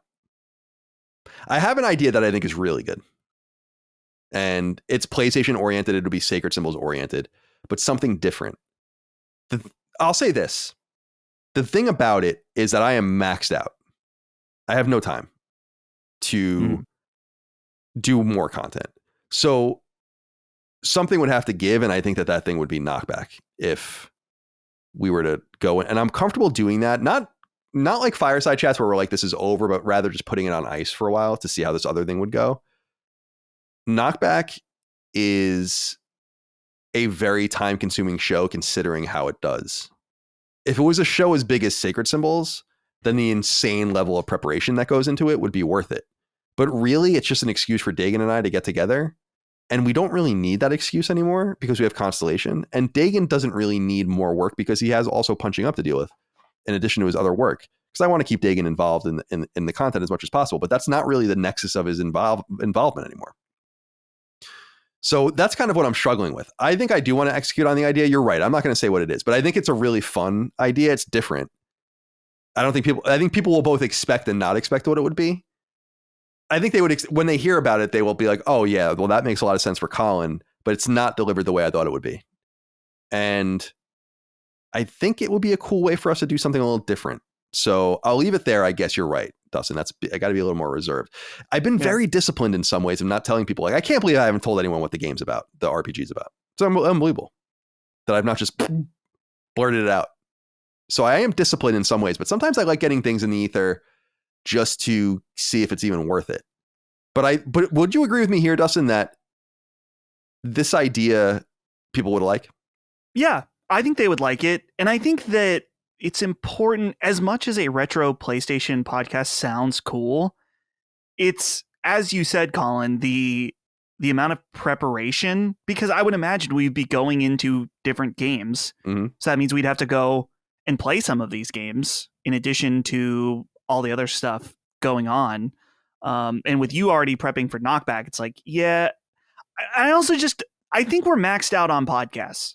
Like, I don't think we need to do another podcast unless, as you said, unless something goes, We are maxed out on podcasts. Our audience, I think, to some degree, some of them, which we super appreciate that there are people that want to listen to everything we do, but I think they're maxed out in particular. So this would be something different. Like you said, I think you said different format. Yeah. I didn't tell Chris, so do you want to just cut here and I'll explain to Chris? What? I was gonna say, or we could cut, or you could just tell him after, but I can cut. Yeah, you can tell me after. It's not. Oh, okay. Right, yeah, because I don't want you to feel out of the. I don't want you to feel out of the loop. That's fine. That's all good. It doesn't. I consider the editors. Yeah, I don't. Just me. Just. Yeah, I think this new idea will be executable. I think it'll be cool. I think it's got the ability to be multiple things at the same time too, like to different people, depending on how you want to absorb the information and all of that. So yeah, I'll get more into that. I got to talk to Dagan about Knockback and see what's going on there and see what his idea is there. And, yeah, and just kind of, and figure out where it might fit. But it's funny. I talked to Per Schneider, the founder of IGN, my old boss, just a few days ago. We talked pretty extensively about some other stuff. And, I want to get him on the show actually on Sacred Symbols Plus. And, I haven't asked him again recently. I asked him probably once a year if he'll sell me Podcast Beyond. It's become somewhat of a joke. And then I actually ranted about something to him. And then I'm like, I'm sorry, I didn't mean to rant. And he's like, oh, I miss your rants. I'm like, oh, that's nice. Someone does. All right. Christopher, thank you for writing in. No retro podcast coming soon. Although I think a Podcast Beyond under our umbrella, it's like there's so many old games coming out, right? That it could just be about that. It's like 1 week's about Sly Cooper, 1 week's about fucking Ghost Hunter. But then it's like, how does that affect the Sacred Symbols Plus review product? And how does that affect Summon Sign? Too many overlapping Venn diagram circles. So I got to be mindful of that. The thing that I want to do that we haven't talked about here has nothing to do with anything that we do in terms of like how we would cover games. So that I think is a unique prospect. I'm interested to see what people's hypotheses are. I got a fart. Maybe it'll come through. Did you hear that? That was loud as hell. That was insane. That was HD, dude. So loud. I don't think that needs boosted, Colin. I think that's boost it up. Yeah, no, you don't have to boost it up. Let it be au natural. Oh my god. My ass cheeks were together in some sort of unique way, I guess. Zach Wishnuff wrote in. Said C-Men and Big D. Is PlayStation foregoing substantial profit and brand cohesion by not making a Smash-like and kart racer for their system? These games are consistently among Nintendo's best-selling IP, and I think PlayStation is making a mistake by not capitalizing on it. In my opinion, this is just another form of extracting all the profit they can from their IP in a similar vein to PlayStation movies and TV series, albeit in a modality that is their bread and butter. Zach, nice use of the word modality, and thank you for writing in. I know that's going to scare some people. I didn't say that word. Zach said it. I'm sorry. It's a big word. We don't want to hurt anyone's feelings. Modality.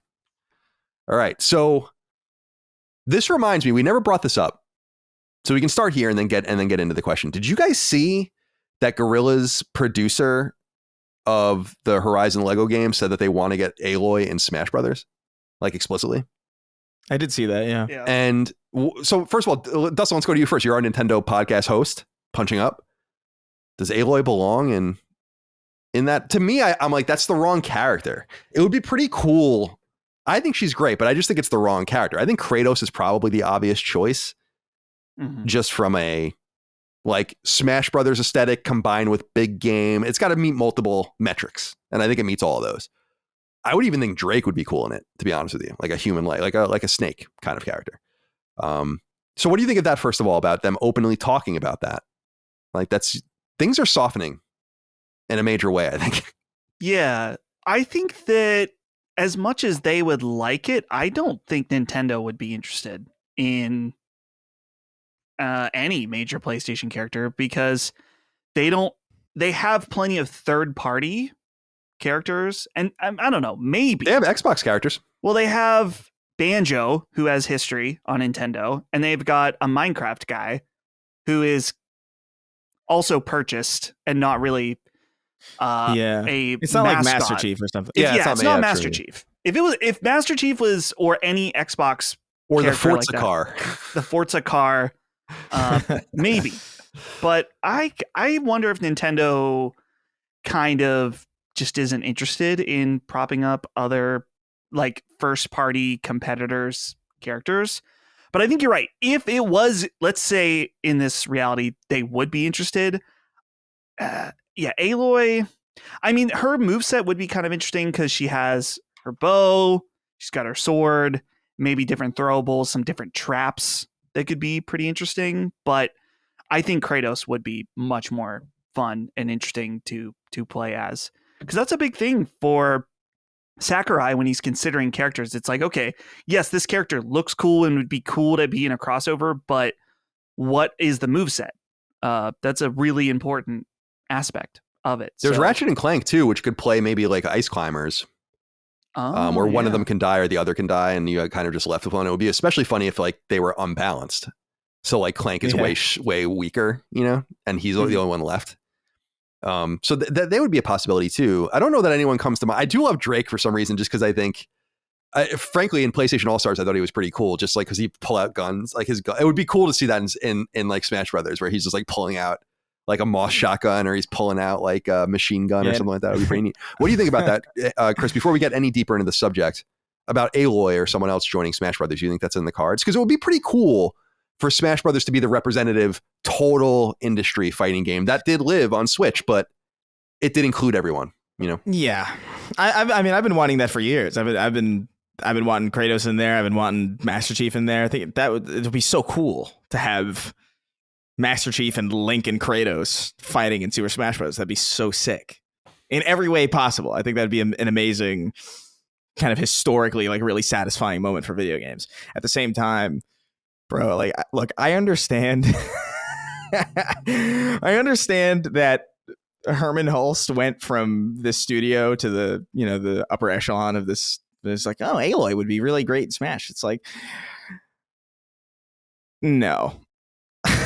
I understand that Horizon's very successful and people really like it, but I don't necessarily think that same affinity translates specifically to Aloy. I think people like fighting big robot dinosaurs. But I would wager that most people who enjoy Horizon probably don't give a shit about Aloy at all.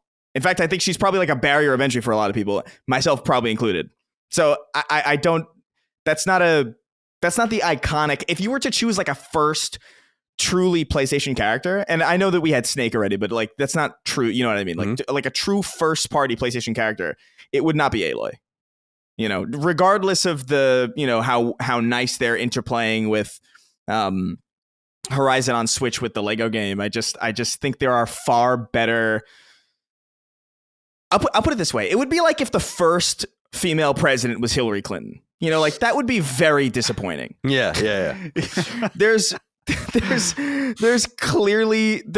has to be better, and that's kind of how I feel about Aloy, where it's just like, dude, like you got Kratos, you have Drake, you have Ratchet and Clank.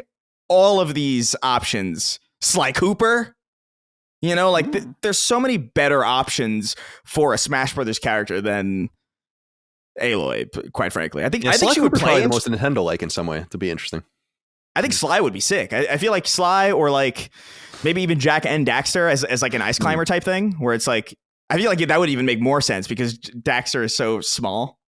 So like it'd be, you could almost have like a Serve Bot style situation where like if Jack dies, you just meander around the battlefield and just try to survive, like with no hitbox, basically. Yeah, with like very little, people have to like down B to get you, and like that would be fucking sick, and that would be like, quite frankly, a lot more interesting than another character with like a melee weapon or another character with like a bow. Because like, she would be kind of like Link, I think, in some sense. Yeah, she would be very Link adjacent, tool oriented. Yeah. Although it hasn't stopped them from adding 69 fucking Fire Emblem characters who all play the goddamn same. The worst. So, I can't believe they wasted so much space, especially as I've lamented it many times. Where is Wart, dude? Are you kidding me? Like, where is he? Where is Wart? I wonder if a TV station owns him. Yeah, I think it's a Fuji. I think Fuji might own him. Yeah. But even then, it's like, so fucking figure it out. What are you, crazy? Anybody else? Anybody else? Get whatever that guy was in Metal Arms glitching the system. Get him in there before you get another goddamn Fire Emblem anime sword melee character. Jesus Christ. I couldn't believe how many slots they occupied. It's annoying. I totally agree. It's fucking obnoxious, in my opinion. So do you think if the PlayStation character ended up being Abby, imagine if she like gets the smash ball and her final smash is the golf club. If it was Ellie or Abby, that would be sick. Flies If off. it was, yeah. Ellie would be Imagine funny too, the yeah. cutscene that would happen. Like it puts the imagine certain characters in certain positions, and then Abby comes up. Yeah, That's that'd be all like I'll say. Negan. That'd be like Negan in Smash Brothers. You'd be like, what the hell? Yeah, it's like totally off. I think Sackboy would have been a great character 10 years ago to put in it, but it's kind of like too little too late. Yeah. Imagine them holding down Kirby. It's like the graphics are Last of Us, but they were like holding Kirby down. Or it's like King K. Rool. You know, he's Yeah. I heard that Nintendo shut Universal down from using him in the park. King K. Rool. Oh, really? really. Yeah. Yeah. That like there was Weird. like documents indicating that like they wanted to make him part of something, and they were like, no. That sucks. They're weird. I don't know. To me, Drake just sounds the funniest, but it's definitely because it would be kind of like Snake, which is definitely comedic in the way he's portrayed. But yeah, Kratos, Ratchet, Jack, Sly. One of those would make sense. But back to what Zach was saying, more in the main, is Sony making a mistake not pursuing a kart racer and or a Smash-like game? And my opinion on this is they tried with both of them, and they were not first to crossover fighters. Obviously, there were crossover fighters in the 90s, including Marvel vs. Capcom and all the shit Capcom was doing, and others had crossover fighters too. They were SNK crossovers. But I just think that you have to find a different place to go. There could be crossovers in any way you can imagine. You just need to execute on a really fun game. I don't know what it would be, but I think they should fight with Nintendo on their ground, but trying to make Smash Brothers or trying to make Mario Kart is a bad idea. And they should have learned that already. They learned that in the PS3 era. They tried, especially with the kart racing stuff, they tried a lot. I mean, not only with the Crash racing game, but you had Mod Team Race or Mod Nation Racers. Mod Nation Racers. And you had Little Big Planet Karting. I mean, they did try to do these kinds of things. It's just not, you want to fight around them. You don't want to fight them directly with the same kind of game. So I don't know what it would be. Could it be, looks like Dustin's dying. Are you right? Yeah. He gave me the thumbs up in the audio. He's recovering. It's not that there's nothing to do. It's just that you have to think of a clever thing. Like, I don't think that saying, in my opinion, I don't think saying, we're going to do a crossover fighting game and it's going to be very different than a 2D Capcom style fighter or an SNK style fighter. I don't think that's an obvious choice. I don't think it's an obvious choice to say, like, we're going to make a racing game and you're going to race as Boo versus the Thwomp. It's like, that sounds kind of crazy, but they executed. And now we totally understand it 25 years, 30 years later, whatever. So I think that Sony, if they're clever, will find a different way. Obviously, we talk about Fortnite being the metaverse of metaverses, right? Like that idea is taken. Like, you need some other thing, but I think they can do it. I just don't know what would it be. I don't know. Sports game, maybe like a golf game, but even then, Mario Golf and all that. It would always be copying, something that's been done already. What do you think, Chris? I think the issue is that and again, this kind of goes into what we were talking a little bit about Astro Bot, where it's like, as PlayStation has trained their audience not to care about those games, they've also kind of trained their developers to not know how to do these. You know what I mean? Like, I really don't know if I believe that modern Naughty Dog could make a good Crash Bandicoot style platformer right now. Like, I just don't think that's what the talent is suited towards.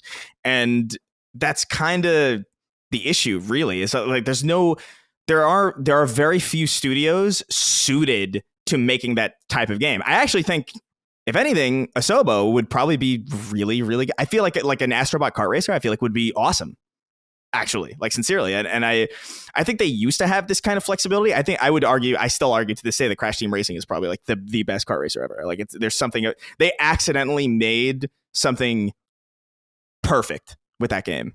And they did it completely by accident. I don't know how they did that, but I don't know if Naughty Dog today is that flexible. They've definitely settled into a niche that is very, very hyper specific, and that's good. You want them to, like, play to their strengths.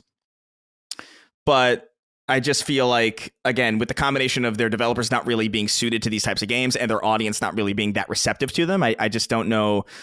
I think this was maybe true at a time where they were trying, but they didn't really try hard enough, or they didn't really quite know where to go. I still think it's a massive tragedy that we never got The Fast of Us. I've been saying this for years. I really think that would have showed a level of lightness and fun that I feel like is kind of sorely missing from first party in that way, that we're kind of starting to see again with Asobo and how cheeky that game is. And some of the Asobi, by the way. Asobo is Asobi, yeah, sorry. Plague Tale. That's are those the Flight Simulator guys? Yeah. Also? Right. Yeah. Goddamn similar names. Yeah. That's one what vowel I meant, off. One vowel off. So that's what I mean. But yeah, I think we're kind of getting there again in some way. But dude, I really think Fast of Us is hilarious. Or Uncarded. Yeah, Uncarded was the original one. Yeah. I think they're great ideas. I just think they don't know how to make those games anymore, straight up. Dustin, what do you think? Is it good for them to try to fight on that territory again? Let me say this, and I've reiterated this before, and you know that I feel this way, is that the problem with PlayStation All-Stars was not that it was a crossover fighter, it's that they copied Smash Brothers. It would have been way cooler if they made a real serious 2D fighter, especially considering Seth Killian was like the producer of the game. Like, you would think they would have been all over trying to do something different. So if you want to do a fighting game, do it more like Capcom. But now that's going to seem kind of a copy now that kind of shit's coming back. So I think they're in a hard place there with the fighting game stuff. So I don't know where else to go. Yeah, and I think that it's important that PlayStation IP, as important as they are to us and our audience, just aren't nearly as important as Nintendo IP is. So it's really big and important when Nintendo does a crossover. But as we've seen with the PlayStation All-Stars, I think there's a couple of different elements on why it wasn't quite as successful. But I think it's part of it is just that PlayStation IP across the board, maybe now with some of the newer big IP, like, you know, we talked about Horizon, the new God of War, stuff like that, Jin Sakai from Ghost of Tsushima, maybe they could do something like that, but it's just not going to be as big as Nintendo. I think that what they're doing with Astro Bot is like the perfect type of crossover where you can have all of these characters. They're the cute little robot versions. And I'm really curious about how deep is the crossover going to go in Astro Bot, because it looks much deeper in that there's a scene from the trailer where he's like getting Kratos' axe and stuff like that. And that would be pretty cool if there was like a short level in this game where you get to use the axe from the new God of War games as Astro Bot. That would be super cute.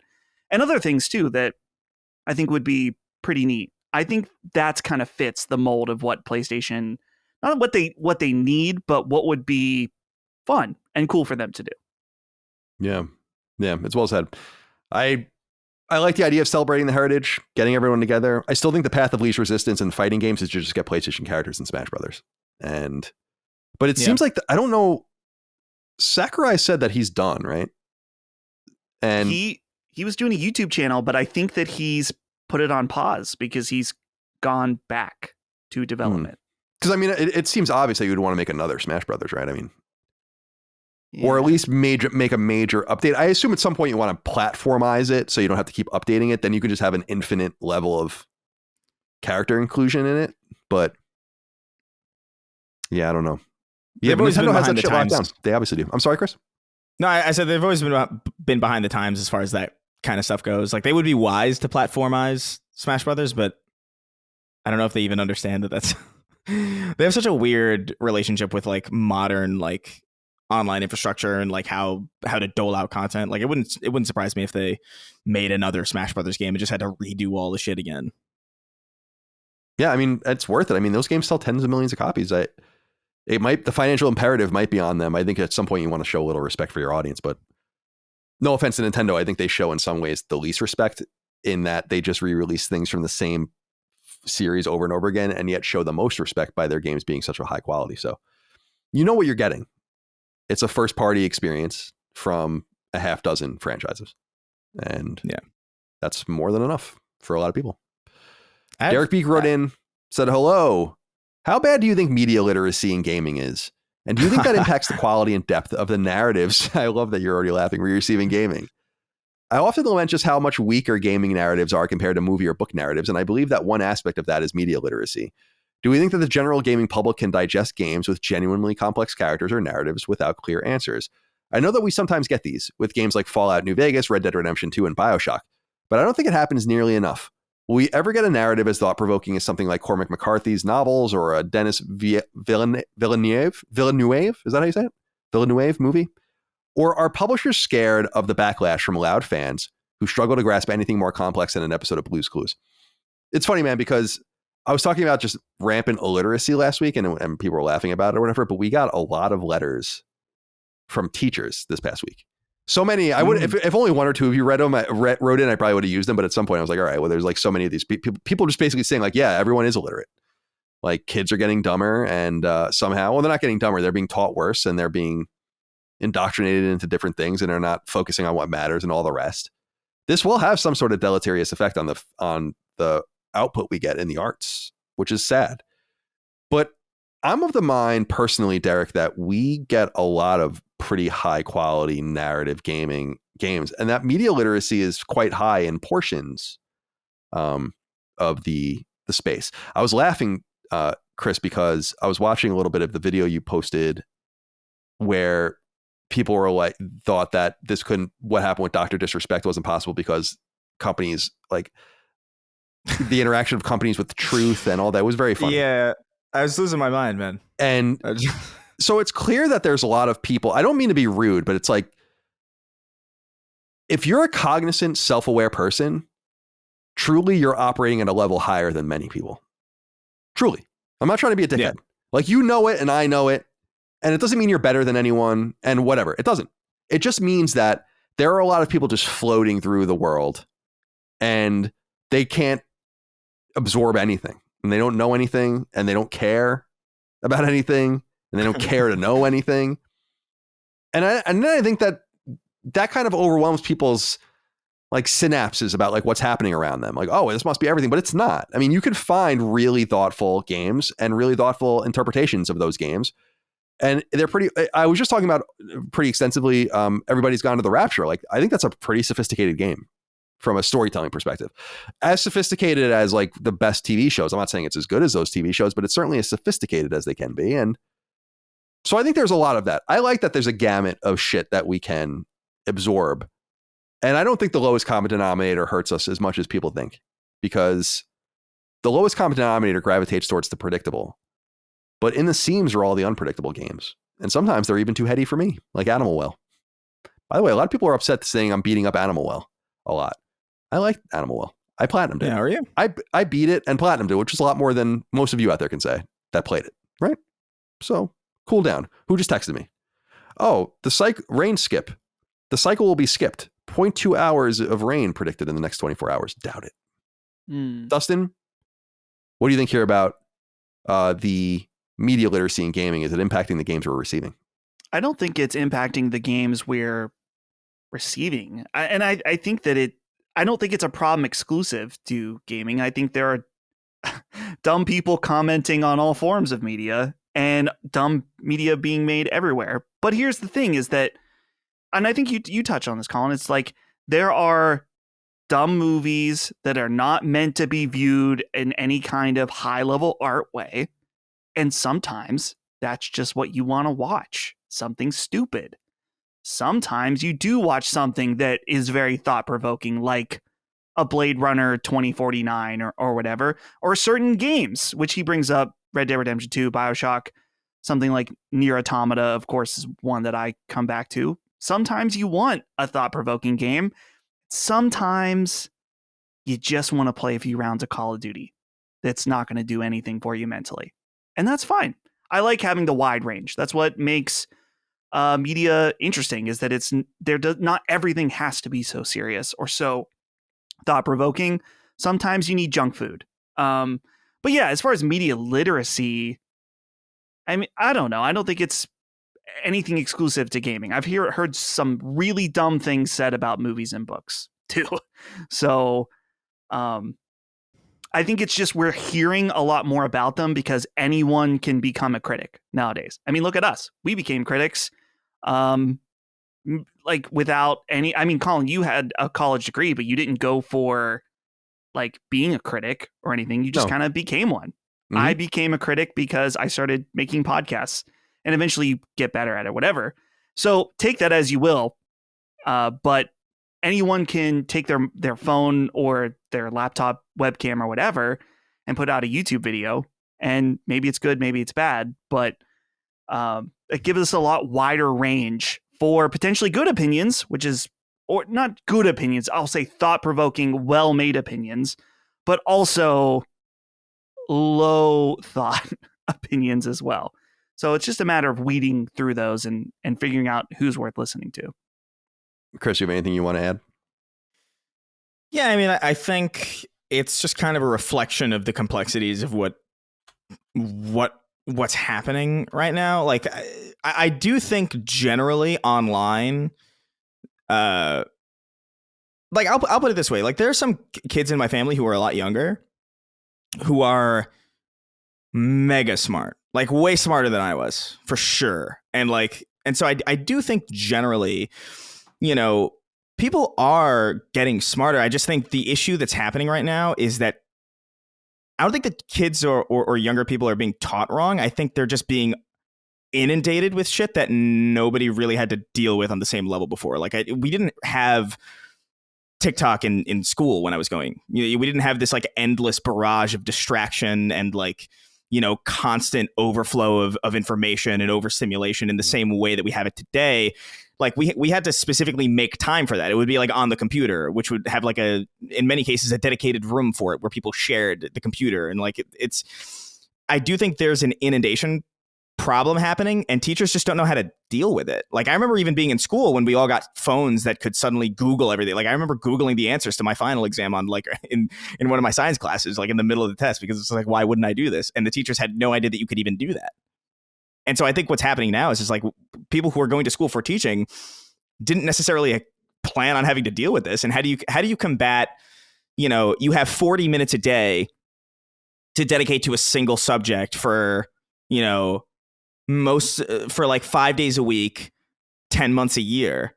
And then every moment of free time that is not that is dedicated to just brain rot and excess information and misinformation. And, I just think it's a really complicated problem that teachers are not equipped to really deal with. And that's a problem for sure, but I don't even necessarily think it's their fault. It's such a crazy, I would have no idea. Like, if I had a kid right now, it'd be, or like a young, like a 7-year-old that I had to I would have no fucking clue on how to begin, putting the guardrails up in such a way that I would ensure that they wouldn't get snagged up in these algorithms.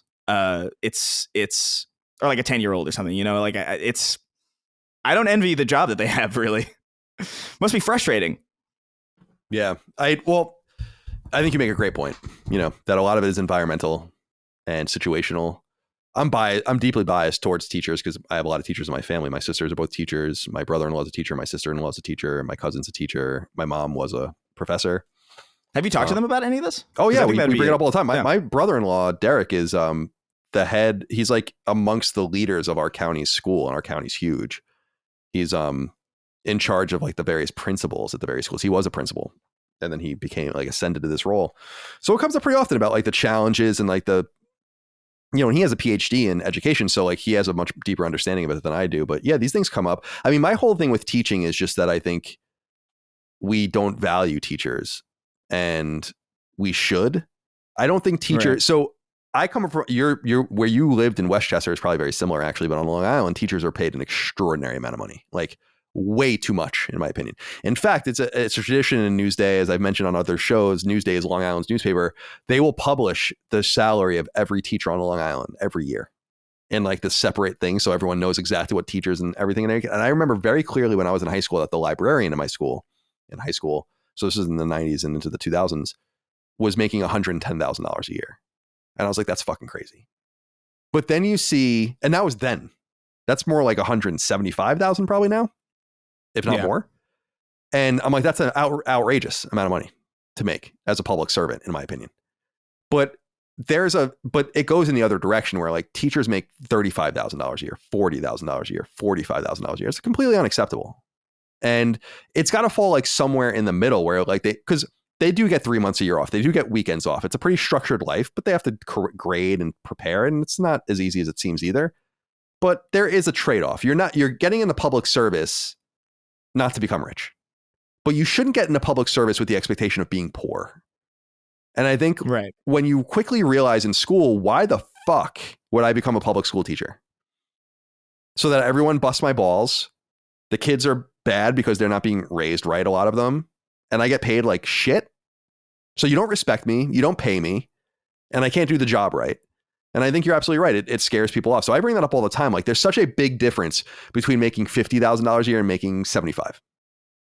And the teachers that I know often have to work on weekends or over the summer to make ends meet.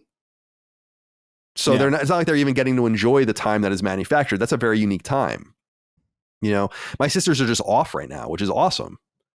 But they have to worry about other things too. And so I think you're right. I think that's a very fair answer, that it's very much a nurture thing. We were bringing it up earlier, and I was thinking, we brought up earlier about like, I was just thinking about everything a kid could believe when they're based on their environment.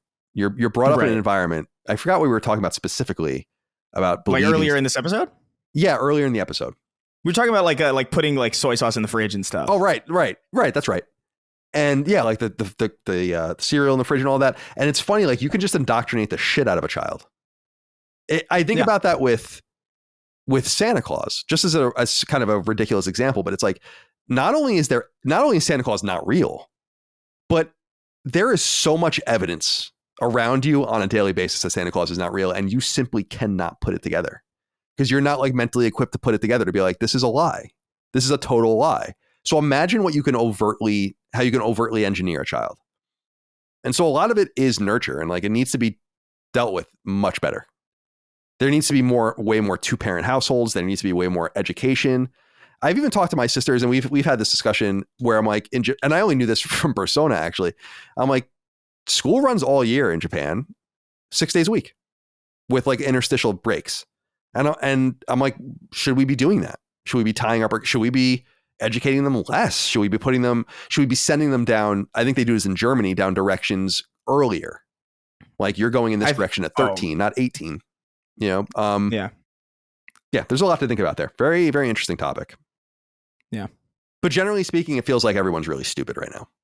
Yeah. But I think the loudest people are often stupid. Yeah, that's true. But I agree with you too, Chris, that because I've lamented it many times on this very show, like how deeply I'm a grown man who didn't grow up in the cell phone era, right? The iPhone was invented when I graduated college. Okay. So, and I'm deeply broken by it. Right. Deeply broken. Like, not a little, a lot.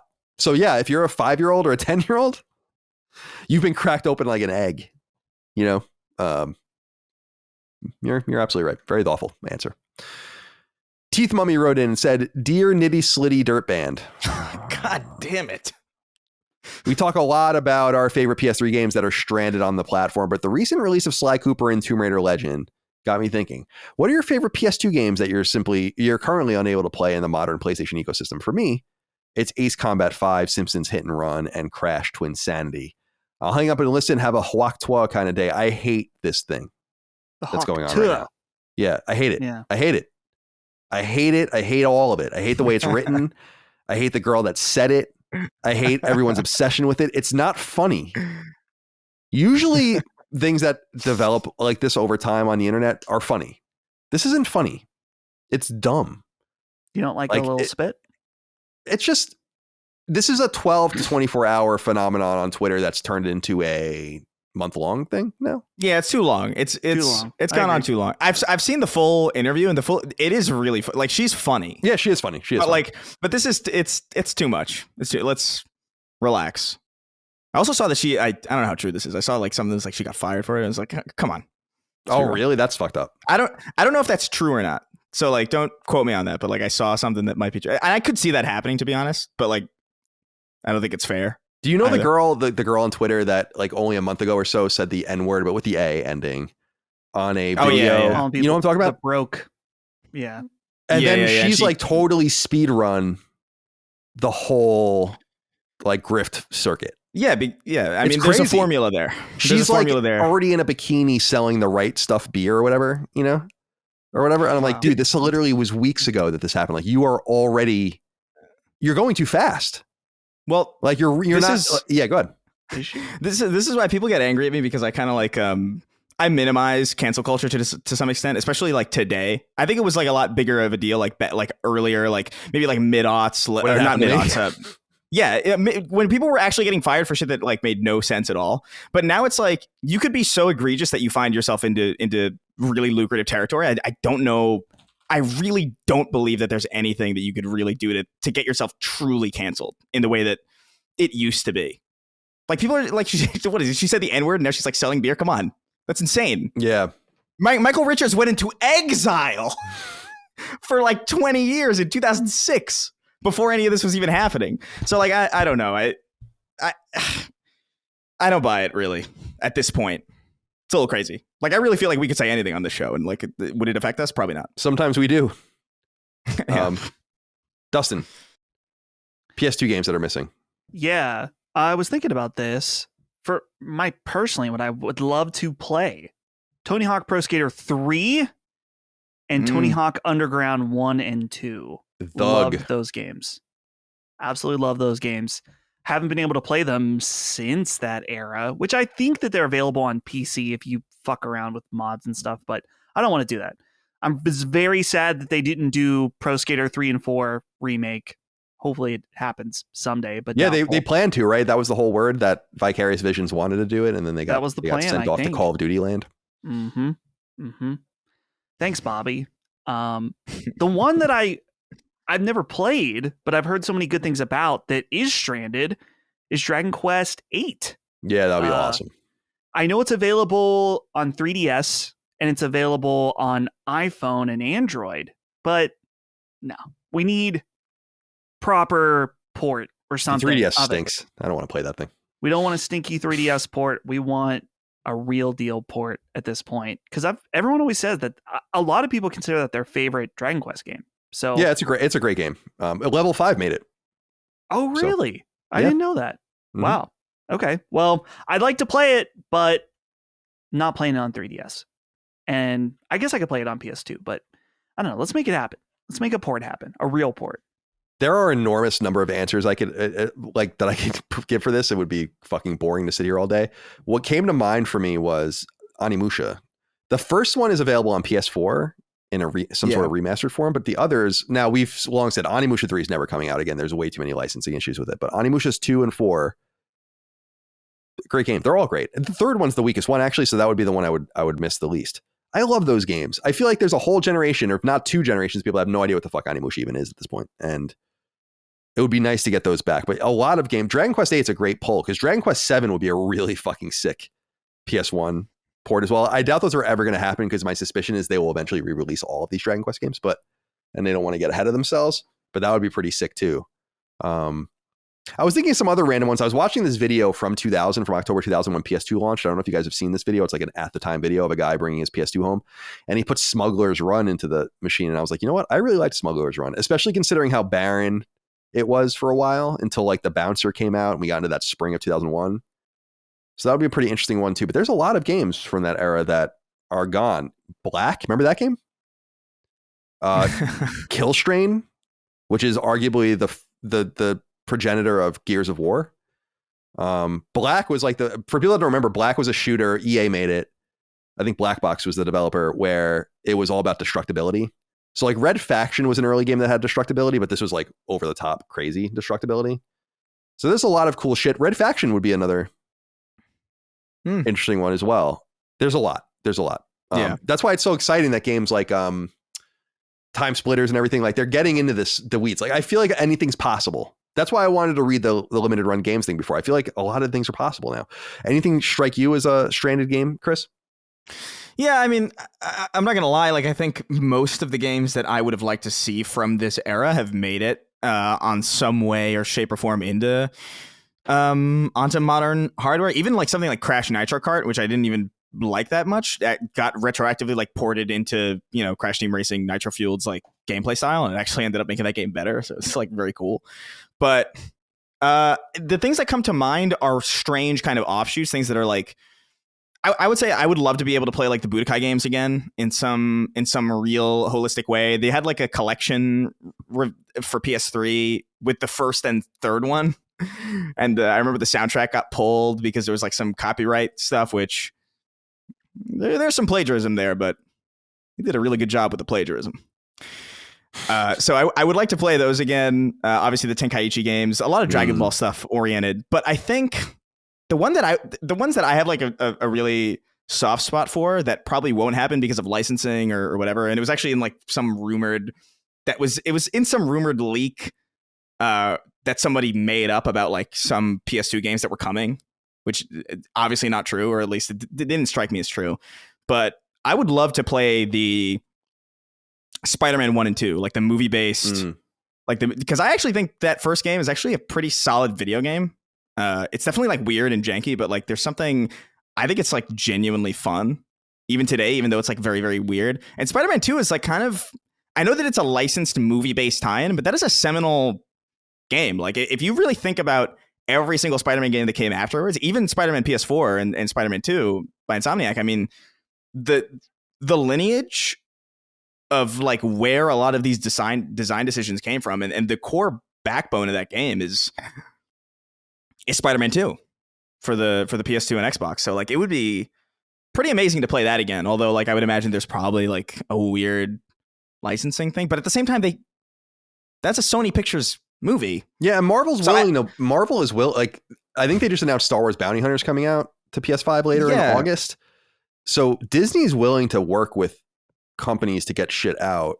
And I imagine they would have to work with Activision in some sense. I doubt that they own the core build of it or whatever, but it would probably be pretty trivial if that's what you wanted to do. Maybe Sony would have a problem with that. In some sense, but I don't know. I don't know. All I know is that we're getting Bubsy 3D on modern hardware and we still don't have Spider-Man 2. That's kind of insane. Yeah. I understand that maybe there might be a skew issue because like now you have two Spider-Man 2s competing. Maybe give it like a separate subtitle or something, or like, you know, classic or something, some way to distinguish it. But that would be really exciting for me personally as a fan of those movies and a big fan of those games. That's from a time where there's a lot of weird like movie licensed games that were really good. Lord of the Rings: Return of the King is so good as a video game. It's crazy. Yeah, that was an EA. That was an EA game, right?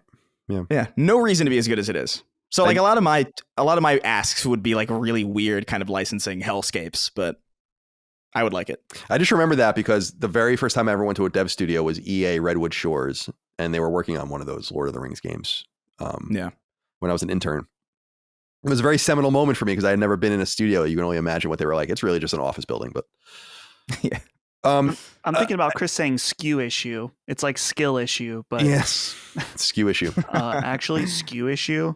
You know, I think you know what a realistic game is that I was thinking about that really could come. It's not like a hypothetical thing. I think when Sony would allowed Ghost Hunter to come out, I was like, well, now they're getting into the annals of fucking PlayStation, like really obscure stuff. I was like, The Getaway, dude. The Getaway is so dope, and it's like a Guy Ritchie film, a very primitive Guy Ritchie film, but that would be pretty cool. I would imagine you'll probably see that at some point, which is pretty cool to think because they're doing it seems like nothing's off the table. That's why I think about a lot of random PSP stuff too coming over. I mean, they're already migrating a bunch of PSP stuff over, but there's just a lot to work with. And PS1 stuff, like they can really get it back into like Colony Wars, the old Wipeout games. Jet Moto, they already started bringing out. Too Extreme, they started bringing out. Yeah. Anyway. Wipeout has a collection kind of. That's true. But they don't have Wipeout Pure, which is like my favorite one, and that was the PSP one. Right. And they really are to get that one. That's a good point, Chris, because they are porting a bunch of PSP stuff, and I would imagine that ran at 60 frames on PSP, right? So I can't remember. I didn't have an issue. It looks like shit, but it's important that the games run fast. So yeah. All right. John wrote in, just John, says, hello, Sacred Dweebs. A new update to Stellar Blade adds a new mode on the title screen that lets you fight against any bosses you've already beaten to your heart's content. I've always wanted this feature in a FromSoft game. Sekiro is the only one that had it. Why don't more games do this? Give you a way to infinitely engage with the gameplay they spend so much time crafting. Examples like the Arena and Horizon Forbidden West are challenge maps in the Arkham games. Thanks for all the great content. It's funny, man, because this is a cool feature, although I understand why you wouldn't necessarily want to have access or give people access to it and they can really learn how to cheese the game, though that should be up to them. When the Mega Man Anniversary Collection came out, not the Anniversary Collection, the Mega Man, what was it called? The PS4 one. They had a thing where you could just get to the bosses and fight all of them, and you really could study them, and it's kind of cool to be able to do that. It is a little surprising that you don't give people more functionality considering, and I don't want to make it seem like it's this simple because this is literally how simple it is on an NES game where you just kind of direct to the code of the door to the boss room and you're just in there. But you're just giving people access to things that already exist and then making it easier to access. I don't mind that. Dustin, as a FromSoft game, do you like the idea of having a Stellar Blade-like mode that lets you fight any boss? I think it would be cool, and I think that a lot of the community would really appreciate it. I know that there is the one in Sekiro that John mentioned. I personally have never interacted with it. I don't see why it wouldn't work in a either Elden Ring or Dark Souls or something where you go to a flame or whatever in Elden Ring, one of the save points, you go and it's like view the memory of this boss, and then it just could just put you in the boss. And you could play at whatever your current level. Maybe there's an option to have the boss scale to your level, so you could have it be challenging. But I think it's neat. It adds, more value if you want to go back, play these bosses. I think in Sekiro, there was some kind of challenge mode available also. And I mean, for Sekiro, that's absolutely perfect. So I'm guessing it's just one of those things that it is extra work. And when you are deciding what your game's going to be, you decide what features you want and stuff like that. And a feature like this costs money. So maybe you decide to spend your money somewhere else. So I think it's cool. I think it would be cool if more games had it. I personally don't need it. I'd rather just play through the whole game again if I wanted to play the bosses. So where are you on this, Chris? Yeah, I mean, I get it. I think large like a big reason why the that mode might be in Sekiro is because Sekiro is inherently like from software perspective, there's very little variation in builds that you have to account for, so it's probably like a little bit easier to kind of scale that as opposed to Elden Ring, which kind of it does depend on your build, and I could see that being like a difficult thing to fuck with on certain games. But I do think being able to skip some of I think about the God of War expansion that just kind of, or not just, but like came out what was it, Valhalla? Ragnarok Valhalla, where like, hey, here's God of War, but it's all the gameplay. You know what I mean? It's all like the combat, like the meat of the experience as to like why you really on a subconscious level, why you're dealing with why you're, able to kind of push through this experience to receive the story. Because like no one's playing God of War Ragnarok and being like, I sure am excited to climb this mountain really slowly while Atreus says things to himself. Like that's not why you play these games. It would be nice if more games offered you that core like meat experience. I actually think about BioShock Infinite when I think about this, like because they had that weird kind of it was the update that they had before Burial at Sea, I think, where there was like some interstitial kind of thing where it was like a horde mode type deal. And I remember really liking that a lot because I was one of the few people who actually really liked BioShock Infinite's combat. I don't know why it like clicked with me like really, really easily. And I really enjoyed it. And I think about like horde mode and Gears is like somewhat similar. Like in certain games, like you play them because like the boss fights are like the most engaging part of it. Like Elden Ring is big on exploration and definitely farming and fighting these like lesser bosses, but definitely like the core of that experience, like the exciting parts of that experience are like moments of discovery and the boss fights. So it would be cool to have this kind of version of a game where you could go like directly to that meat. But I could see why that might be difficult to program for certain games that might be a little bit more expansive or might have a lot more variables at play as opposed to like Mega Man, which is very few variables, and even Sekiro, which in comparison to the vast array of From Software games that exist is a lot more linear and streamlined as far as like how any individual's going to interact with it. Okay, well said. JP has the final inquiry. Says, good day, dear Sacred Sons and His Excellency. In a recent Rick Beato video, he examines the current state of the music industry and the recent decline in quality, attributing it to the ease of creating and consuming music. I saw this video come up on my feed, but I have not watched it yet. I believe this is analogous to the video game industry and is observable through the number of games released each year continuing to grow alongside an unceasing audience demand. Is there a solution to this problem? Audiences are going to continue to value games because the precedent has been set, and the tools that make games easier to make, not to mention the inclusion of more AI tools, won't stop the flooding of games into the market. So JP, you're right. I mean, we're going to be in a bad spot soon. I really think that we're already in a bad spot, in my opinion. I go on PSN and I look at the shit that's on there, and oh my God, what is going on here? It sounds weird, but it is almost too easy to make. Maybe not. It's not too easy to make games. It's too easy to publish them. I still don't see the rationale behind easy access and instead of walling your garden. I used to use the example a long time ago that like when you go into Walmart, it's not every deodorant in the world on the shelf of Walmart. It's a select number of deodorants that they feel like the audience would really be interested in. I'm sure there are really cheap, shitty ones from China that you can put up on there that people might buy, but does it devalue the things around it? And the reason these used to come up is because there's a great book on Walmart that I read where you guys are a little young, and I'm sure this has come up in the past, but deodorant used to come in boxes. Do you guys remember this? And Walmart basically was like, Walmart is the reason why deodorant is not sold in boxes anymore. They used to put the thing in the box and then put the box on the shelf. And they're like, you guys need to get rid of these boxes. They're taking up too much room. We want to put as much stuff on the shelf as possible within the realm. We don't want to make more store space though. We want to fit what we already have into this kind of window. And I kind of feel like the first parties need to kind of just taking this into account. It's just clear that this is a bubbling. I was really early to this and I really am proud of it that I was totally right. I was like, this is going to be a fucking disaster.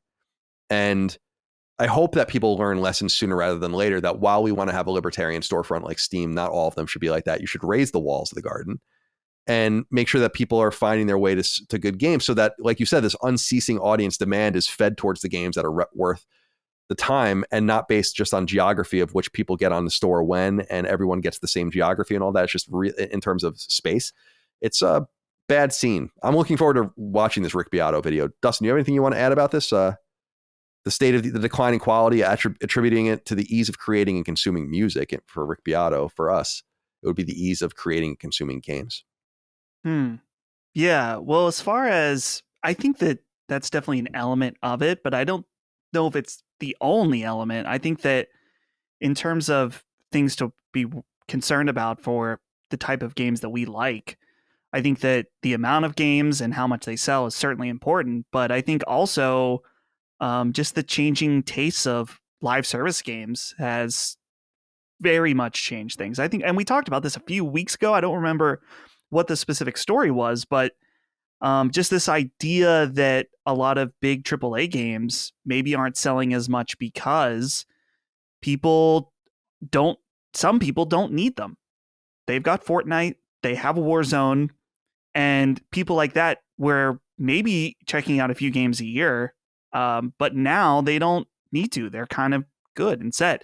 And I remember when I went to E3 2019, I can't remember which developer or just like a general conversation, is that a lot of the conversation was around not necessarily worrying about competition with other games in the space, but competing with live service games, competing with Fortnite, just because that's what was taking up so much of people's time, of their playtime overall, that they didn't need those big games. So yeah, that's not in any way an undercutting of what you're saying. I'm just saying, in addition to there being so many games, there are these tentpole games that take up a huge amount of the attention. And so with them taking up attention, that may be a lost sale of another game somewhere else. Anything to add, Chris? I would say that I feel like this fixation on multiplayer games has kind of always been a thing. And I would say that, like, or not always been a thing, but has been a thing longer at this point than we like to pretend. I think definitely live service and the barrier of entry for that is very, very low, and it's free, and how, like, ooh, you know, I'm going to play this for a long time. But even hardcore people who are playing Fortnite and playing these games get tired of it at a certain point. Like, there's lulls in these like seasonal models where they kind of drift off and they might look for something else. It's very rare. Like, your average person isn't like the streamer type person, you know what I mean? Where they're like on the game every day, stomping noobs, you know? Like, I think I think ultimately I think they contribute to each other in some way. I think when you're on a live service game and then you get bored of it and then you like look to the storefront to see what else is there and you just see like a mountain of garbage. I think that kind of just deters you from even engaging with the storefront. And then you're just like, well, all right, well, I mean, I guess I'll just keep playing what I'm familiar with because nothing seems to be curated and nothing seems to be grabbing my eye. I think it's a self kind of escalating problem where both of those problems that we just talked about kind of feed into one another in some really negative feedback loop that ends up causing like a really deleterious effect on everything around it. So I think if you do raise the walls on the garden, I do think you start to see that kind of live service drop off kind of happen, and maybe not to a degree that would save every single game, but to a big enough degree that people would feel a lot more confident in diving deep into the stuff that the other things that you have available, if they know that they're not going to be inundated with like Sushi Flip 6 or fucking Lord of the Rings Gollum. I feel like there needs to be a higher quality standard for Sony and even certification. Even just like something like the ESRB. It's just like you can have an adults only video game that is so offensive that you can't sell it to people, but like quality doesn't account for that at all. That's crazy. Yeah, I agree. I'm totally flummoxed by the lack of quality approach. It's dangerous, and it's the only reason the games industry fell apart 40 years ago. So you think people would be paying attention to it? I don't think that can happen. Games are just so much bigger than they used to be. Like games are never going anywhere. People that are like, oh, we're in for another crash or something. No, we're not. No, we're not. Definitely not in for a crash. If anything, it's totally fucking economic proof at this point. But there needs to be a better way for people to find stuff. It kind of goes into the whole dead internet theory, where like people think that like the internet's going to be killed by just AI content. No one real is going to be talking to anyone else real, and there's going to be nothing real. And I think about it in kind of an analog to it in games where it's like, how will you find the real games? If it's so easy and AI driven and there's no barrier to entry, then certainly something falls at some point. It's the point I've made many times. Like I do believe we're in an era where good games are absolutely falling through the cracks. No doubt. Yeah. And that never happened 10 years ago. And it certainly didn't happen 20, 30 years ago. But now it is. And I just know that because I play games that are excellent and no one's played them. So clearly these things have fallen through the cracks. And I'm not talking about Immortals of Avium. I'm talking about like obscure indie games where I'm like, this would have been a huge hit on Xbox 360 during the XBLA summer days or whatever. Yeah. Nobody Saves the World, dude, on XBLA would have been huge, I think. Yeah, I agree. And shit, I bring up that game Bat Boy all the time. I'm like, this game would have been huge. If it's just, and I know there's a lot of them, but they're just not, too many Metroidvanias, too many of this, too many of that. We'll figure it out. But that's why I like Lily Mo's kind of lane of we're just going to make old 8-bit style games, and that's our little lane. We're not trying to be anything else. And because I don't think we can compete anywhere else, really. I mean, we could. It would just take a lot of energy and a lot of money. So instead, we'll just be in our little niche. But anyway, we'll see what happens. I also think a lot of games are about to fail over the next 2 years, and that's going to cleanse a lot of, I don't want to say people out of the industry. I don't want people to not be in the industry, but there's too many people making too many games, and that's going to come to a head real soon, I think. All right, my boys. That's all we have for this episode of Sacred Symbols of PlayStation Podcast. It was good to be here with you guys today. Let's go around the horn and say goodbye to everyone. Chris, goodbye to you. Go nourish yourself and quench that thirst. Since you ran out of water. I went to my fridge when we usually take a break in between the games and what we're playing in the news, and I went to my fridge excited to fill up my bottle of water from my filter in the fridge, and it was empty. So I'm mega dehydrated after that coffee and like my Arizona. So I need it. Yeah, you're gonna turn a little prune boy. Yeah, I'm gonna die. Dustin, goodbye to you. Goodbye. I'm looking forward to seeing people at Too Many Games. I'm also just excited for a weekend with my boys. We're going to drive out. Nice little road trip. I got the road trip playlist ready. And it's going to be nice. It's a nice little last hurrah before the baby is here. So hopefully I'll see some of you guys there. And fun episode. I have to pee very bad. All right, good. You got to see the baby. Have fun. Be well. Say hi to Dagan for me. Will do. Yeah. And we'll see you guys next time. That's it for us. Patreon.com/laststandmedia for early ad-free access to our show. Laststandmedia.store for merch. We'll see you next time for more Sacred Symbols. Until then, goodbye. See ya. Take care, guys. Sacred Symbols, a PlayStation podcast, is a product and trademark of Last Stand Media and Collins Last Stand LLC, and is proudly recorded in the USA. The show is conceived by, is written by, and is directed by me, Colin Moriarty. My co-hosts are Chris Raygun Maldonado and Dustin Furman. The show is produced by executive producer Dustin Furman. It's edited by associate producer Ben Smith. All of Last Stand's theme music is by my best friend, Ramon Narvaez. As you know, all of Last Stand shows, including Sacred Symbols, are fan-funded on Patreon at patreon.com/laststandmedia. The following names are at the producer level on Patreon, our highest tier, and we're grateful for your thoughtful and kind contributions to our independent endeavor. Thank you.